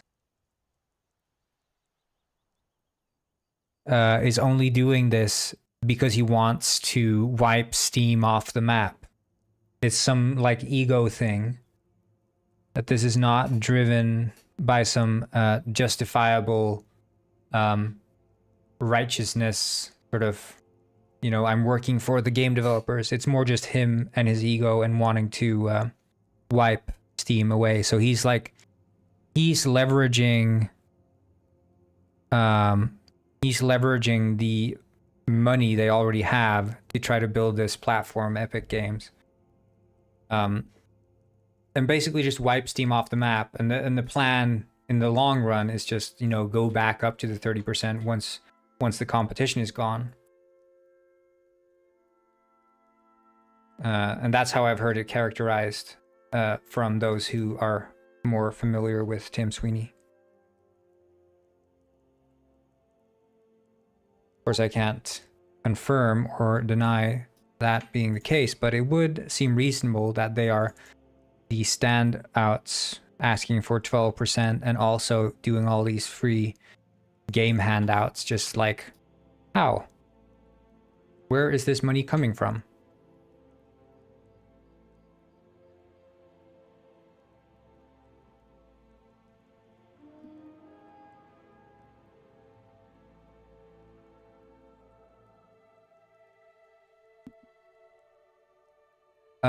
We've been working on fixing some stuff with the Hollow Memories, and now we're working on Lysander Quill's side quests.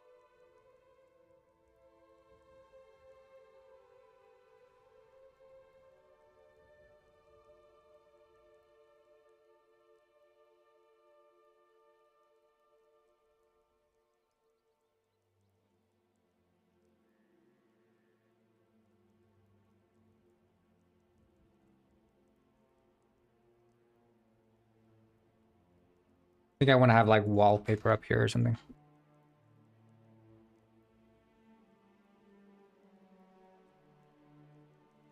So to answer your question, Robert, earlier, so Detective Penguin, April release is what I'm thinking. April. Penguin Heist, 2025 release. Penguin Village, hopefully also a 2025 release. Puffin Game, undetermined.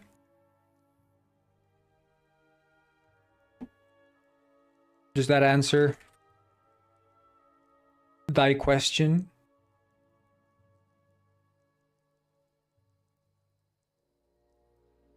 Detective Penguin takes place before the Penguin Saga.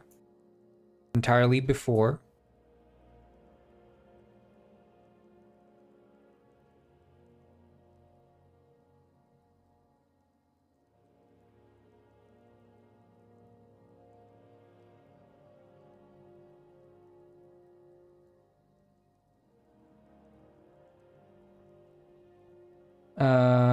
When Psychic Ping, yeah.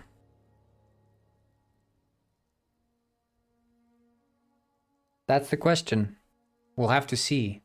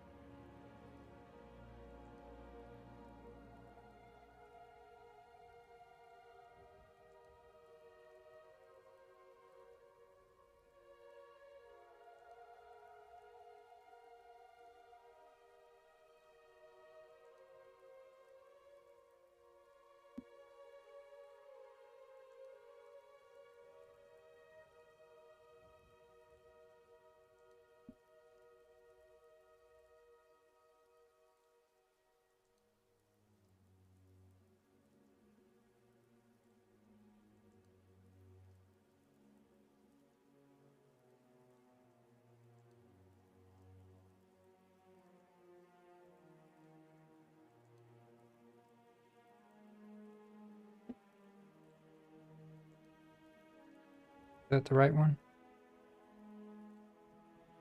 No. Oh, it's probably M5, right? Oh, that looks good.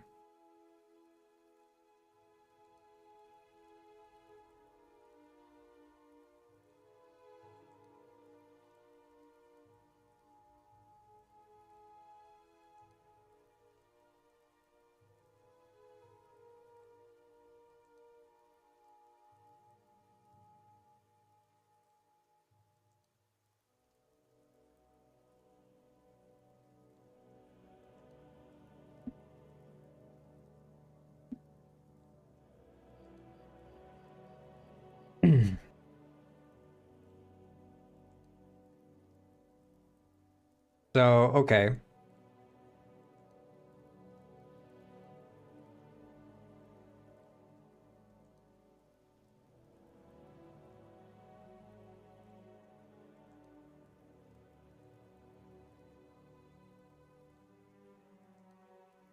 Holy shit.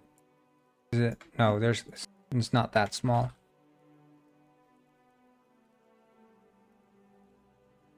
Yeah, that's what I thought.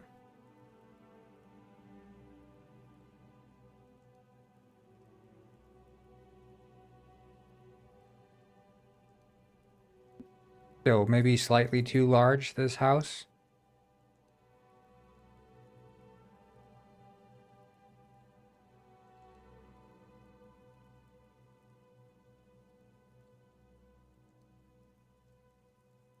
This is better.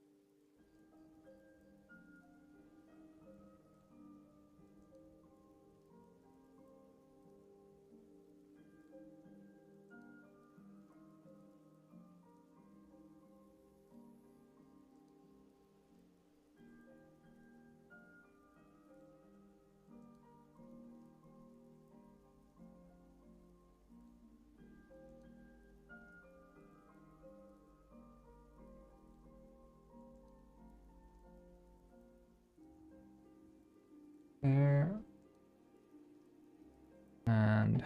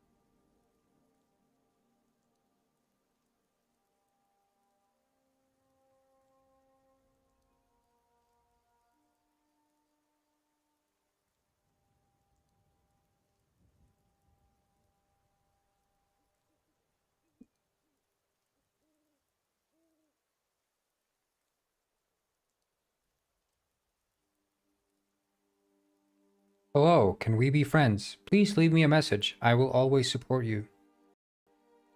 Well, thank you. I guess we're friends then.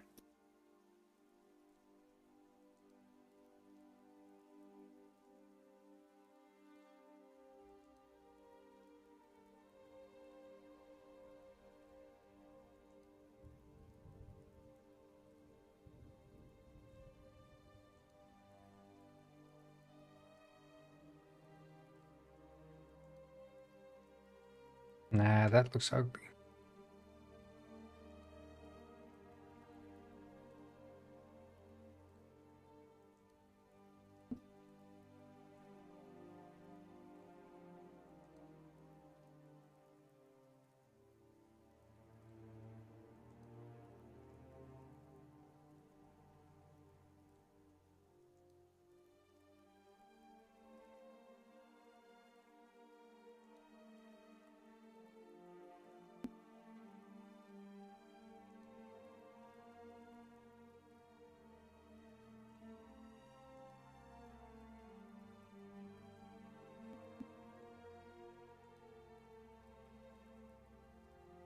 So there could be like a secret door here or something. So when you're up here looking for anomalies, you do it.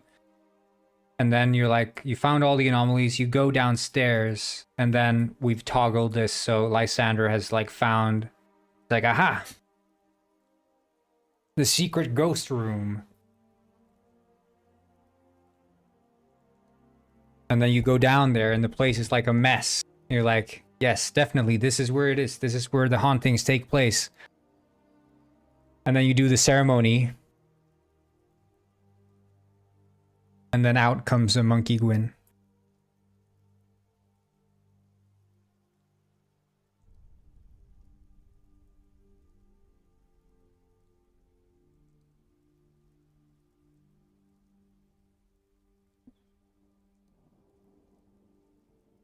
Permanent edition? Well, it's not quite. It's, see, I can switch hats.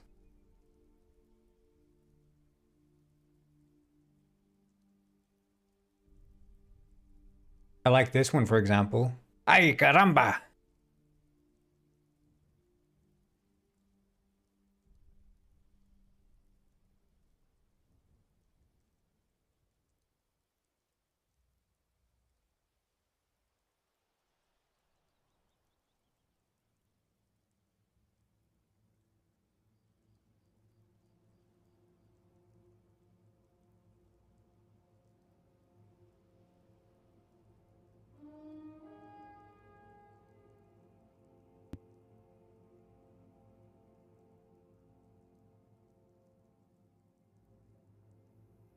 Wait, 1 second.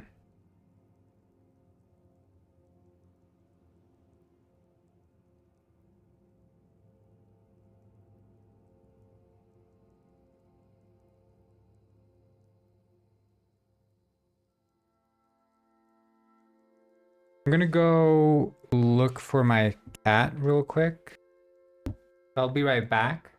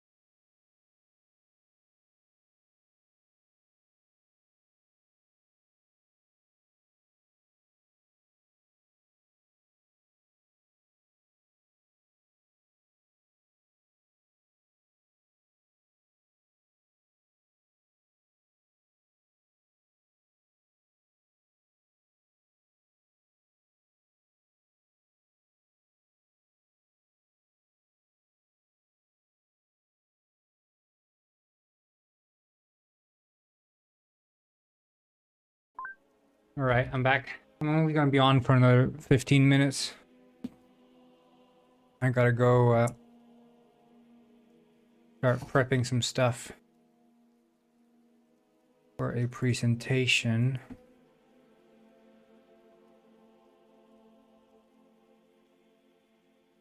But I did not find the cat. I'm gonna have to go out and yell again, which is also part of why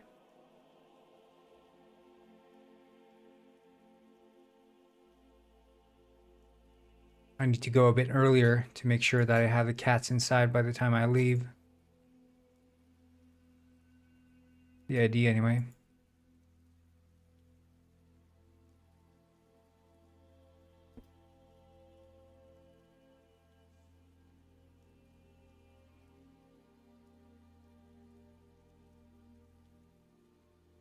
Yeah, but not out yet, so.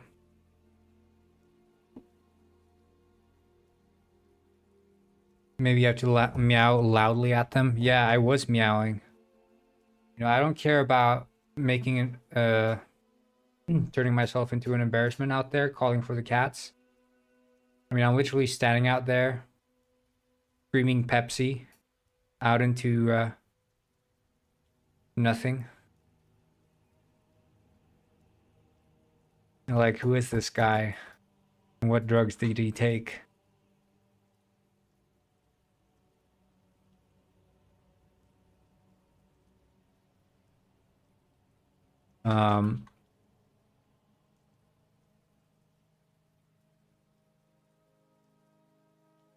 No, but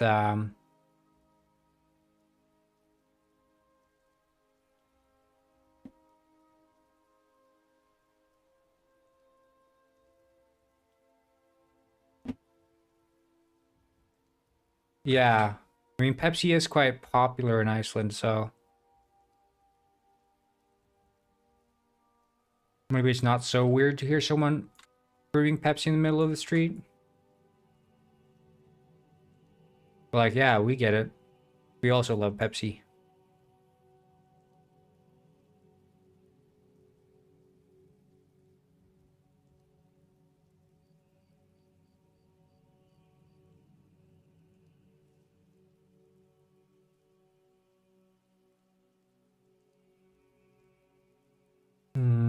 What else would be in a house? A bookshelf.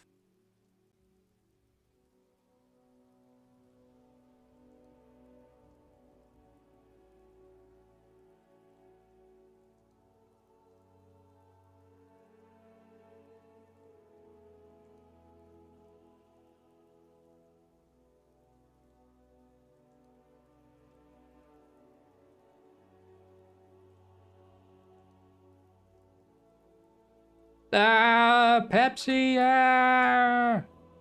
But Mio was walking along with me. He was like, oh yeah, heck yeah, let's go on an adventure. Try to find Pepsi.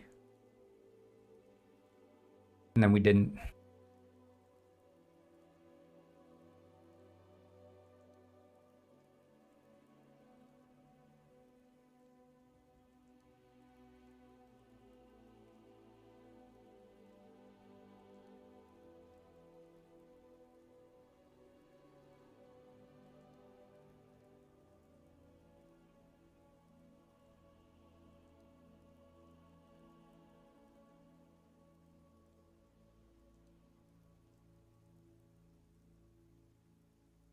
On a cat venture. Haha.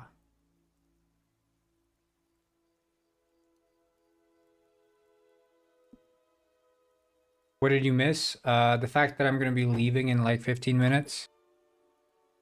But I was just working on this haunted house section with Lysander Quill.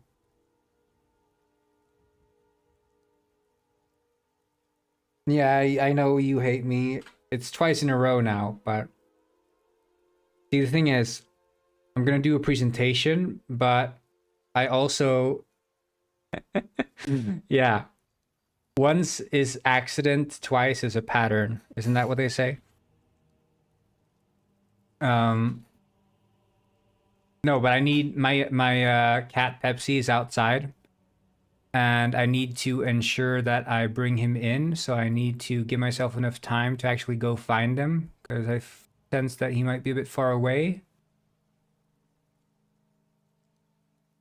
I need to find him before I go away so that he is inside. Because I went out looking now and I didn't find him. And I was out a bit too long, so.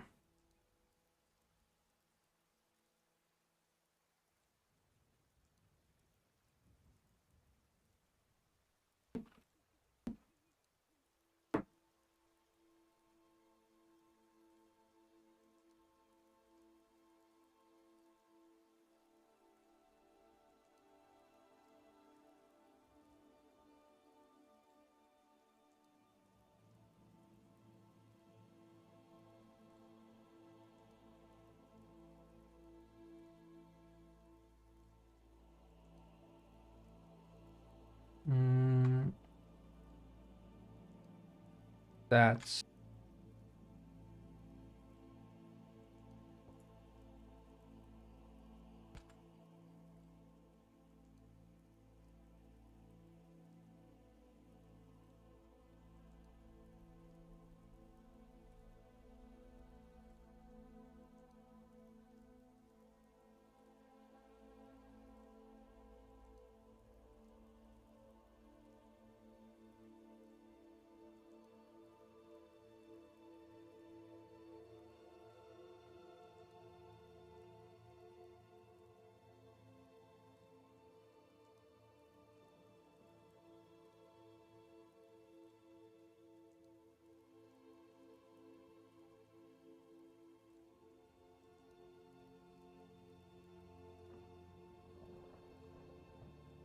yeah, I wish Pepsi would listen to my command and come in, you know, when I told him to, but I'm afraid he's far too confident on his outdoor escapades. Which, you know, I'm happy for him, for sure, but he's a wild one.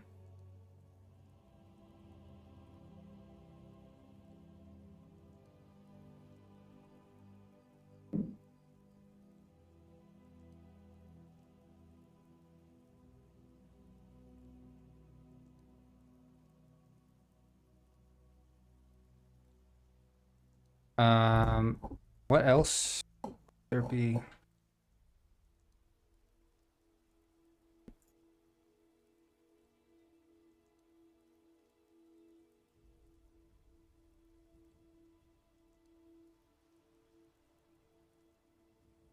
Ah, shit, yeah.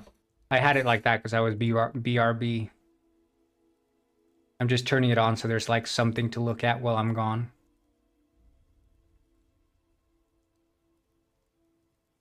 Hello, Emil.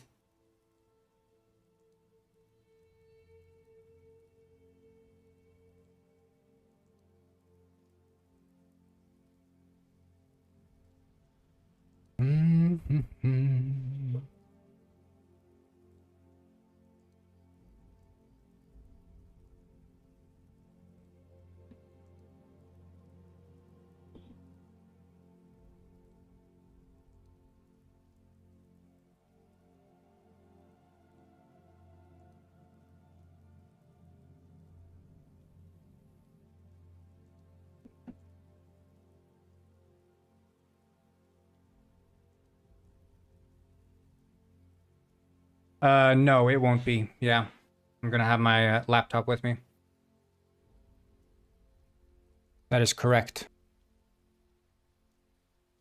You think smartly, I see.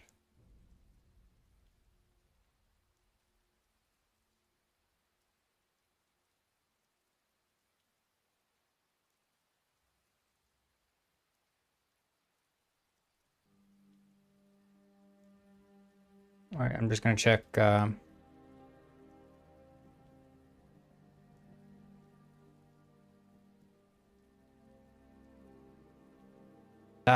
Bugger.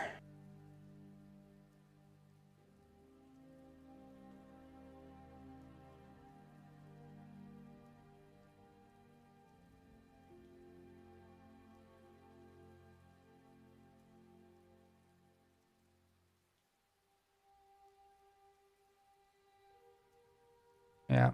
Okay. This is pretty good downstairs. Maybe.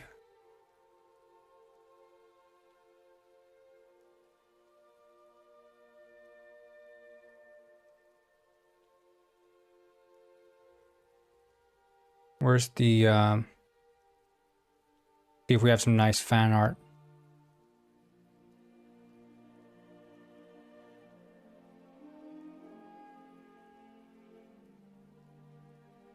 Shit, I can't have that one. Freaky penguins are too freaky.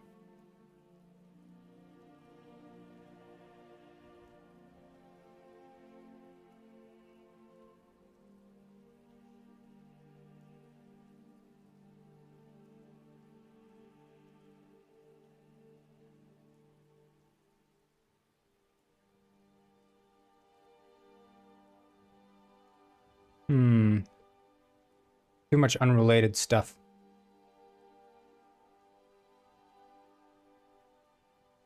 Yeah, I think the Godfather is probably a good one.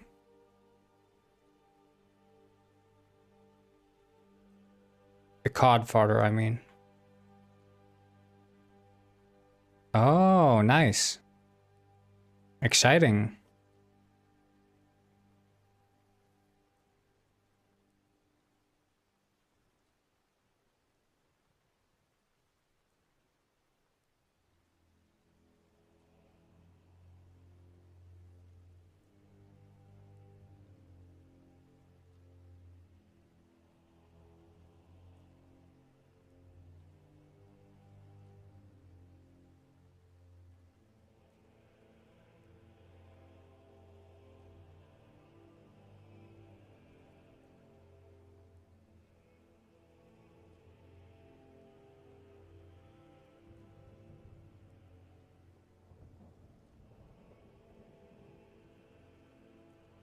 Well, I mean, keep in mind that I've done many beautiful drawings. Sort of, on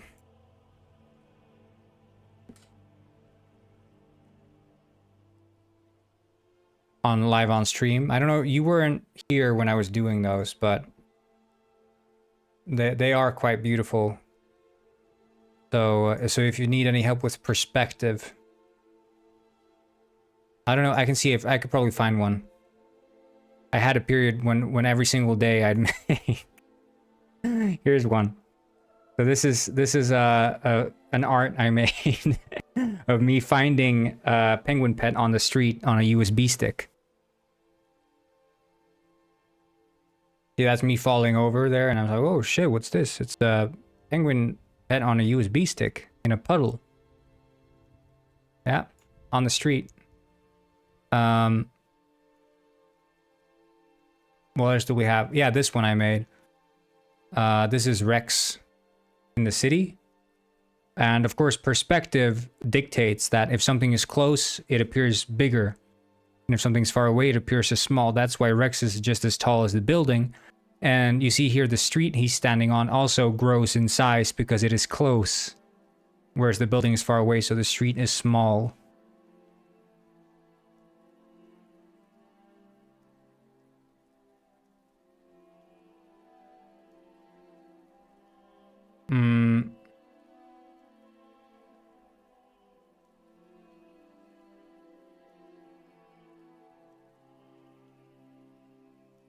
I don't think I saved any more art pieces.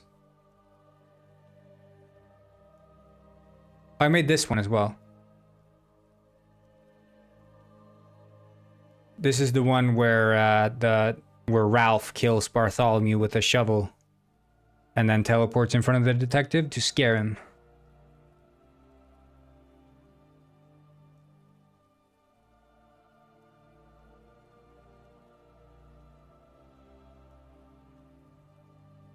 I call these my famous scenes.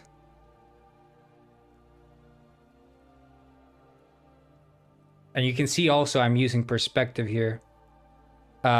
His face is very big, of course, because he's very close to... The closer you are, the bigger. So this guy's face is very big because he's close. And this guy's very small because he's far away. Yeah, so it's all about perspective, right? And it's definitely something I've mastered, and there are some fan arts that I believe have been saved. Oh yeah, I drew this one as well. This is where Lard Chowder gets the strength of 2 beers. So he drinks beer. I don't know.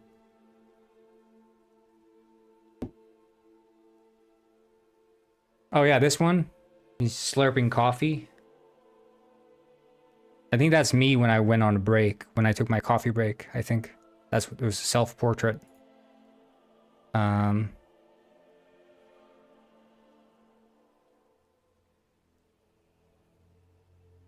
Oh yeah, this one also. So this is back when we had the old penguin pet. This was when it was a singular penguin, not the Kingdom of Frost. So if we look at this one here, you can see this guy here, he's in the window and he's thinking about shrimp. But of course, since he is close, he's big. Whereas this guy here in the foreground, he's far away, so that's why he's smaller than the guy in the house. Again, it's all about perspective. It's all about perspective.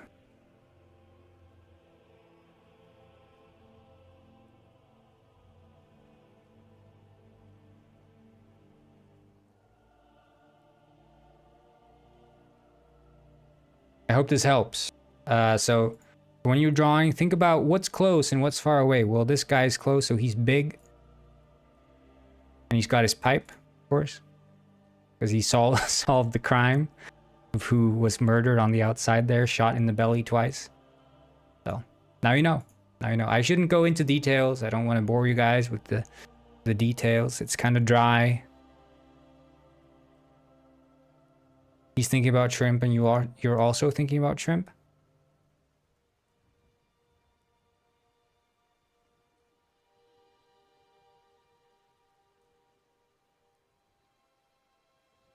Are there not more? I think there are more. Many of them didn't get screenshotted, like the Pisquin and Death one, I don't think got screenshotted.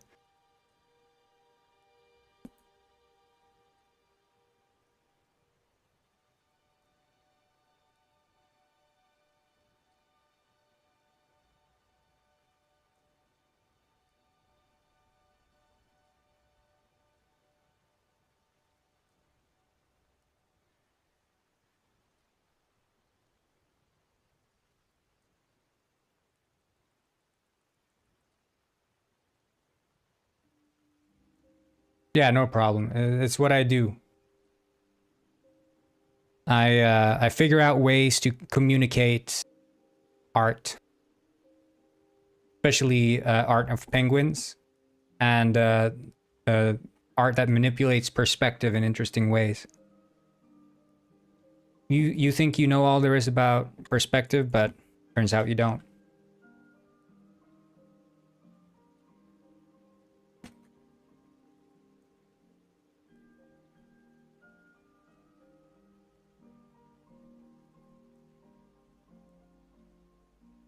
It reminds me of the guy who said, "I've seen all there is to see when it comes to perspective." And then I said,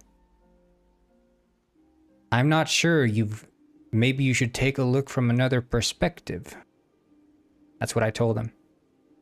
And you could hear the sound of the gears churning in his brain when he realized, "Ah, man, now I get it."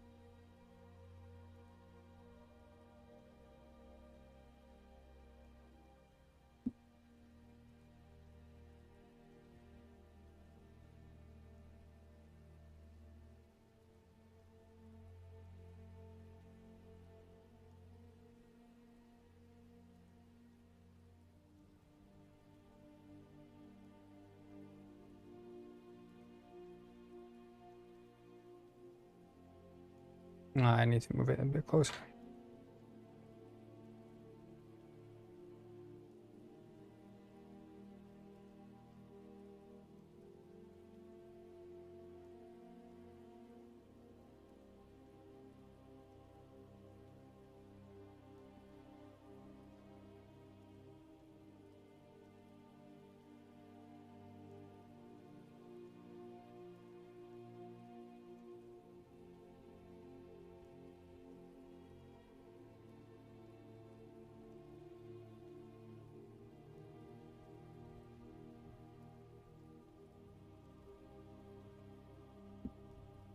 Okay. Um.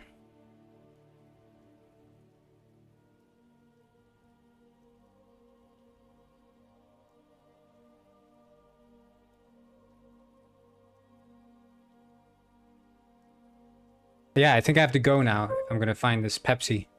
So I'm gonna say thank you all for tuning into today's stream. Thank you very much. It's been fun. It's been good, and I think we can finish this spooky mission tomorrow. That's my hope and my dream. So let's leave it that way. And yeah, I will see you all tomorrow.